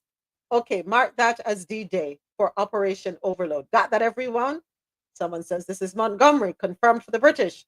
Tedder here, confirmed for the air. Lady Valerie, same. Ramsey, confirmed for Neptune. This is a reporter for something I can't pronounce. Should I be in on this? A Russian name. Somebody else put up another meme. Text stop to opt out of updates on war plans. Marco Rubio, should we withdraw from UN? JD Vance, LOL. Yes. JD Vance again. Hey, who changed my pick? Kristen Nome just sent a youth soccer team to Gitmo. JD Vance, nice. JD Vance, guys, who's doing that? It's getting bigger. That's his picture, his profile pic. Listen, folks. Y'all the butt of all jokes, but we have our darling president who says this. That Mike Waltz made Go ahead, was please. not classified. Do you think that Mike Waltz made a mistake and does need to apologize? No, I don't think he should apologize. I think he's doing his best. It's equipment and technology that's not perfect, and probably he won't be using it again, at least not in the very near future. What do you think? That's sort of, I agree with you. Let's get everybody in the room whenever possible. A lot of times you find out defects by exactly things like that, but I don't think it's something we're looking forward to using again. We may be forced to use it. You may be in a situation where you need speed as opposed to gross safety, and you may be forced to use it, but generally speaking, I think we probably won't be using it very much. Go ahead, was please. not classified. Do you think that Mike Waltz made a mistake and does need to apologize? No, I don't think he should apologize. I think he's doing his best. It's equipment and technology that's not perfect, and probably he won't be using it again, at least not in the very near future. What do you think? That's sort of, I agree with you. Let's get everybody in the room whenever possible.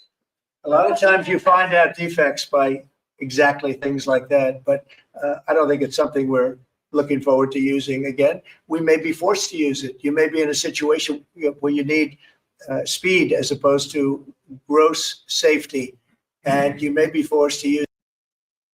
You need speed over gross safety.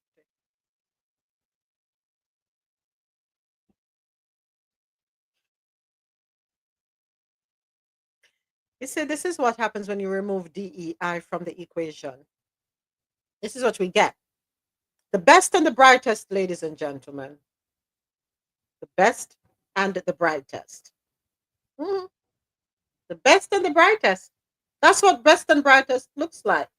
Now, where is the other video that I have? Moments when he was talking about your fine defects, was he talking about Hexec or the software? Because you say you find defects when you do things like that, right? So I'm trying to figure out where the defects was. It was in the technology and the equipment. What technology? A 5-year-old gonna send that message. What technology? Nothing wrong with the technology. The defect have to be in the user of this technology. Oh Lord, there was a video of a woman yelling and screaming because her husband serves in the military. He is over there in the Middle East, and she does not take kindly to how this is being downplayed, because she feels that the current administration does not understand the seriousness of what just happened.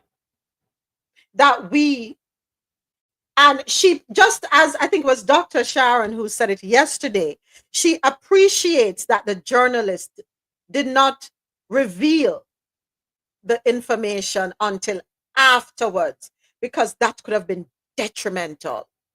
And it was the same sentiment that this wife was saying. She thanks the journalist for being thoughtful, because had he done it prior to it happening, our military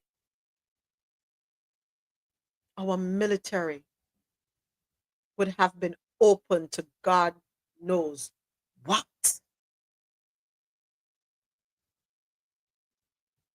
For 40 years, we had a general in place who never once had a blunder. Was it 40 years he served there? Or something like that? We had the woman removed. Why? Because she's a woman. Never had an issue. We removed the best and the brightest for the best and the brightest. If this concoction is what the best and the brightest looks like, me will stay dumbed down and dunce. Fully dunce. I don't want to rub shoulders with the best and the brightest, because it's not going to look well. My safety is going to be at stake.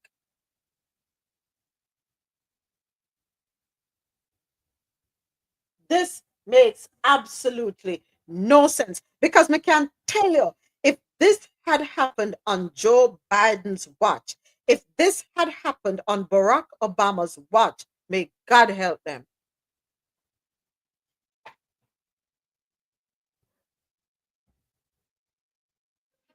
So more, as I think Dr. Sharon had said it earlier, more screenshots coming out. More screenshots coming out. Time now. Weather is favorable. Just confirmed with CENTCOM. We are a go for mission launch.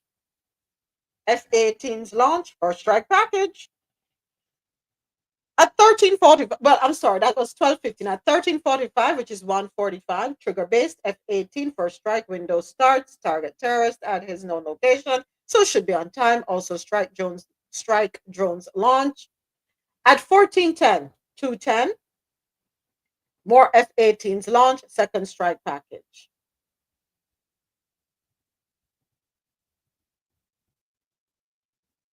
At 15:36, 3:36, F-18, second strike starts. Also, first sea-based Tomahawks launched. It was no technical dotting. It was no technical mistake. None of that. It wasn't. Trump administration kept lying. Let me see. This is a soundbite. I have to read this one. According to Now This Impact, Trump admin kept lying. So the Atlantic published the war plans as proof. I can have more respect for you if you just come forth with the truth, take accountability, and apologize. The lie, but we can't lie, right? We can't lie. Yes, we are human, and yes, we will make blunders. And it's okay to take accountability and apologize, even if it means us losing our jobs. I just saw it go. It hasn't even been 90 days, and look at the blunders we're having. It's just been a snowball effect or tumbleweed, because as it rolls, things just get bigger and bigger. Now, what can top this? What can top this?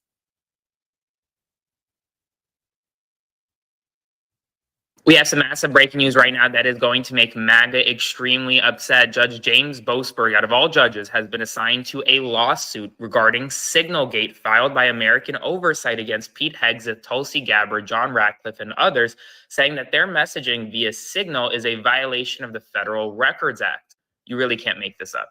And before I continue, if you don't yet follow me on my Instagram, Substack, or YouTube, that's where I'll be if TikTok is banned in 10 days. They're all linked in my bio. The lawsuit was filed by American Oversight yesterday. It alleges that by using the Signal chain to talk about highly confidential classified military war plans, that these officials violated the Federal Records Act. And while just minutes ago, none other than Judge Boasberg was assigned to lead the case. Now, here's why this is ironic.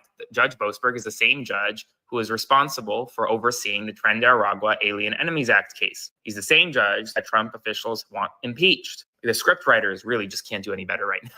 And MAGA is freaking out. I'll do a full update on my Substack, links in bio, follow along for all the... Why is MAGA freaking out? Why? Y'all are, why are you freaking out? Y'all get out of this one. Why are you freaking out? I do think it was incredibly sloppy. But that being said, I think it was a mistake, and I am. Marjorie Taylor Greene. That's her voice, by the way. Let me hit play. Sorry.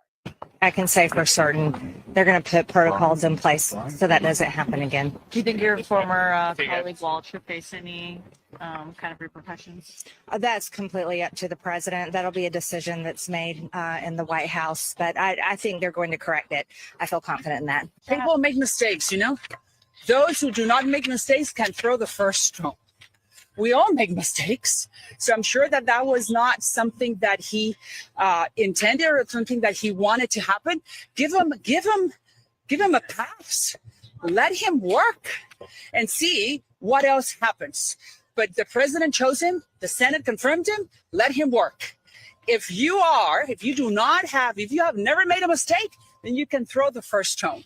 Let's see if that happens. But mistakes happen. If it was a mistake, it is what it is. And, it won't happen again. I know that. Do you think your former colleague Walt should face any kind of...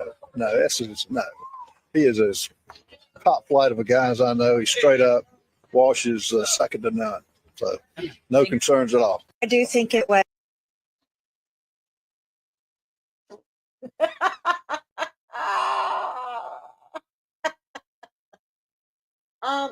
Ja, let me ask you a question.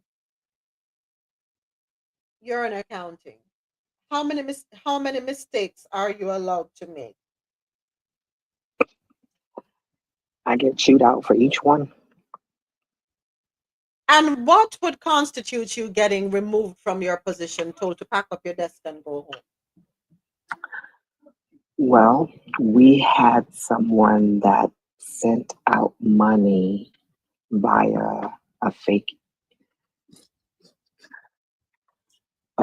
email, and they transferred funds without following the protocols. And they're gone, right? Yep. Why? That was just a mistake.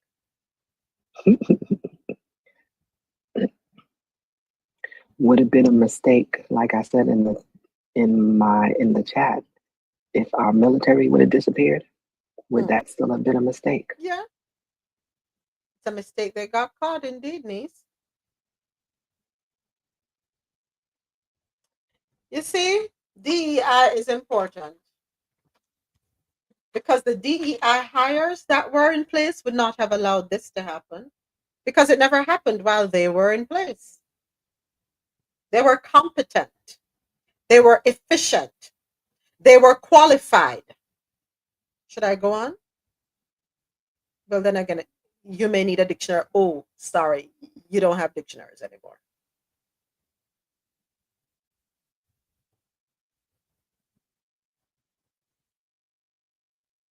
What if that journalist had leaked it prior and we lost soldiers? You would just say, oh, it's casualty. Casualty of war. And it comes to the territory. That's what the excuse would have been.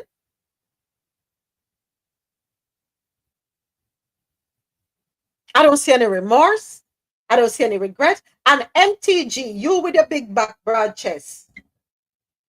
The same energy where you have for Jasmine Crockett, you need to have it for your people, girl. Have it for your people.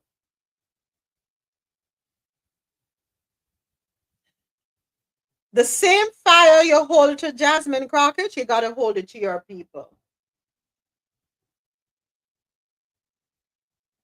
Why is it okay to accept subpar, substandard from your people, but not from others? That makes sense.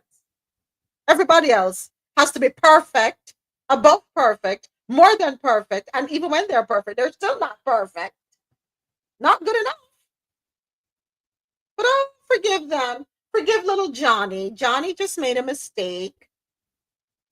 You see, there are certain things that me not gonna do in our life because me don't know if me could deal with the repercussions of making honest mistakes. Some honest mistakes cost you your job. In banking, for example, that's where I started in the financial sector. If you are a vault custodian, even without being a vault custodian, I'm going to back up it, just being a regular teller. If your drawer cannot balance and you have to write, especially if it's a debit, especially if you have to write up a debit ticket to offset the difference because you draw short, depending on how much you're off, it may be your last day at work, and that's just in banking.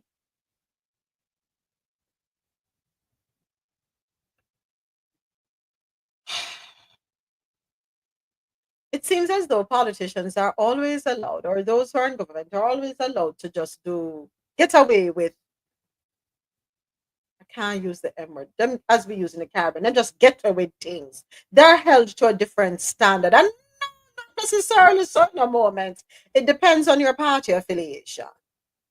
If you're a Republican, yeah, you can get away with things. If you're a Democrat, you better, walk that tightrope perfectly with a basket of water on your head with not one drop leaking out while balancing a chair on top of that and a table. Plus somebody on top of the table twirling. The hypocrisy. And every one of you who spoke in that video, you ought to be ashamed of yourselves. You are okay with poor behavior, poor conduct, mishandling of pertinent information. You are okay with our security being risked. Oh, everybody makes a mistake. And then the other one, what's your name? How convenient when you don't want to quote things from the Bible, huh? We all make mistakes, right? If you have never made a mistake, no laugh, yeah, Jack. You just made me spit out my water. All of a sudden, you know the Bible verse was convenient, or the extract, what you don't want to use, and it's convenient, you know. He who is without sin cast the first stone. So he made a mistake. So what? If that mistake could have cost American soldiers their lives, that's what you're going to tell their wives. Oh, we made a mistake. Get over it. So what? But is a mistake a sin? So to even use that Bible verse doesn't go with this. Yeah. No. We have a double standard here in this country. No.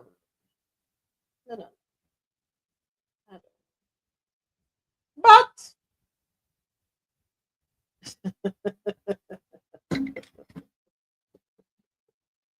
we just sit down and we see what comes up in the news tomorrow. Now, so because something exciting is going to happen today, I'm sure 24 hours, something exciting has to happen. Otherwise, we won't be in the land of the living. Right? If we don't have anything exciting and surprising, kind of like the Love Boat. Soon we'll be making another run. Love Boat. Exciting and new. Yeah, every day something new and exciting happen. And if something new and exciting that happen within the next 24 hours, we need to pinch ourselves and see if we're still in the land of the living or we've been transported to the new place outside Arctic walls. By the way, unlike the new KFC commercial, I like it.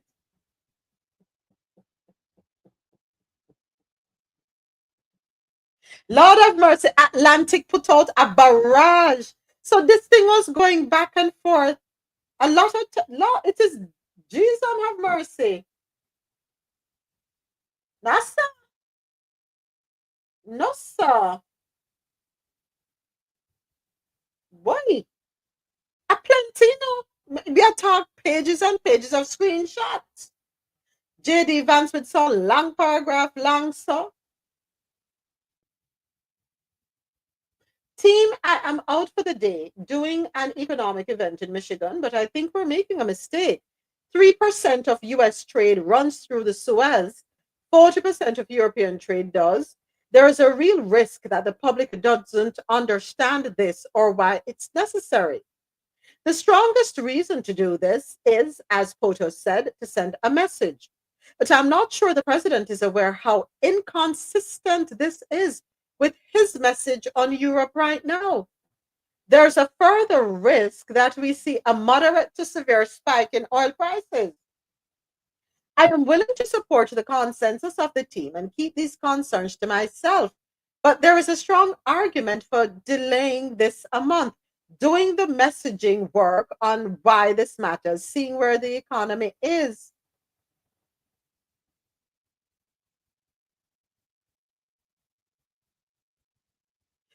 JD, here's what I'm going to suggest you do. Talk to Elon and see if you can get a meeting with Trump. Because you're going to have to explain yourself as to why you see things differently. Because the rest of us are expected to fall in line, and I think you should be falling in line too. The rest of us are expected to only speak positive things and only to be in agreement with everything. And I think you need to be in the same position too. You don't agree? How could you not? But as I said, check with Elon and see if there is any availability on the calendar for you to schedule a meeting to meet with the president.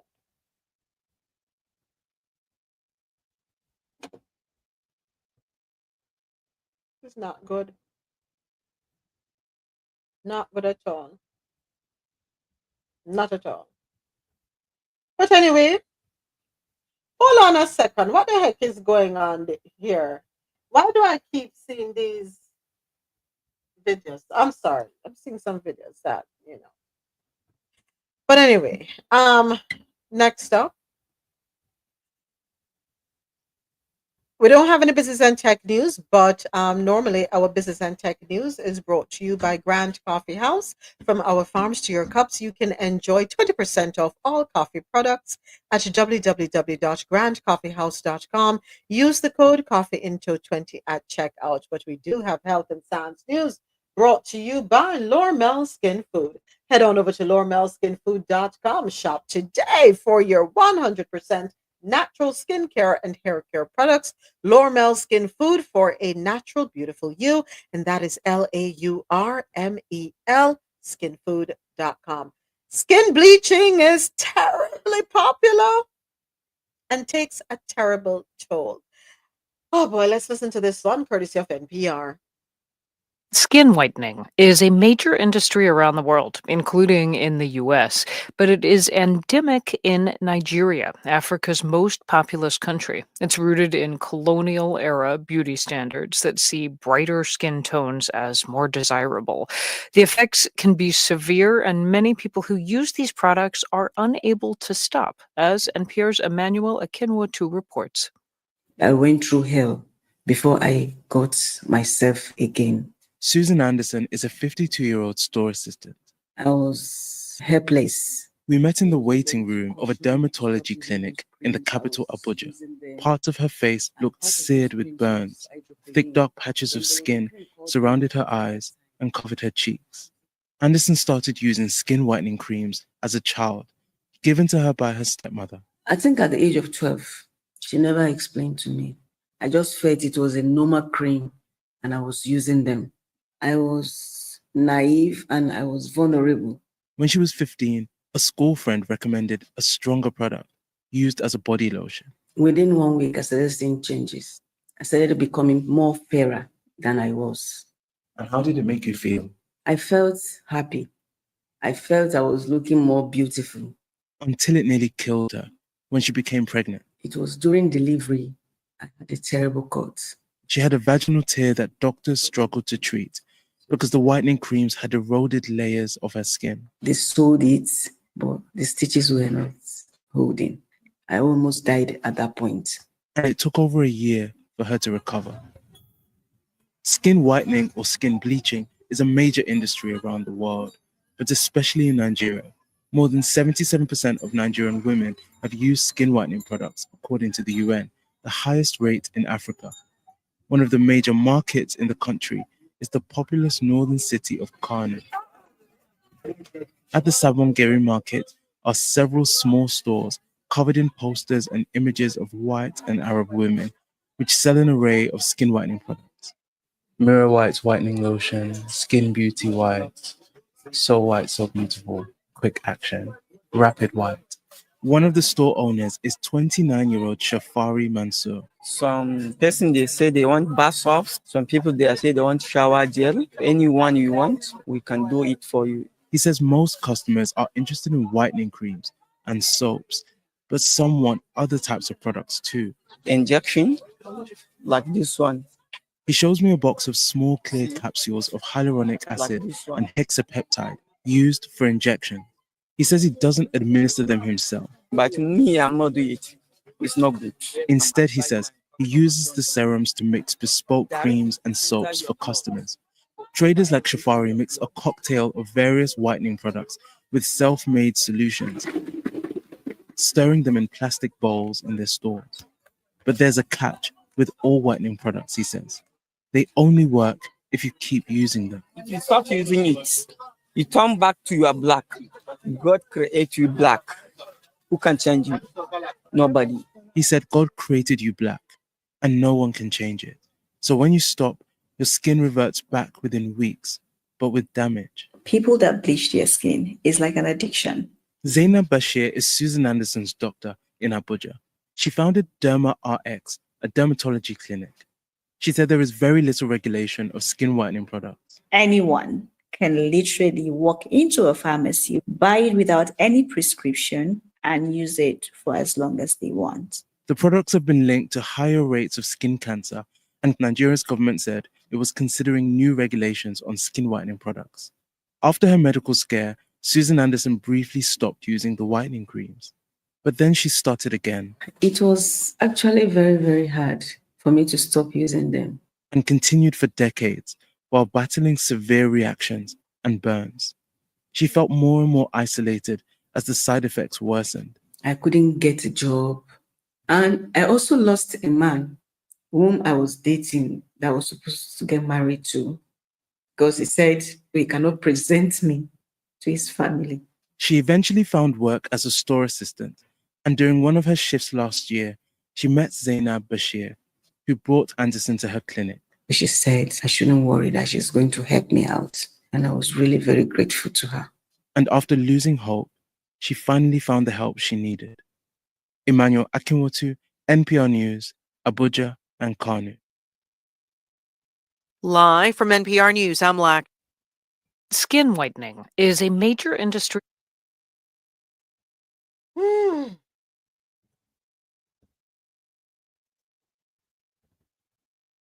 Self-love, self-acceptance is a heck of a thing.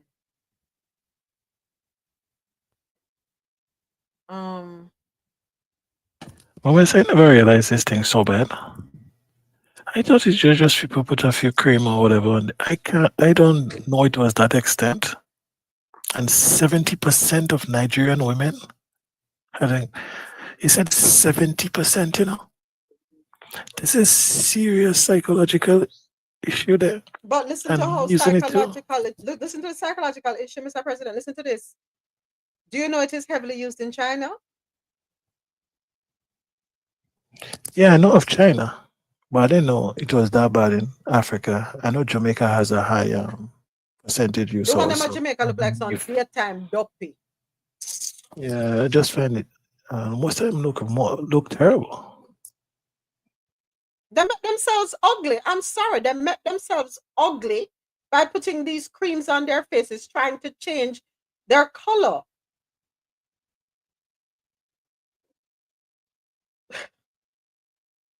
We have something within our DNA, God-given, that many people are trying to figure out, wish they had. And here you are, wishing for something else.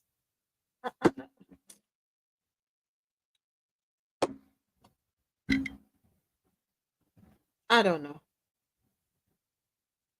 How do we impress upon people self-acceptance? How do we get people to love themselves, to look at themselves in the mirror and appreciate what they look like? How do we go about doing this? Because we have an epidemic, and the fact that her mother started her off.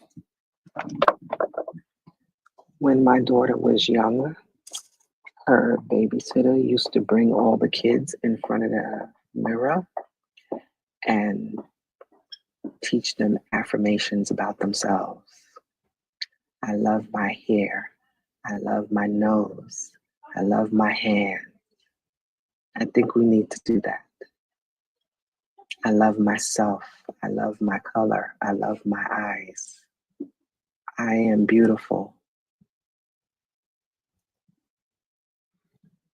But clearly that's not working, Ja. You is smart, you is kind, you is important.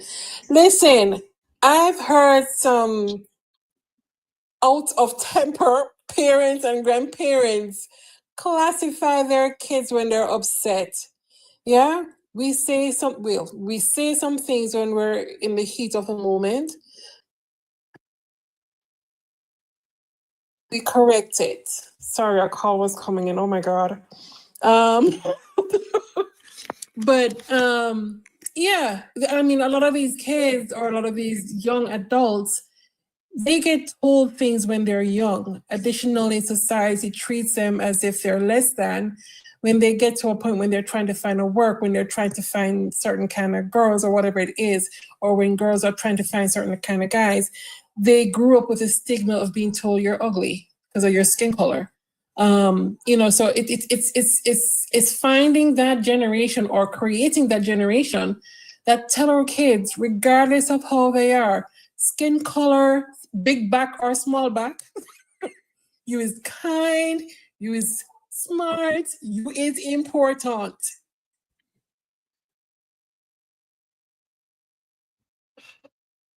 It's sad. If you see the woman, she mess up herself. And then this is the part I don't understand. I see them in Jamaica, niece. I see them on social media in Jamaica. Them bleach out them skin. Their knuckles dark. Their lips extra pink. Their skin, some of them skin look red, some of them look pink, like when you put lobster down in a one or crab down in a one pot of boiling water. And then them walking around with an umbrella. Because them can't make sun touch them skin. You were able, with your melanin rich skin, able to walk around in the sun, no problem, no worries. Now you have to walk around with your head tied up. You have to walk around with a hat. You have to walk around with an umbrella. You have to cover up your skin.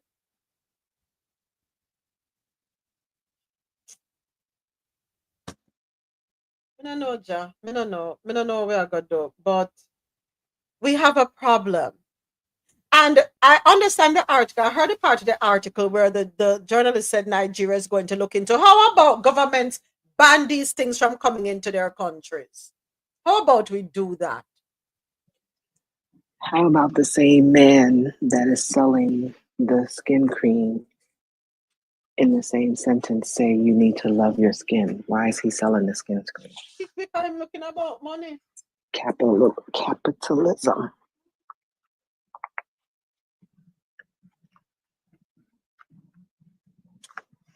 Oh, jeez, it's sad. It's sad. I say ban it. Ban it from coming into the country. Ban it. To any country. Ban it. Because so you were taught not to love yourself. In her case, she was taught not to love herself by her own mother. Lady, you lie down with another African man of dark complexion. What do you think your baby going to come out look like?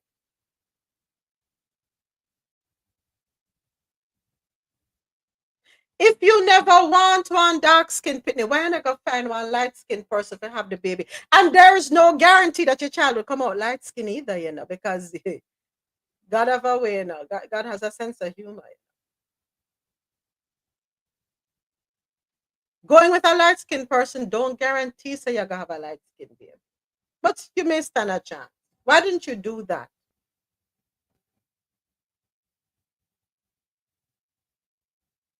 Look at what you did to your daughter. That she do this to. She grew up continuing to do it to herself. And I hope she don't do it to her child. I sincerely hope she doesn't do it to her child.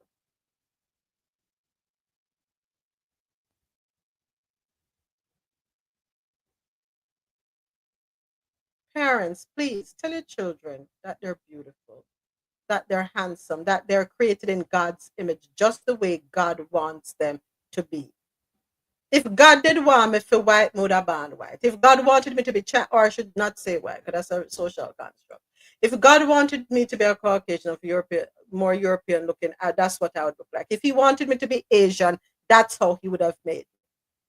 If he wanted me to be Indian, that's how he would have made me. But he made me as he saw fit. As he saw necessary. That's how he made me. And if God loved me enough to create me the way he did, who are you to make me feel inferior or feel less than? Who are you? The color of my eyes, the shape of my eyes, the thickness of my lips, the shape of my nose, the texture of my hair, the color of my skin, I have zero control over. Zero. So if you have a problem, take it up with God. Don't take it up with me. Talk to God about the problem you have with me, and may He help you to get over it. What I have control over? My size. Come in there, I'm too much. I won't exercise. That I have control over.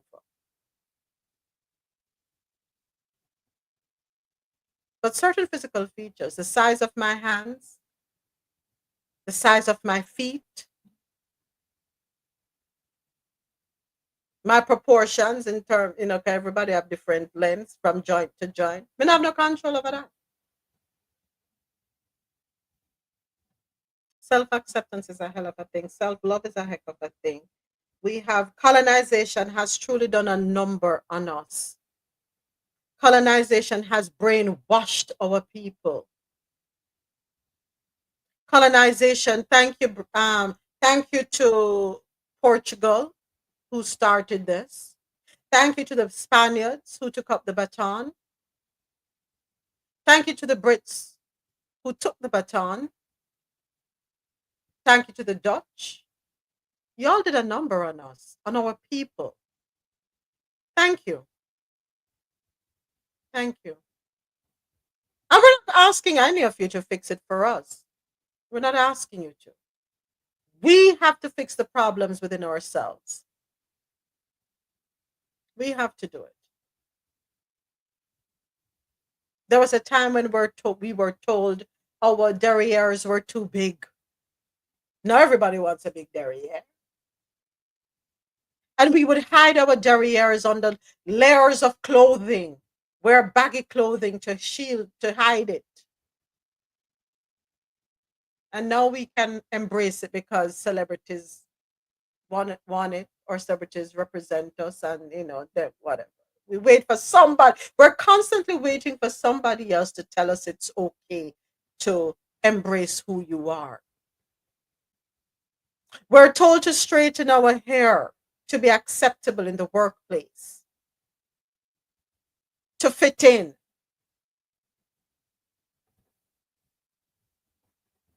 We're told that our coils are out of place.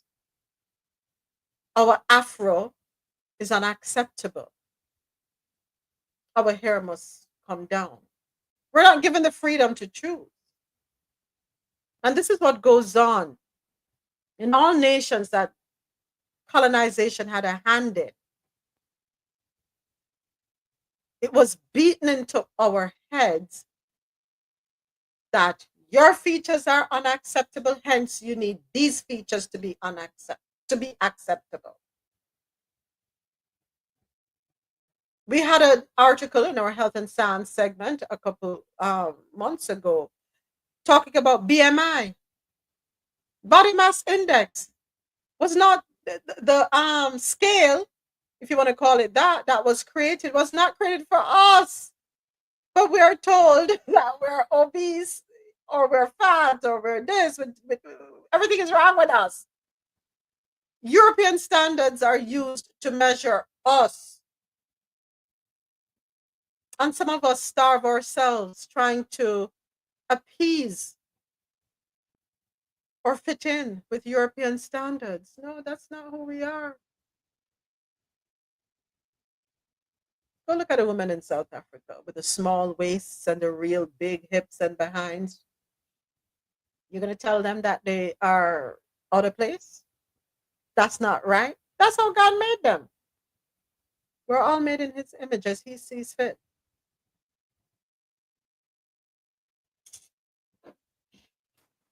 But moments, see what go on. The same things that was beaten into us, the things that we were taught to hate. Their descendants, the beaters' descendants, come now and are paid dearly for what those said things. The big hips, the thick thighs, the thick lips. Yeah, I'm know that little in the sun from now till the morning. Or going on one booth, go get sprayed. The same things that we were supposed to hate in ourselves. Their descendants came and now appeared dear defeat. Thousands of dollars to get what we were told to hate. So it's not a situation that what we have is bad enough. It's just not. It's too good for us. We weren't supposed to have it.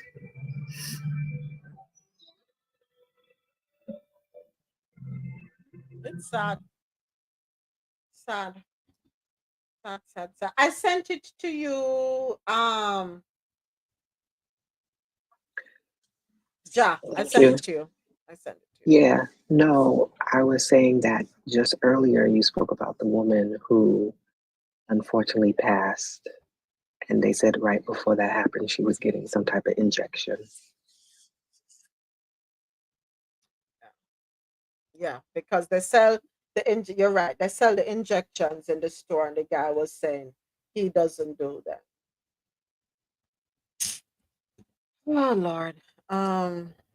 Messed up world we live in. We have an update. Thank you, Dr. Sharon, for sending this over. Judge rules pro-Palestinian student and permanent U.S. resident cannot be detained. This article, courtesy of Reuters on newsbreak.com. A Korean American Columbia University student who is a legal permanent U.S. resident and has participated in pro-Palestinian protests cannot be detained by federal immigration officials for now as she fights the administration of President Donald Trump over attempts to deport her, a judge ruled on Tuesday. Chung, 21, has lived in the U.S. since she was 7 and sued the Trump administration on Monday to prevent her deportation. Her legal team was informed this month that her lawful permanent resident status was being revoked, according to court records in the U.S. District Court for the Southern District of New York. Trump has pledged to deport foreign pro-Palestinian protesters and accused them of supporting Hamas militants, of posing hurdles for U.S. foreign policy, and of being anti-Semitic. Protesters, including some Jewish groups, say the administration wrongly conflates their criticism of Israel and support for Palestinian rights with anti-Semitism and support for Hamas. Human rights advocates condemn the government's moves. The U.S. Department of Homeland Security alleged Chung engaged in concerning conduct, including when she was previously arrested by police during a protest at Barnard College that DHS termed pro-Hamas. Chung has not yet been arrested by federal officials. Immigration agents made multiple visits to her residences looking for her. U.S. District Judge Naomi Reese on Tuesday issued a temporary restraining order against the government, and that will prevent Chung from being detained. But will it though? Because we have seen judges' orders being ignored. So do we think this will stop the proceeding for some reason? I don't think so. Nope. I don't think so. I believe she's going to be scooped. They're going to try to, but when them catch her, we're not going to hear where she's at. It's going to be jumping through hoops and over hurdles to try to find where she's being detained. How do we get the administration to comply with judges' orders? How? Because I thought the court of law, when they issue a judgment, it's to be upheld. Or no, we don't have to. I don't know. I'm really asking at this point. I don't know. When the judge makes their decision, when the judges make their decision, do we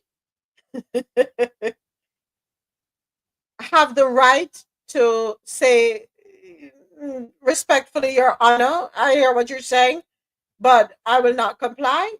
Do we have that right, Jack? Somebody needs to, we must have the right. I don't know why you're laughing. So somebody just sent me a text via Instagram, saying that ICE is in Jamaica. Oh, they must be there to pick Are up. they dropping off? That's what I'm wondering, if they're dropping off or picking up. We don't know.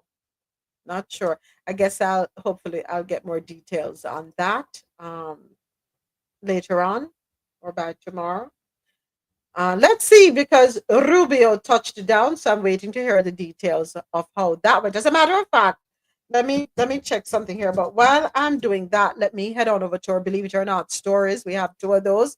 First up, Iceland's Minister for Children quits after admitting she had a baby with a teenager 30 years ago.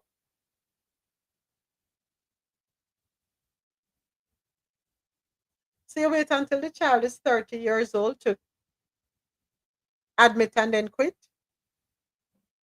According to the Associated Press, Iceland's president on Sunday accepted the resignation of the North Atlantic island nation's children's minister, who quit the government over a relationship she had with a teenager more than 3 decades ago. Hold on a second. Okay, yeah, more than 3 decades ago. Can't pronounce her name, but she stepped down after national broadcaster RUV revealed last week that she had a child 35 years ago when she was 23. So now she's 58, and the baby's father was 16. RUV said the relationship began after the pair met at a church youth group when the teen was 15. Iceland's age of sexual consent is 15, but it is an offense for an adult to have intercourse with a teenager they teach, employ, or mentor. She confirmed the relationship in a statement, saying she was not a leader of the church group, just a member, and that relationships between people of the age were not at all uncommon, even if they were not desirable.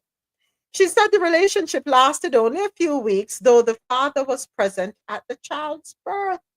RUV reported that the father sought access to the couple's son through the government and church, but was granted only occasional visits, though he paid child support for 18 years. She said the father had made little attempt to establish a relationship with his son.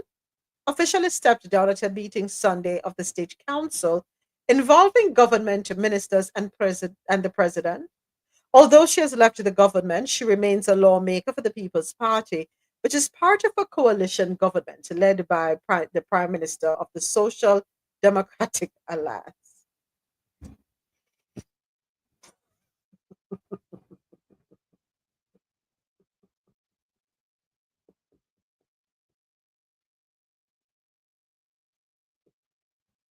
Am I supposed to be laughing, John?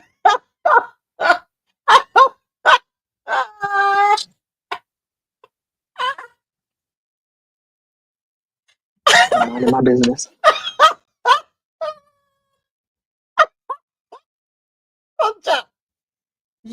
Okay, so based on this article, right, the age of consent for intercourse is 15, right?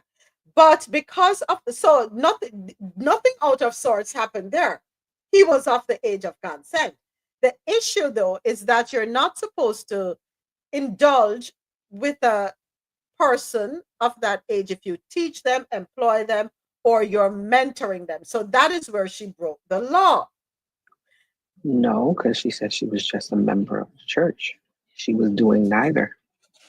You know, you're right. So why she stepped down from her role? She didn't break any law then. Because she's currently the minister of children. Yeah, but she did, unless she's planning to go after another child. Optics, Mr. President is saying it's optics. 35 years later, when the child that you had with the then 15-year-old turned 16 is 35 years old, now you're going to step away after having been involved with children for 35 plus years? Come on, Mr. President. What kind of optics we're talking about? Some things you just shut up and keep to yourself and keep it moving. She should have just stepped aside and about to make the world know, say this one a galang. Me don't know. I'm probably looking at it the wrong way. No, she didn't tell anybody. It said someone told her story. So she had to own up to it. At least that's what I thought I heard. By the way, there's a recall on Coca-Cola due to possible plastic contamination. So all of you who drink Coca-Cola out of the bottle, pay attention. Just got that alert up on my screen here.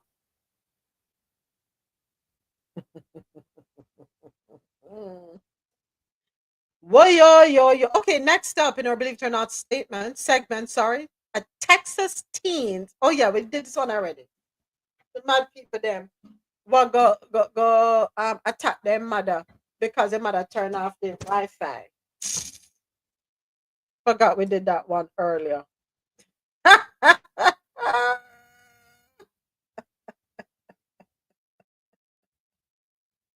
Listen to this in our entertainment news segment, The Brew. You're gonna love this one, Jeff. I think everybody's gonna love this one. Kendrick Lamar's Super Bowl halftime show has drawn over 120 FCC complaints over language and lack of white people.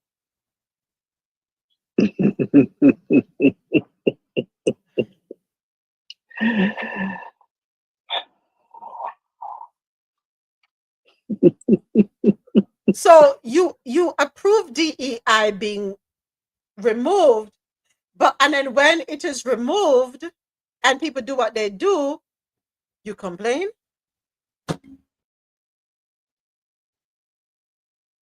Why are you laughing, Jeff? Why are you laughing? Why are you laughing? Because I can't even call this frackinackle. This deserves the full cuss word that starts with a B.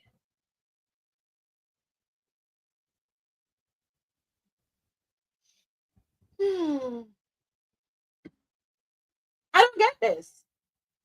You complain about DEI hires taking your jobs or getting positions because they're a DEI hire, although they're extremely qualified. And DEI includes women, people of color, persons with disabilities. What else, Ja? The LGBTQ community. What else? DEI pretty much ensures that everybody has a fair chance based on your abilities and your skills. You had an issue with it. So guess what? Kendrick was free to do what he wanted to do. He did what he wanted to do. And you're complaining. You file over 100. So what does America, what do Americans want? Because here's the thing. I hear our president on one hand saying everything he's doing is because it's what the American people want. So I'm confused. What do Americans truly want for this great country? How do we see this country? Where do we see this country? Let us have honest conversations. What do Americans truly want? And you are an American as long as you were born here, regardless of what you look like, what your religious beliefs are, what your educational status is, what your economical background is, whatever you look like. You are an American as long as you're born here. So what do Americans want for the United States of America? Pray tell, because I'm confused.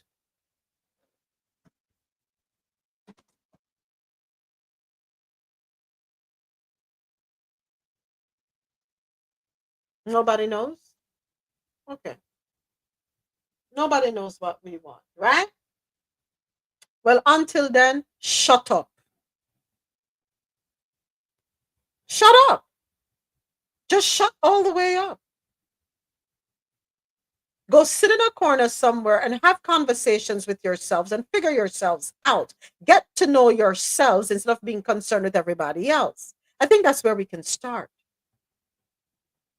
Go heal yourselves. Everybody.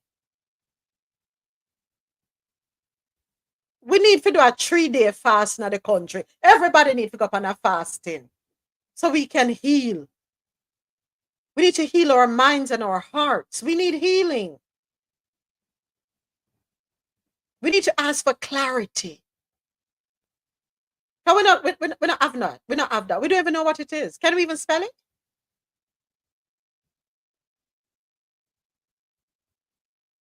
So Kendrick Lamar's powerful and unapologetic halftime performance at the Super Bowl apparently left some viewers in their feelings.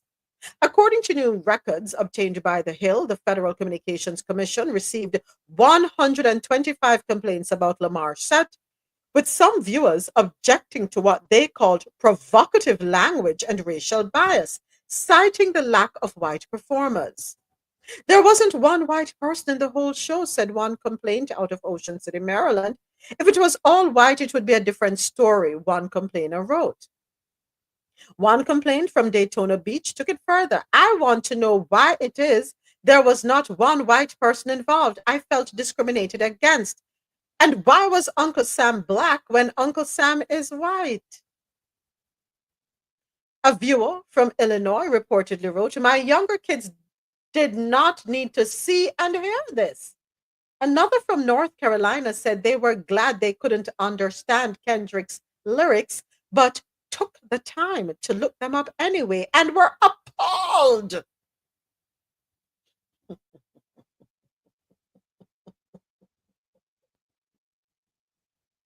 And you're the same ones complaining. You, because not everybody, but you see, you complaining, you 125 people wanted DEI to be struck down.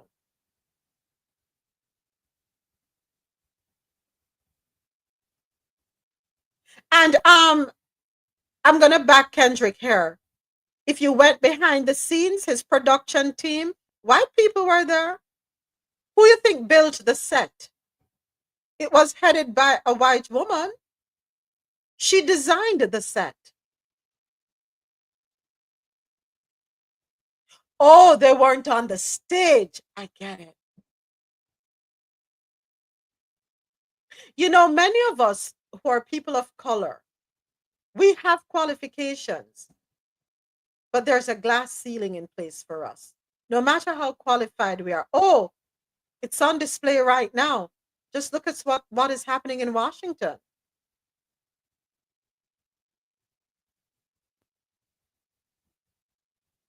We have been shut out of many spaces and places, not because we're not qualified, but because of what we look like.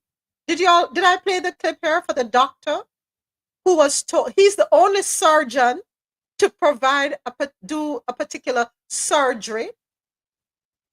He goes in to meet with the patient, and the patient says no, he doesn't want his kind touching him.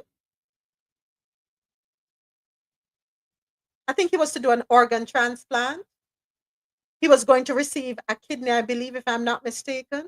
Don't quote me. But he told the doctor he doesn't want his kind touching him. So the doctor leaves, goes and lodges the report that the patient doesn't want him touching him. So another doctor that looks like the patient goes in there and makes the patient know, well, he has been removed from the recipient list because the organ he was going to get belonged to a person of color.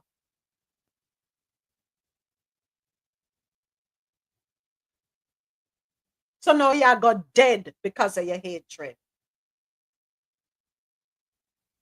Because if you don't want a doctor of color performing a surgery on you, you can't have the organ of a person of color. And also this thing work.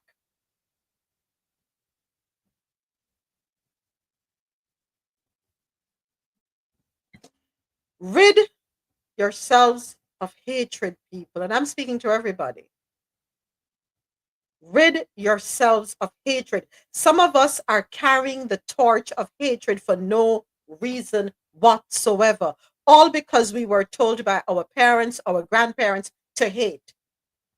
They don't even know why they hate. It was just passed passed on to them as if it's some legacy that should be held in high esteem. With hatred in our hearts, there is no advancement of the human race. If you fan the flames of hatred, you're no different from the person who is doing the hating. Let it go. Let it go. At the end of the day, we're not each other's problem, you know. They made us turn against each other. The powers that be made us turn against each other because you know who benefits? The powers that be. And we are not opening our eyes and recognizing that all the hatred that we're steeped in does not solve anything, gets us nowhere. My gosh. Let it go. You're going to complain? Complain? You hate DEI until you need DEI. Make that make sense. You say you don't want an LGBTQ person attending to you in the hospital, but they're the only person that can take care of you in the hospital. Well, good luck. You say a woman is not capable of flying a plane, but yet she's the only pilot available to get you home to your sick, ailing child. Well, good luck.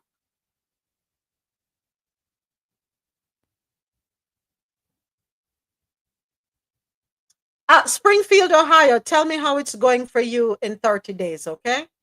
In 30 days, we'll do a check-in with Springfield, Ohio, because the Haitian community there has 30 days to pack up and leave based on the president's orders that people need to self-deport or they will be detained and deported.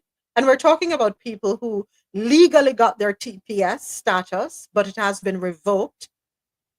So Springfield, Ohio, when the only thing that is on the streets there is METH, and nobody goes to work, tell me how it's going to work out for your city officials when they realize there's no revenue coming in to prop up their pockets.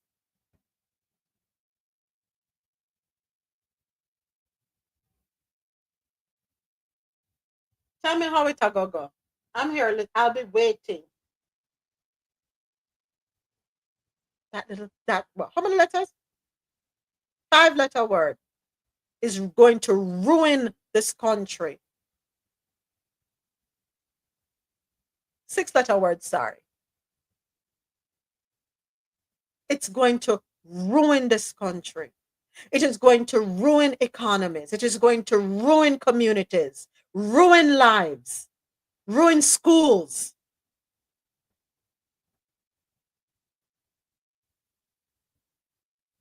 Do you know that right now there is a warning all across the world for people not to visit this country? Yeah. Don't visit. Go elsewhere. That's the memo across the globe in case we here in the US are not aware of it. And thankfully, we have people outside who are making us aware of what's going on the outside. People are being warned not to come to the US. It's not safe to do so because of the landscape.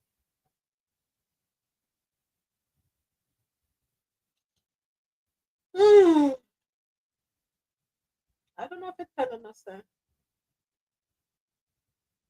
I don't know if it's telling, but I will do this. Before I play it, unfortunately, YouTube, I'm not able to play the song for you guys because of copyright infringement issues. So this is where we come to the end of the road on the YouTube live stream. I want to say thank you so much for hanging out with me. Thank you for being a part of the show. Thank you for all the engagement in the chat. Thank you for your comments and so on and so forth. We will be back with you tomorrow morning, Thursday, 9:30 a.m. for another episode of Coffee and Joe World News on the Go. AT and friends. I can't see everybody. I can't tell everybody who is watching here with me. I know AT, I know Mad Libra, can't tell who the others are. But I want to say thank you to each and every one of you for supporting Coffee Into. I invite you to check out our website, coffeeinto.com, for additional stories that we're not able to carry on the live show. All right. So again, what good people, be good to yourselves. See you.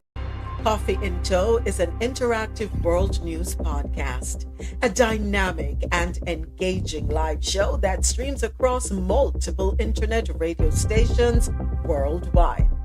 This podcast brings you real-time news updates, in-depth analysis, and interactive discussions on global events, making you a part of the conversation no matter where you are. With a diverse range of expert guests and listener participation, it's your go-to source for staying informed and connected to the world. Coffee in Tow is brought to you in part by L'Ormel Skin Food. Log on to L'OrmelSkinFood.com. Discover the range of natural skincare solutions. Indulge in the radiance of natural and organic beauty with the best natural and organic soap bars, whipped soaps, body butters, and oils. All 100% natural products. L'Ormel Skin Food for a natural, beautiful you. The world's best coffee from our farms to your cup. It's Grand Coffee House.